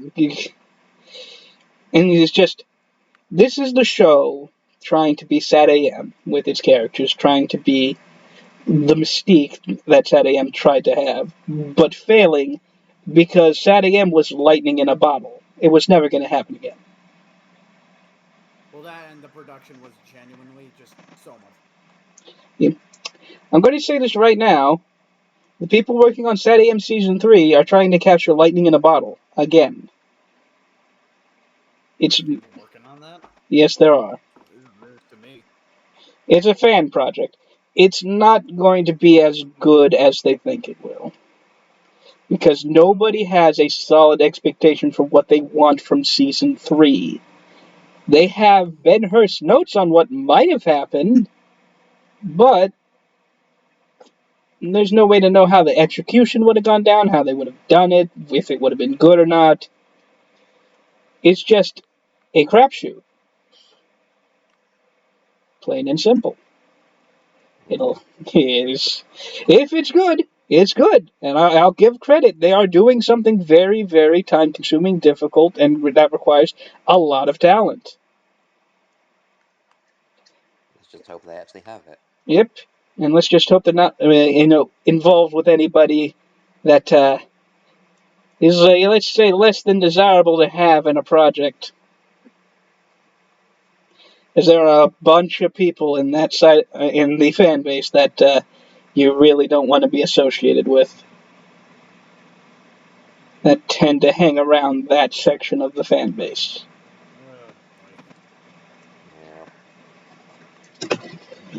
Oh, Yeah. Now, next up, we have Roxy Raccoon. I've never seen the episode she's from. I know she's a waitress of some variety, and that's about it. She's what you'd expect of of Adventures Hedgehog character. She's not extremely detailed or in depth.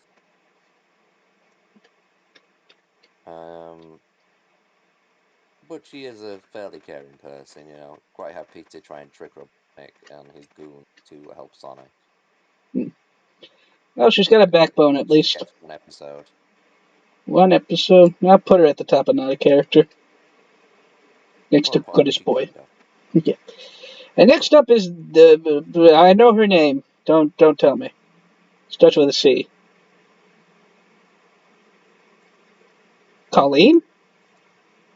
Well, I'm terrible with names, you know me. Okay. She looks to be some kind of news reporter. I'm gonna put her in not a character. Because if Jordan doesn't know who she is, then we're kind of screwed here. then Yeah. what's the point? Yeah, a lot of these characters weren't anything, and I've not watched Adventures of Sonic the Hedgehog that much. But you have seen every episode, which is more than I can say. I have seen bits and pieces of it. I have seen every Most I can episode. say. And I'm more Again, familiar not a with character. Sonic the movie. that's fair. I forget her name. She's a mermaid. Mermaid.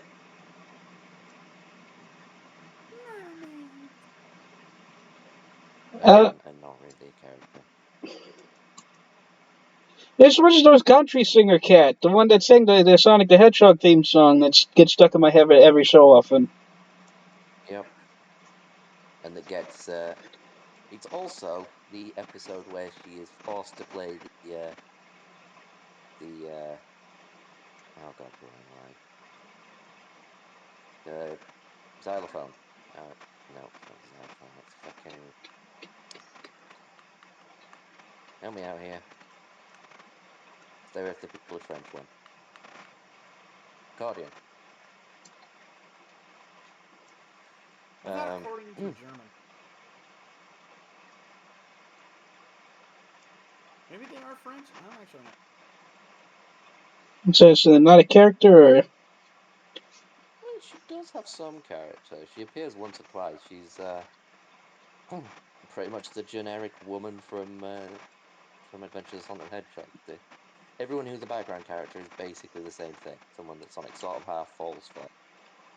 that's fair. I'll put her over here then. Next to the Bears. But she actually, she's the one who accidentally she gets captured by Robotnik, completely refuses him point blank to his face. Even mocks him while he's trying to play the organ with his own theme song, because he's jealous that Sonic got his own. Fair. Then we got this one. Could put her not a character.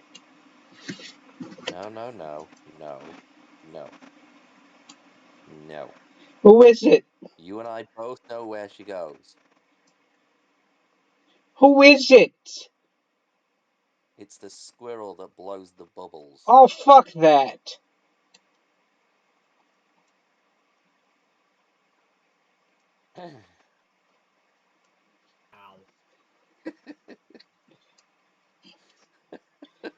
I didn't recognize her. She has eyes.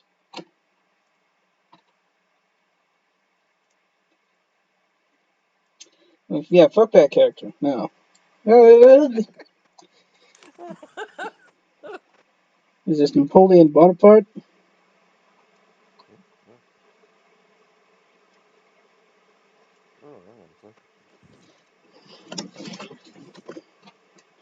Can barely make that picture out.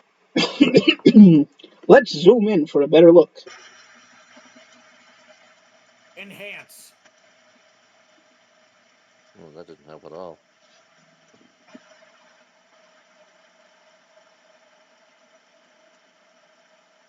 I generally don't remember who that is. You remember the guy next to him? Yeah, it's the one that... It's the King Kong parody that gets convinced that Coconuts is his son. Yeah, they seem to be together because that's that guy's hand and arm and chair. It's not. You sure? Yeah, it's Coconuts in the crib. Hmm. You can tell because the arm's purple. The arm's blue with a red stripe on it. Oh, no, sorry. My mistake. I just realised what it is. It's the other way around. That's the baby who gets convinced that Coconuts is his father. Oh. Other way around. I am dumb sometimes. Yeah. I'm dumb all the time. I'm just gonna throw him in another character just because. Yeah. Simpler that Get way. you to watch the. I should get you to watch the episodes that the monkey's in. Alright, next up is this thing.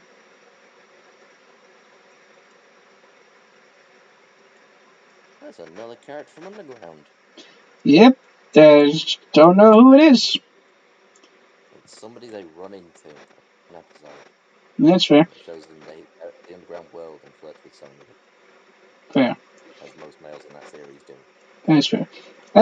This is the rich girl that has a song about being rich, right? The one that is actually what Bartleby is, but straight played. Yep. She's also clearly Goofy's daughter. Yep. I don't know. Alright, the residents of Spagonia, including Professor Pickle's assistant, all lumped into one. Yes, he doesn't get an S tier, I'm disappointed. Sorry, but the others bring him down because the hot dog vendor's there. Only A tier. Damn, you're right though. Man. What was the food that fucking Chip straight up fucking hates? The canned horror. Yeah. The Isn't there chips. a glitch you can do with the canned horror or something? Something like that, yeah. Yeah. Yeah. The residents of Empire City, great background characters. They're the residents of Apatos. They got the ice cream vendor in there, but he's more a background character. I mean, Yeah. The residents of Atabat, background characters. The residents of Shamar, background characters. The residents of Chunnan, background characters. And the Alaska, background character. Where's Missouri? Whoa! Racist? All right. So here's It might Hatson. actually be racist. Here's Hatson the pigeon. S tier. Clearly. He's not a character. Now, when we get to Pele the beloved dog, then S tier. Okay, fair enough. Next up is Sonic Man, who, as amazing as he is not actually a character. I don't know. He gets some time in You're right. He's a god. development. That's fair. But I don't think I could justify putting him where I want with our metrics. So I'll just put him in Let's S. be honest. You put Julie up at the top just because you like her. And Yeah. meminess doesn't count. Meminess does count indeed. S tier for Sonic Man. He is the hero that Juliana really needed that day. Absolutely. Well, this is the hero they deserve. Sometimes people deserve to have their faith rewarded, okay? Maddie Wachowski. Veterinarian, loving mother, and of course, fan of John Knuckles. Arbuckle's girlfriend. Yeah, fan of Knuckles. Therefore, she's okay in my book. Yeah, she's alright. Tom Wachowski. He's been in Green Hills for 50 years, family-wise, and been a member on the police force for 50 years. Remember the term, 50 years. That might be important in the next movie. But Tom himself is a decent guy. He tries to do the right thing. He's, very noble and, wants to be a good role model for Sonic. Lord knows Sonic needs it, I swear to God. He's a solid, right next to his wife. A tier. Yeah, honestly, I like them. Crazy Carl. They kind of took a bit to grow on me, but I like them. That's fair. Crazy Carl is... Crazy Carl. He's the best, come on. He drew Sonic. He's the origin of that meme. I don't care what anyone says. Gotta put him right there. Wade. Wade. Right about there, indeed. I know you're real! So yeah, Wade Whipple is a character. He's just kind of an annoying character. Rachel has a lot of character behind her. It's just not all that fun of a character. Right.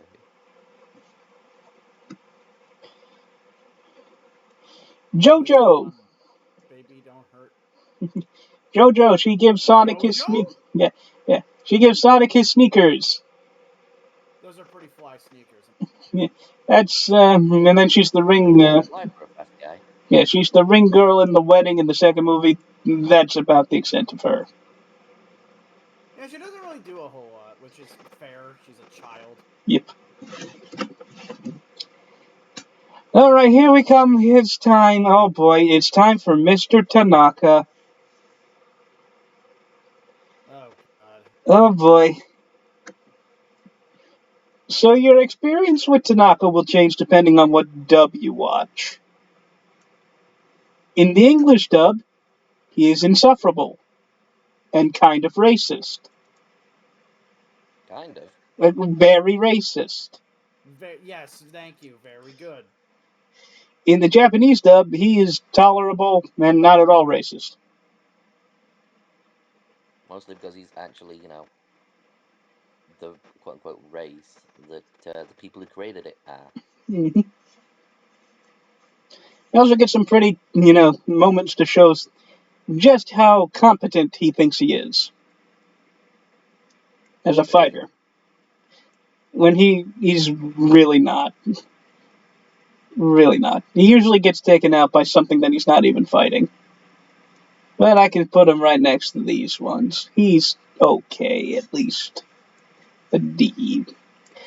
Ella, though, is an experience defined by not only what dub you're watching, but if you're also reading the comic book.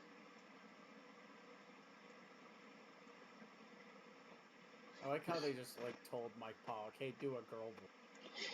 Not just that, they also told him Not to. only just that, but yes. They also told him to do a very racist Hispanic-sounding accent. I'm just like, well, 4Kids, why? What are you doing? Wait, what is your damage, 4Kids? They're Puritan. That's their damage. Oh yeah, that's right. Yeah, What is your major malfunction? What is your major malfunction?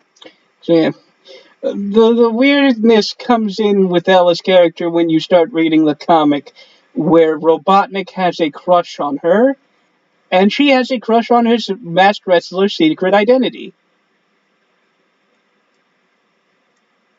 Right. I'm just going to. Yeah, people keep forgetting that Eggman is, a power type character. I'm just going to throw her right next to Tanaka and never think about it again. I agree. Next up is Nelson Thorndyke. Eager man. Not a character. Eager man wants to impress everyone with his company. Wants to make his son happy but can't be there because he has to run company. That's the extent of him. Helen, the wheelchair girl that is surprisingly Oh yeah, Princess Elise, but the story done right as opposed to terribly. Yeah, basically. Yeah, she had the, a really nice episode of Sonic X, which is the all I can say. least egregious human companion in the series, basically. Yeah. Mm. Oddly enough, besides the Wachowski. Yep.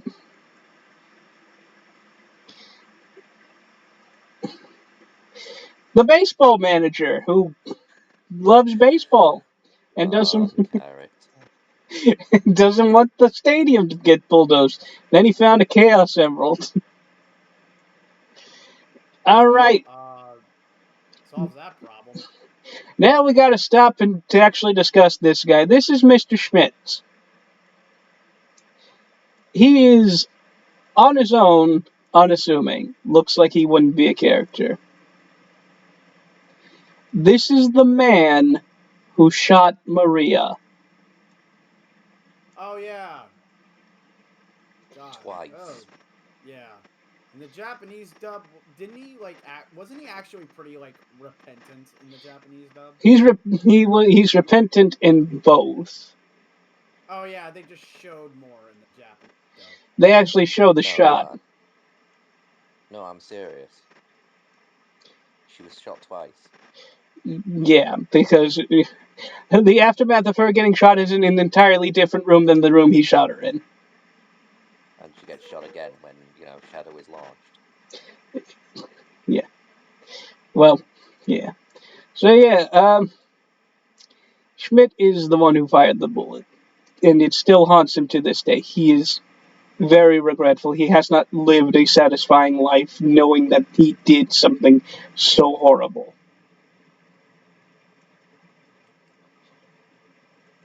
And in an odd twist of fate, Four Kids actually did something slightly better with the editing in the scene than the Japanese dub. Wanna know what would have made it, though? If they didn't play music over it. And then also didn't imply that Maria was just taken away and put in jail forever. Until death, which is honestly kind of worse. So, yeah. So, in the Japanese dub, you actually see him fire the shot. The last thing you see is the muzzle flash exploding before it cuts back to the present. In the Four Kids dub, it cuts quickly and silently to him sitting there before he fires the shot. Wow. A mix of both would have been preferable. Jesus Christ. Maybe have the echo of the shot play over him sitting there before he starts talking again. See, like, that actually would have been kind of effective. Mm-hmm. But yeah, on his own, though, he's not really a character. It's more just to show the tragedy of the situation than how it shaped him as a person. It's an exposition dump. It's to show what happened. Yeah, basically. Next up, we have the police officer who has aspirations of being an actor because Four Kids forgot who they cast as the character every single time he showed up. Are you fucking serious? I'm serious. Oh my. Yeah, no. Why am I not surprised?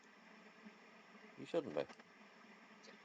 Yeah, he's not a character, but that's a fun little fact. Every time he shows up in the show, he has a different voice actor and a different accent, to the point where they make fun of it in the comic. Jesus Christ, that's fucking stupid. You- Oh my god. Next up, we have the director of Central Intelligence, who is not a character. And then we have the mayor of Station Square. You go right next to the other mayor. Yeah. And then we have ace reporter Scarlett Garcia, who gets a lot of focus for somebody who usually only shows up to provide exposition. Like, she is the one who goes out of her way to figure out what exactly happened on the Ark 50 years ago. Yep. That's impressive dedication and just enough character to push her out of not a character. I'll give her a solid E for effort. As opposed to E for eat my ass. Then we have Chuck Thorndike, who has so much character it's pouring out of his ears, it's just schizophrenic as all hell. Yeah. But he's a fun. Schizophrenic might actually be generous.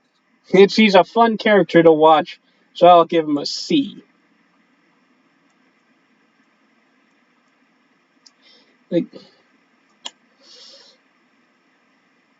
and then we have, oh boy, Danny and Phantom. Francis. Danny Phantom. Yes. Danny and Francis. Danny, oh, poor Danny. He was set to be one of the main characters of the series at one point. Oh, Danny boy. Sadly, he is not a character. Francis is also not a character. It's also implied in the future that Danny and Francis are both gay. For each other. Not for each other, just, Danny likes guys, Francis likes girls. Okay. Weird.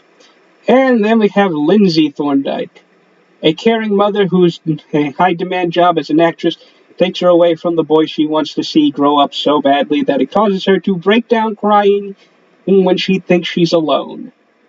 And she has nice boobs. Yeah.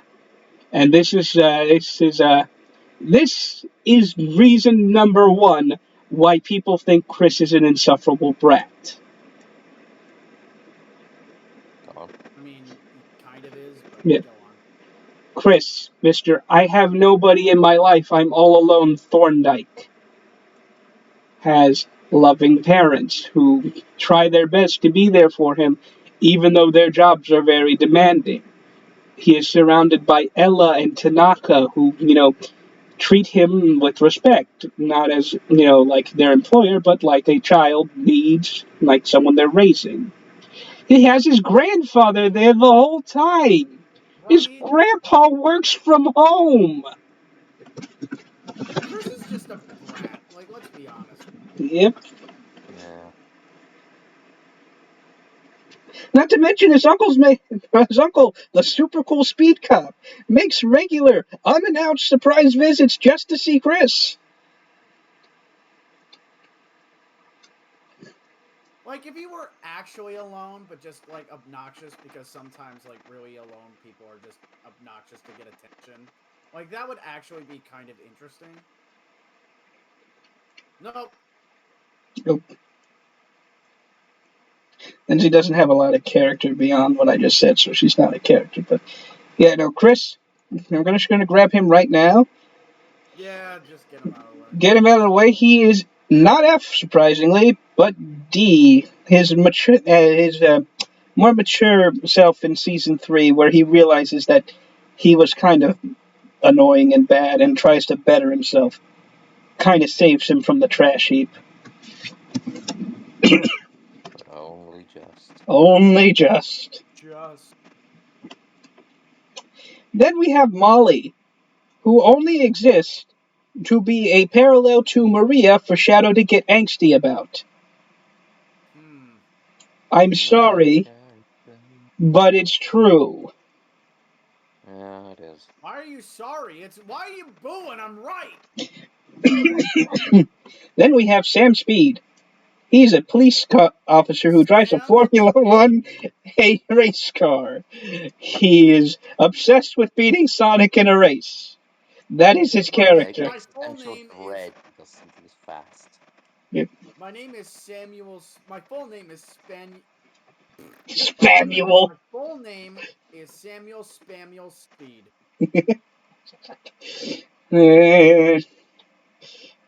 He's Lindsay's brother. That means Lindsay's maiden name is Speed. That's fucking stupid. Lindsay Speed. Oh my god.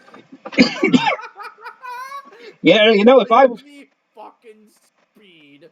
Absolutely. if I were her, I would Why have. do you think she became an actress? If I were her, I would have stuck with my maiden name, like Yeah, honestly. Thorndyke. Ugh. Ugh. Apology. She's a prickly lesbian. Apologizing to anyone out there whose last name is actually Thorndyke. I'm not. I doubt Get your it name is. changed, dumbass. Oof. Okay, time for controversy time, Maria. Oh, where are you gonna put her? I want to see. I want to see Not how a much you're gonna piss character. people off. Let's do it. She's not a character. She's a plot device. She is motivation and background. She got hippogonocerfilades in the background, and that's it. Yep. She is the driving force Tell you behind what, Shadow. That's it. she's pretty cool because, let's be completely honest, how many people can get shot and then just drag their friend off to be saved? I was shot in the back, in the spine even. I should be paralyzed, but I'm gonna walk Shadow into the pod, trap him in the pod, launch the pod. And then get shot Jesus, again. fucking Barbara Gordon couldn't even do that. Maria's a strong 12-year-old. God. Jeez. So you're telling me Barbara Gordon was paralyzed just from one bullet to the spine? Yep. Yeah. Jeez. Maria She was. survived, though, to be fair. Yeah. Maria exists more to be a reflective character, somebody to reflect on as being pure. Pure badass. Yep. If we got any more information about Maria anymore, part of the illusion would be ruined because, let's face it, Shadow views Maria as one of the purest souls he's ever met. I'm sure she's a saint to live with. Except for the time, they were playing around and one of their games they played was they would try to feed each other bombs. Space games are weird. It was a nice time on the Ark where she played with, the commander, played with Shadow, told Shadow what a heal unit did. Went with Shadow into a war zone against the artificial chaos. Disappeared into the void for 5 seconds because Black Doom wanted his turn to talk. Yeah. God damn it. God damn it, Shadow, you need to kill all the gun soldiers. All Maria, of them? Maria, where did you go? I got better. Goku with a hole in his chest. Luckily, you missed my internal organs. All of them?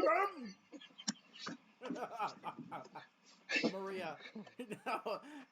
Shadow's like, luckily for Maria, you missed all of her vital organs. All of them? Oh my Jesus god. Top heck. Yep.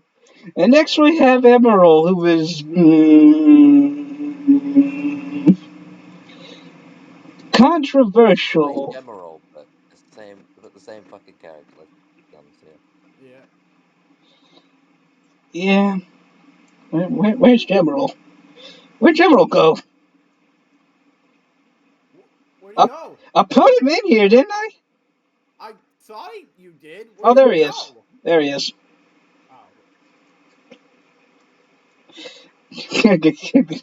Gerald Robotnik. Well, that was a rocking mustache. horrifying.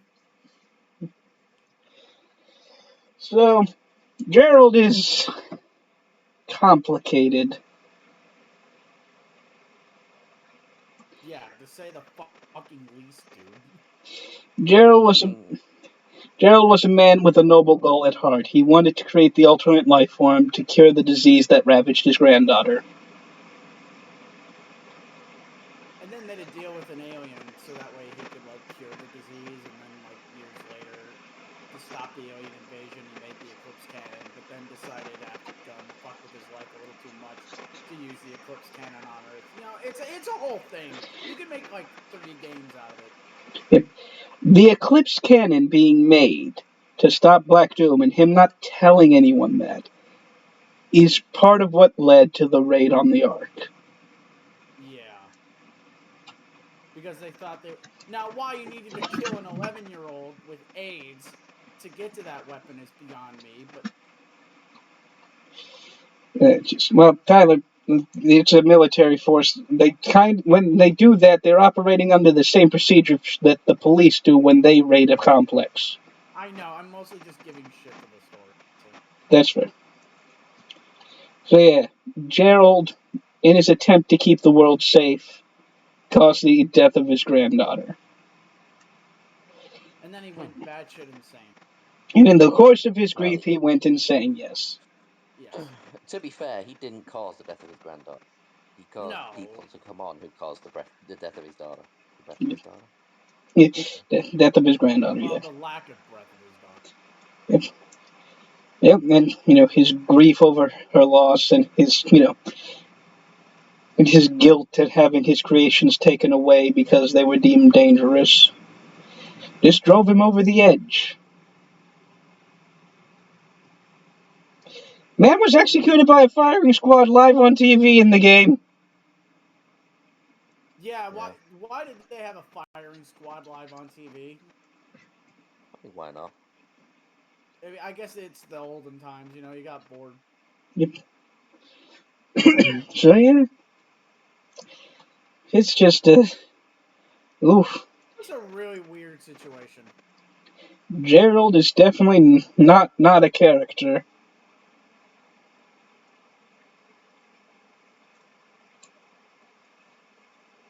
It's weird that he has more not characters. More of a character than Maria is what I'm trying to say. I mean, You got more time to develop it. yeah, he was the true villain of Sonic Adventure 2. We needed that development. Oh boy, next up is Cosmo. Alright, where's Wanda? Yeah, You. now Cosmo is a strange case of her character development is the same in both dubs, but it's done better in one than the other.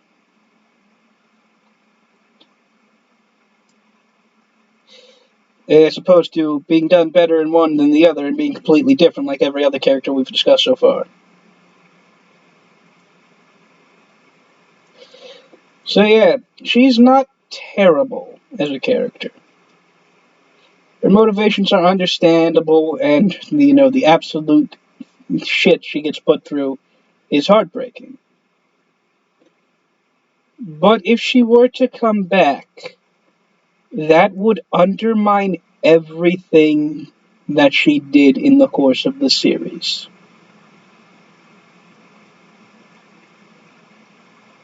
Everything.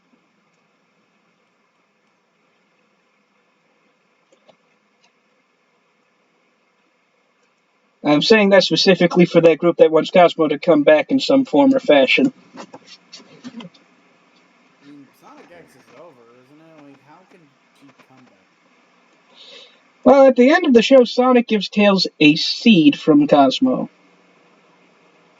And they seem to be of the impression that the seed will grow into Cosmo again.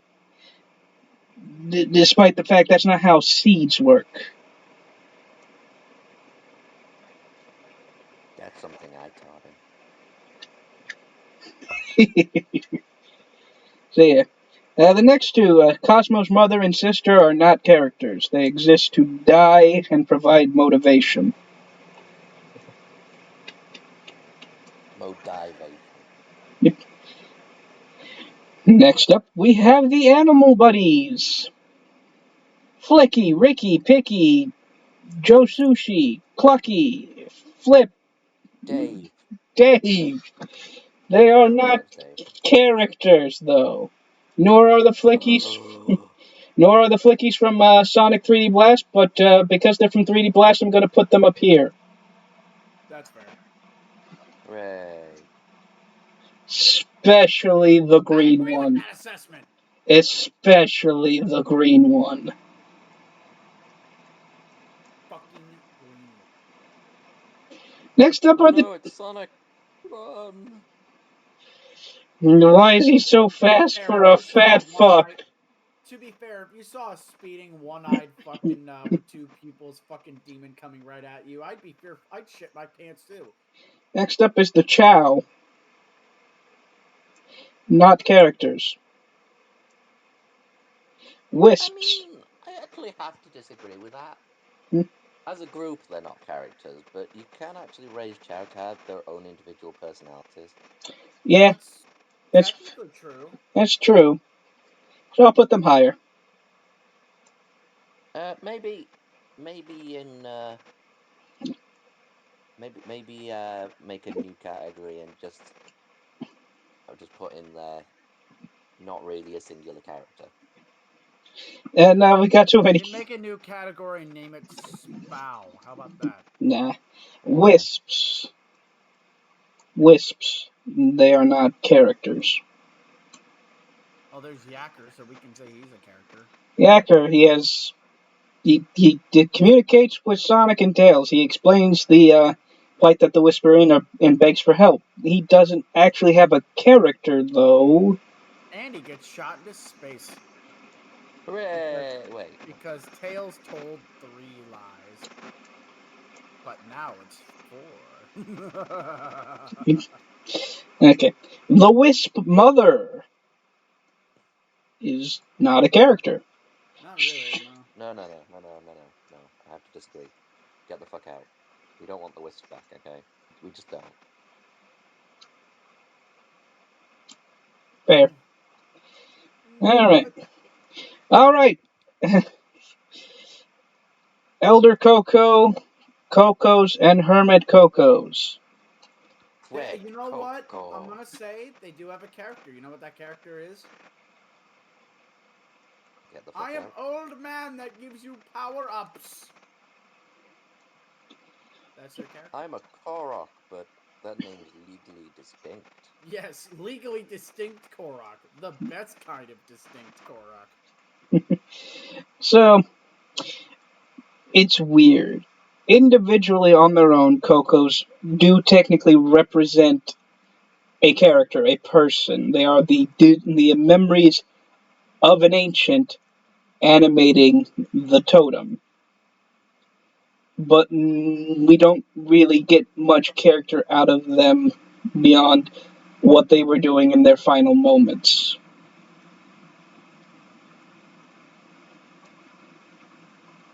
So yeah, Coco's are not really a character. Elder Coco's not really a character. Hermit Coco is not really a character. The ancients themselves are not really characters. They exist so that we can understand the threat we're up against. They provide exposition on that and how the islands came to be what they are, what some of their technology was, what some of their people believe they could do to stop it, but that's about it. There are no individual ancients we learn more about until the DLC, and even then, it's so base level that it doesn't really count. Ha! Basic. Hooray. Yep. Next up is a Thoraxian. They're not characters. Yeah, just the one. If you call me that again, I swear to God, Jacob. Yep, they're not characters. Then we got the traveling mercenary group from space that appears in one issue and then is immediately killed. Hooray. What? Are you fucking serious? Yeah, I'm serious. Oh my God.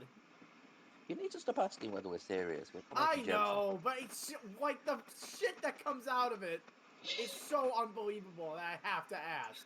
Oh, it gets more It went on unbelievable. for 20 years. What are you talking about? It gets more Continue, unbelievable. Jordan.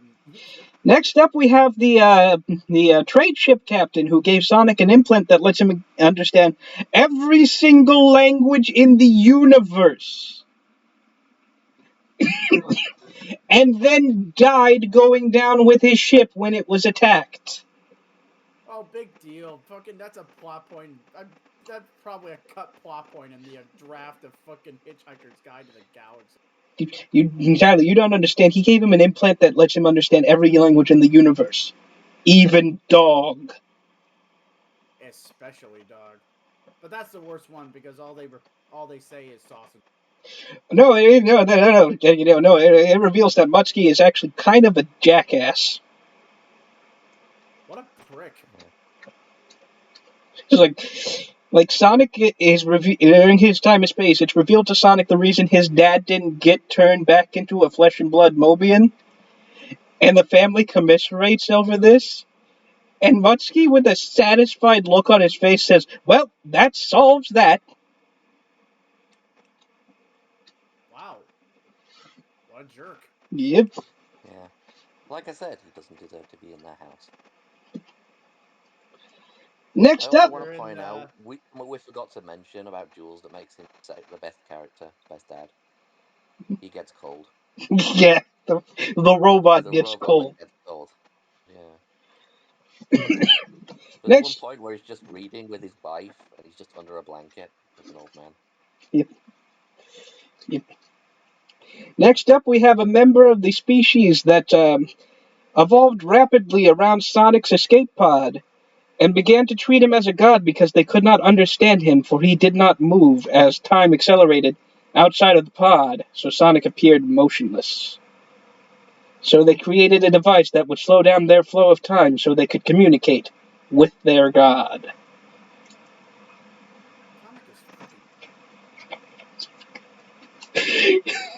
He's so fucking goddamn He's gonna be stupid. surprised by this. He's I'm not so... even surprised anymore. It's just like, what the fuck is this shit am I fucking listening to? The best part is I'm not making up any of it. I know you're not. That's the best part. And also the worst. Basically, what we're saying is he's that group of tiny people that got stuck to Bender. Yep. Yep. Next up, we have the Bem. They're the ones. Jesus Christ. Okay, these puppets' aim are like fucking immaculate. Oh my god. That's fair.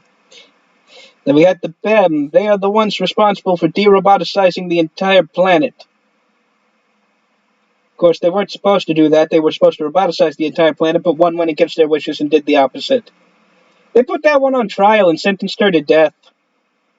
But the head magistrate didn't agree with the decision and helped her escape into the night.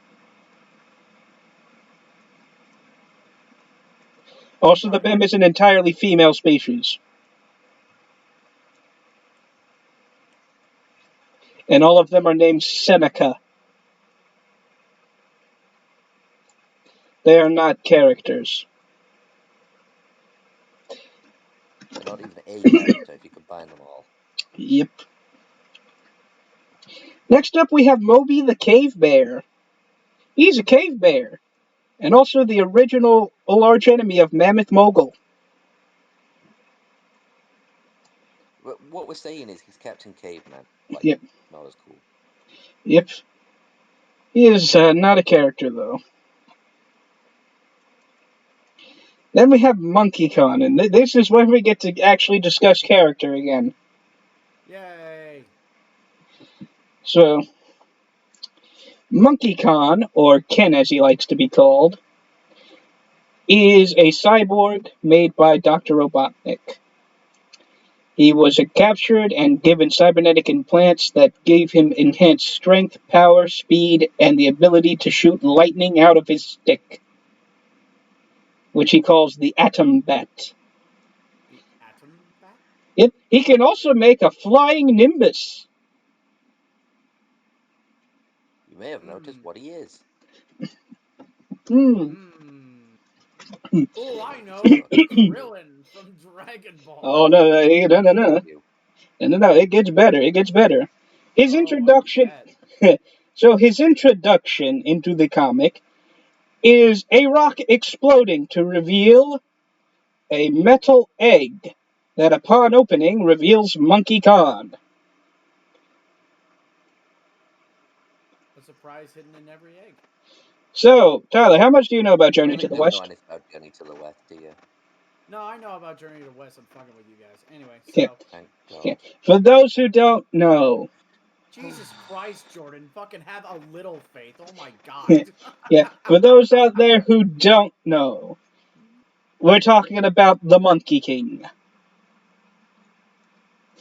His introduction into the can of monkeys. Yeah, Sun Wukong. His introduction into the story is a rock exploding into a rock egg that hatches into the Monkey King, a stone monkey. Monkey. So yeah, Monkey Kong is the Monkey King / Goku. Goku is also the the Monkey King is actually like somehow ludicrously more powerful than Goku. Yeah. And the difference between and he has quintuple immortality. So, the difference between Goku and the Monkey King is Monkey King's immortal. Goku is not. He's 6 times. Goku has died before. He just keeps getting brought back. Monkey Kong doesn't have those benefits. He is completely mortal. But luckily, he's never died. And then there is obviously the best version of the Monkey King. Infernape. Yes, clearly. Well, yeah. So Ken here is basically the Monkey King in power set. You know, apart from the laser vision. So. No, that's King Piccolo. So he's brash and impulsive, and he likes to fight and tries to get his way no matter what at first. But as the series progresses, he starts getting more and more nuanced. He starts understanding that he has a responsibility to protect people, that he needs to be a good person, to be a hero, to protect them from himself in case someone like the Iron Queen takes control of him again. Basically, he becomes Sonic in a way. He becomes the hero he was always destined to be. But not the one we need right now. He also kind of falls in love with Sally. Everybody fucking Kind does. of. Yeah, and he has Actually, in a way, he's kind of a better boyfriend than fucking Sonic is. a lot of respect for Yeah, I Sally. brought that up before. Yeah, Monkey Khan, pretty cool. He goes an Yeah, no, A. he's cool. I brought up before that, yeah, he is a much better boyfriend. Monkey Khan goes an A. Yeah, no, I can agree with it. Next up is Bunker the Tortoise. Doesn't appear enough to get a character. Then we have Xion the White Tiger, former Eggman and agent turned freedom fighter. Doesn't appear enough. Don't know much about her. Beyond that, not a character. Then we have Cinder the Pheasant. Doesn't appear enough. Not really a character. Then we have Dulcie the Dragon, who is just no. Hmm.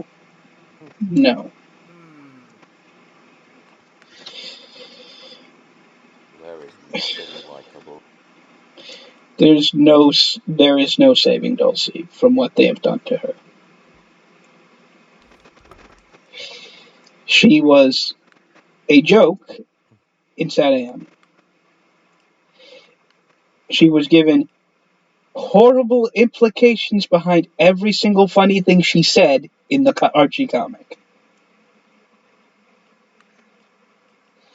Her joking about, her mother now has a dark twist because her mother was, taken from her, captured, and basically killed right in front of her. We all heal in strange ways. We have her, becoming the girlfriend of another dragon who is physically and verbally abusive towards her. Yay! What is it with fucking Sonic comics and fucking themes of domestic abuse?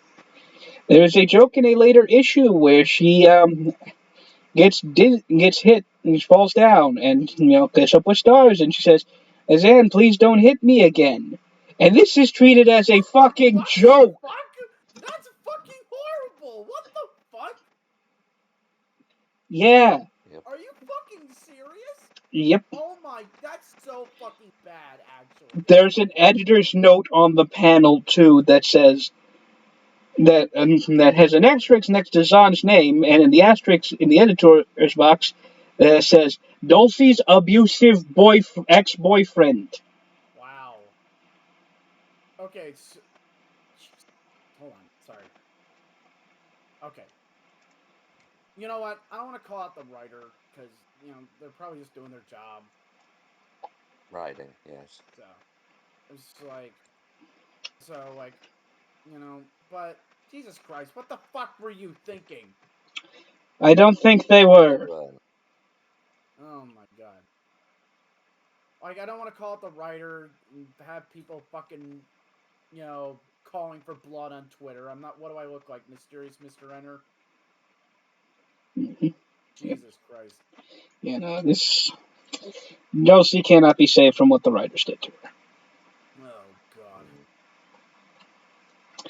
Next up is the Bride of Endless Reach, Keeper of the Web of Fate. She's not a character. There we go. Then we have the Bride of Constant Vigil, Espio's mother. She is not a character. And then the Bride of Rich Knights, who is so not a character she is killed off before we even learn about her.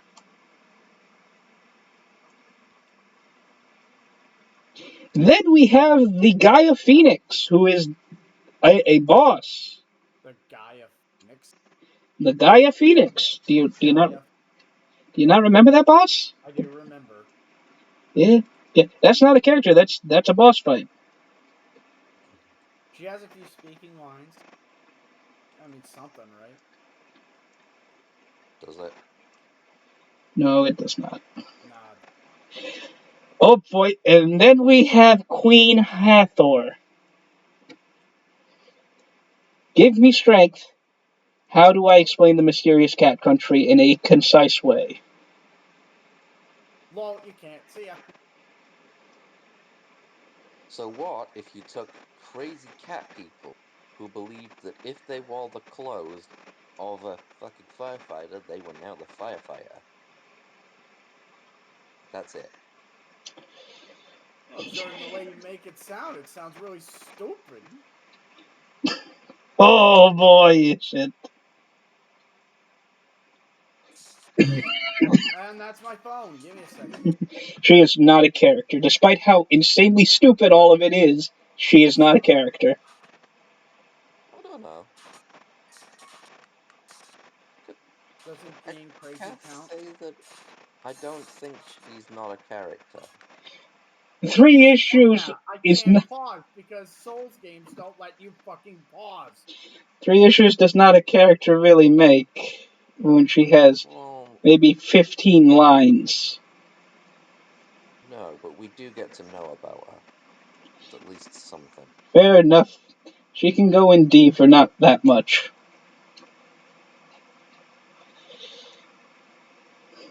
Okay. Next up is Lupe. And More No like way you want yes, to put her. yeah, Lupe. yeah, yes, it is Lupe, not Loopy. That's the mispronunciation that Sonic uses. It's Loop. I'm pretty sure it's actually Lupa. It's not because there's another character named Lupa. Surprisingly, not on this list, given all the background No, characters no, we have. Lupe. I'm trying to pronounce it weird, but Lupe. Okay, It's not yeah, Lupa, it's Lupe.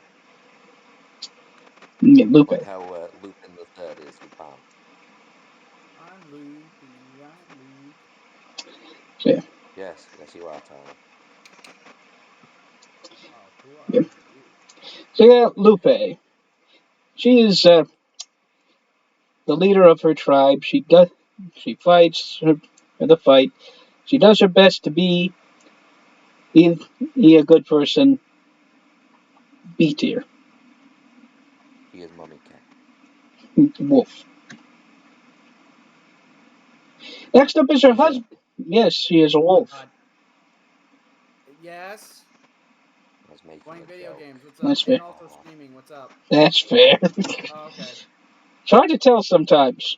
Oh yeah. 1 second. Well, I thought the Oh context shit. might include Oh you in it fuck. on She's this. gonna fight me. Oh god. Oh god.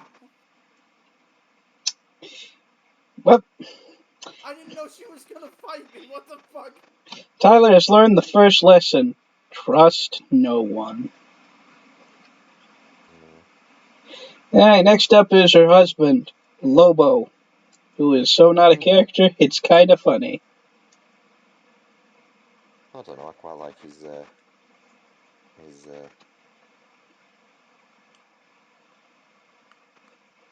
Dark Souls streams.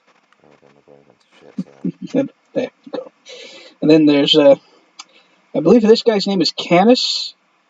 He's just a really big wolf. I get it. And then we have Maria, Lupe's daughter, who is not a character, and her son Marcos, who is not a character, and her adopted daughters, Athena and Ariel. And the only real trait they have is one of them is mute. Which one? I think it's I Ariel don't is know. the mute. Just tell me. That tells you a lot, doesn't it? Let's see. Next up is Soner, a member of the Desert Raiders. And the only one has. Well, Fucking God, with Souls-like games, it's like, will you just piss off already? they got to deal with the local leg boss to try to make it look like they're putting up a fight against each other, while in reality they're making sure nothing happens so that the way of life for the normal person isn't interrupted.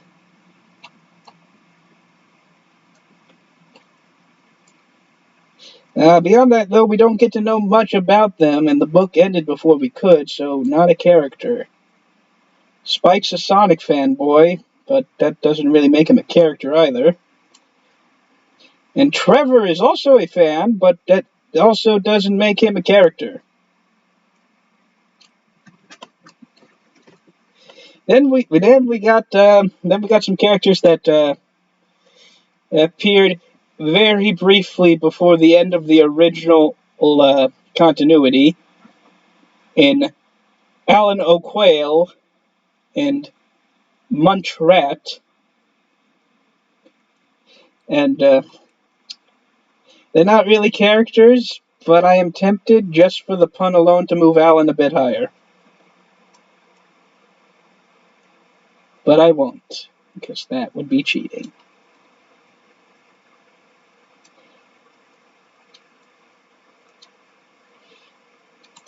Then we got Robbo the Hedge.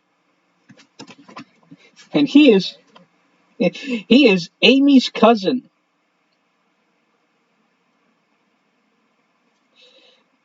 Son of the deposed king, and all-around lover of merry adventure. Well, he just sounds like a real swashbuckler. He's a fun guy to be around. It's based on Errol Flynn. Bit of a bonehead sometimes.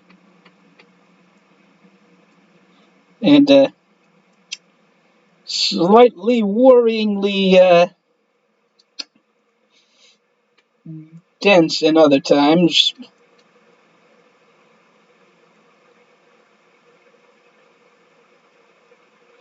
He also leads Knuckles to his first Jesus moment at one point, where Knuckles says, "I've been looking for a place to guide the lost tribe." He goes into a trance, walks to the edge of the ocean, and tells him, "I've been having dreams about over there. You just need to walk the path." And then Knuckles walks on water. I forgot. I forgot. I momentarily forgot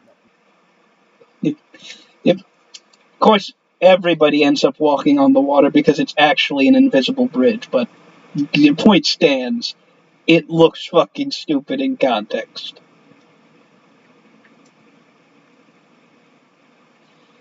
Robbo is a fun enough guy, though. Gonna put him in B. Who's next? Thorn the Lop?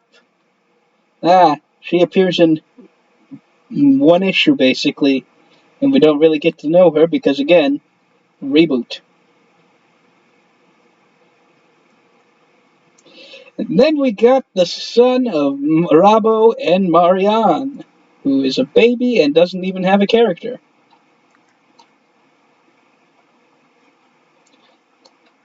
And then we got Eddie the Yeti, who sacrifices his life to save Sonic, Tails, and Nate Morgan, and that's the extent of what he does. Not a character. Eddie the mean old Yeti. Oh my god. Oh, that reminds me. I gotta figure out what I'm gonna do with that. Yeah, I was waiting for that. Then we have Sir Connery, the Horse Knight, Horseman, I hate it. who becomes one of the most important characters in his final moments. Thanks. I hate it. He, through the power granted to him by the ancient walkers through the Sword of Light, smites down the last of the wicked evil magics in this world. And then he dies, Obi-Wan Kenobi style. By just standing there and getting stabbed. No, his clothes fall down, but he's no longer there.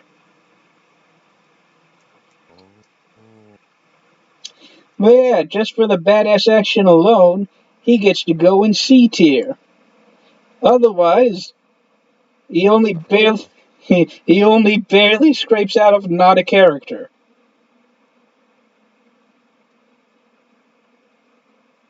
Oh my god, look at not a character, Jesus Christ. We should have had not a character tier 1, 2, and 3 just to buff it Yeah, up a I bit. know, right? Jesus Christ. Yeah, it's about to get bigger because oh my god, I think this penguin is named Flip. You think or you know? I No, think you know exactly what he's called. I do. Yeah, Kid Cool. Ah, Or right. Kid Cuisine, sorry. Yeah, Kid Cuisine. It's Kid Cuisine. He does look like that. What the fuck? Oh my god. Okay, that's Kid Cuisine. I think this guy's name is Alexander. I don't know. No. Kid Cuisine has a partner. Really? BJ the polar bear. Oh, and Augustus the polar bear right here. He's a polar bear. Now they're together. Aw. That's a beautiful love story. Speaking of that, I gotta go, so I'll talk to you guys Twilight. later. Have And a good we one. Later, man. Celia Seal, not a character. Later. Laters. See y'all you later. The Egg Seal. I hate you. Oh come on! It was so funny when you ran straight into that.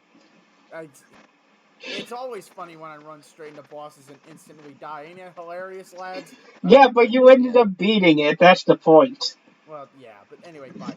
Bye. have a good one. What a jackass. Alright, now we got Irma Ermine. She can turn invisibles for some reasons.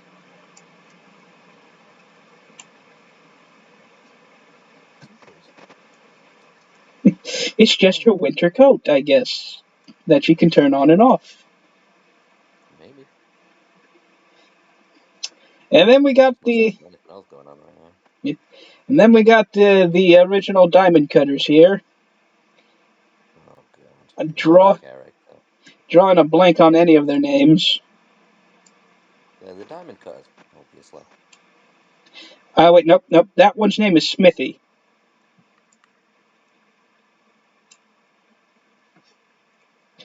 All right, Barbie Koala. The only real interesting thing we get to know about her character-wise is that she used to be in the same group of orphans that Vector was in.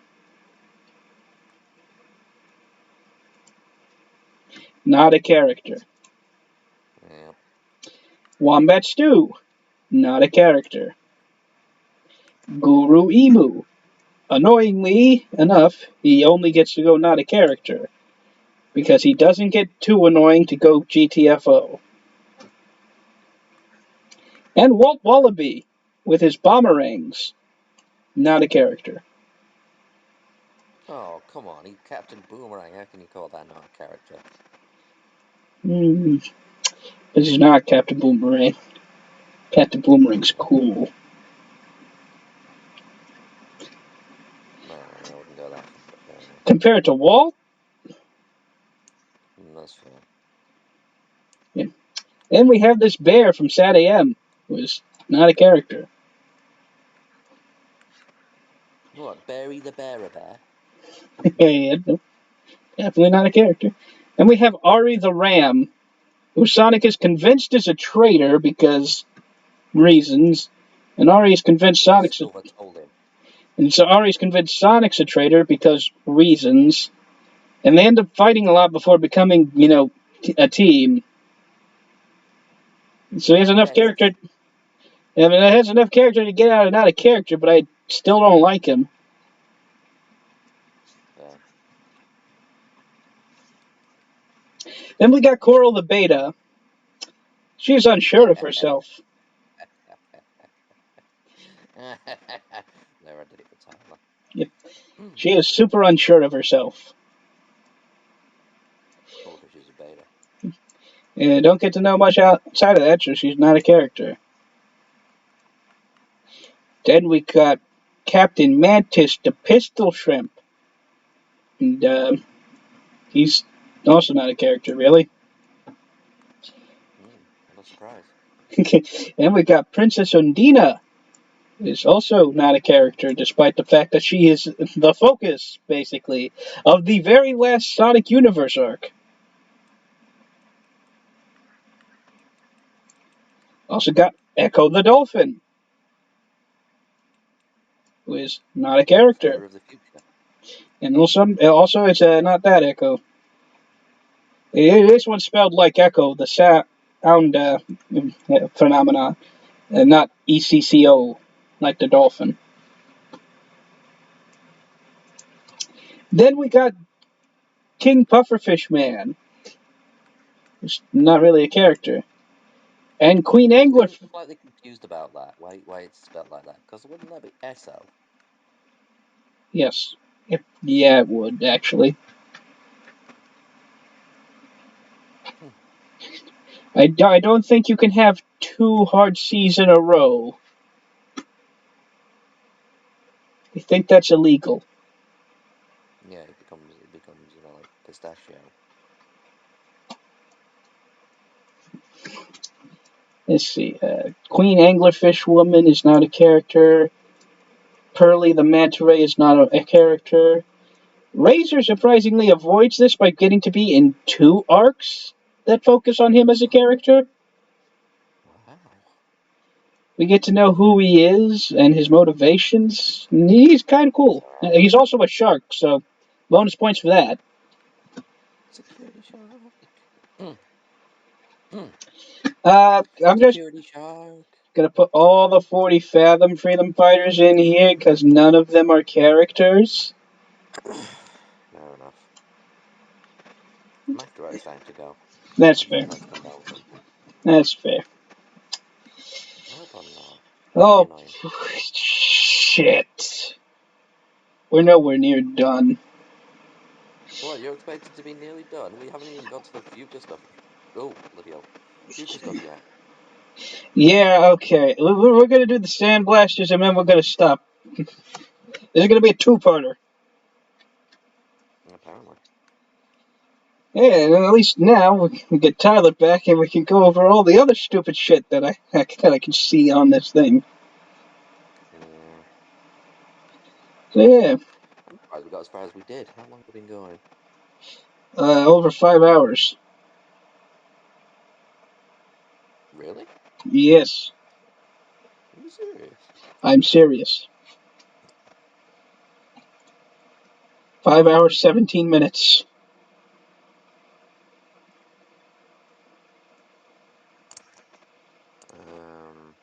If I could read, it'd be good. Oh god, you're right. What the fuck? So yeah, hit the Sandblasters real fast. Avery's not a character. Shift D is not a character. Tex doesn't even speak. Uh, Jolt is not a character. And Jack is such a deplorable little piece of shit that he gets to be a character. And not a bad character either. He's deplorable. He's a deplorable piece of shit in an interesting way, not a Jeffrey way. So what you're trying to say is that he's a character you love to hate, Yes. whereas Jeffrey just makes me wonder why the fuck the writer even considered Yep. that an option. Yep. Like, Jack is an interesting character for his morality. He is a villain that ostensibly is on the same side as Sonic. It's just that the actions he takes to fight against Robotnik, to protect the people he cares about, are so morally in the wrong that you love watching him get his comeuppance for it. That's fair. So yeah, this ain't a bad list so far. It's just, oh my god, not a character is just so huge. There are so many characters that just exist. Space filler. It's a good thing though. that we got, so many characters in the top 4 that are actually characters. Yeah. What I And expected. and Sonic Man, but that's a thing.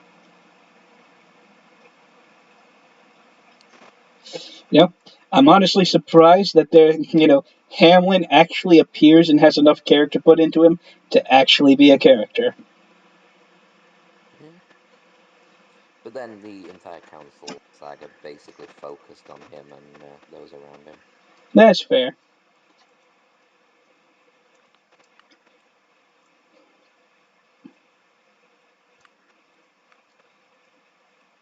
It's certainly not about fucking Sally. Yeah, well, that is true. She only shows up at the very end.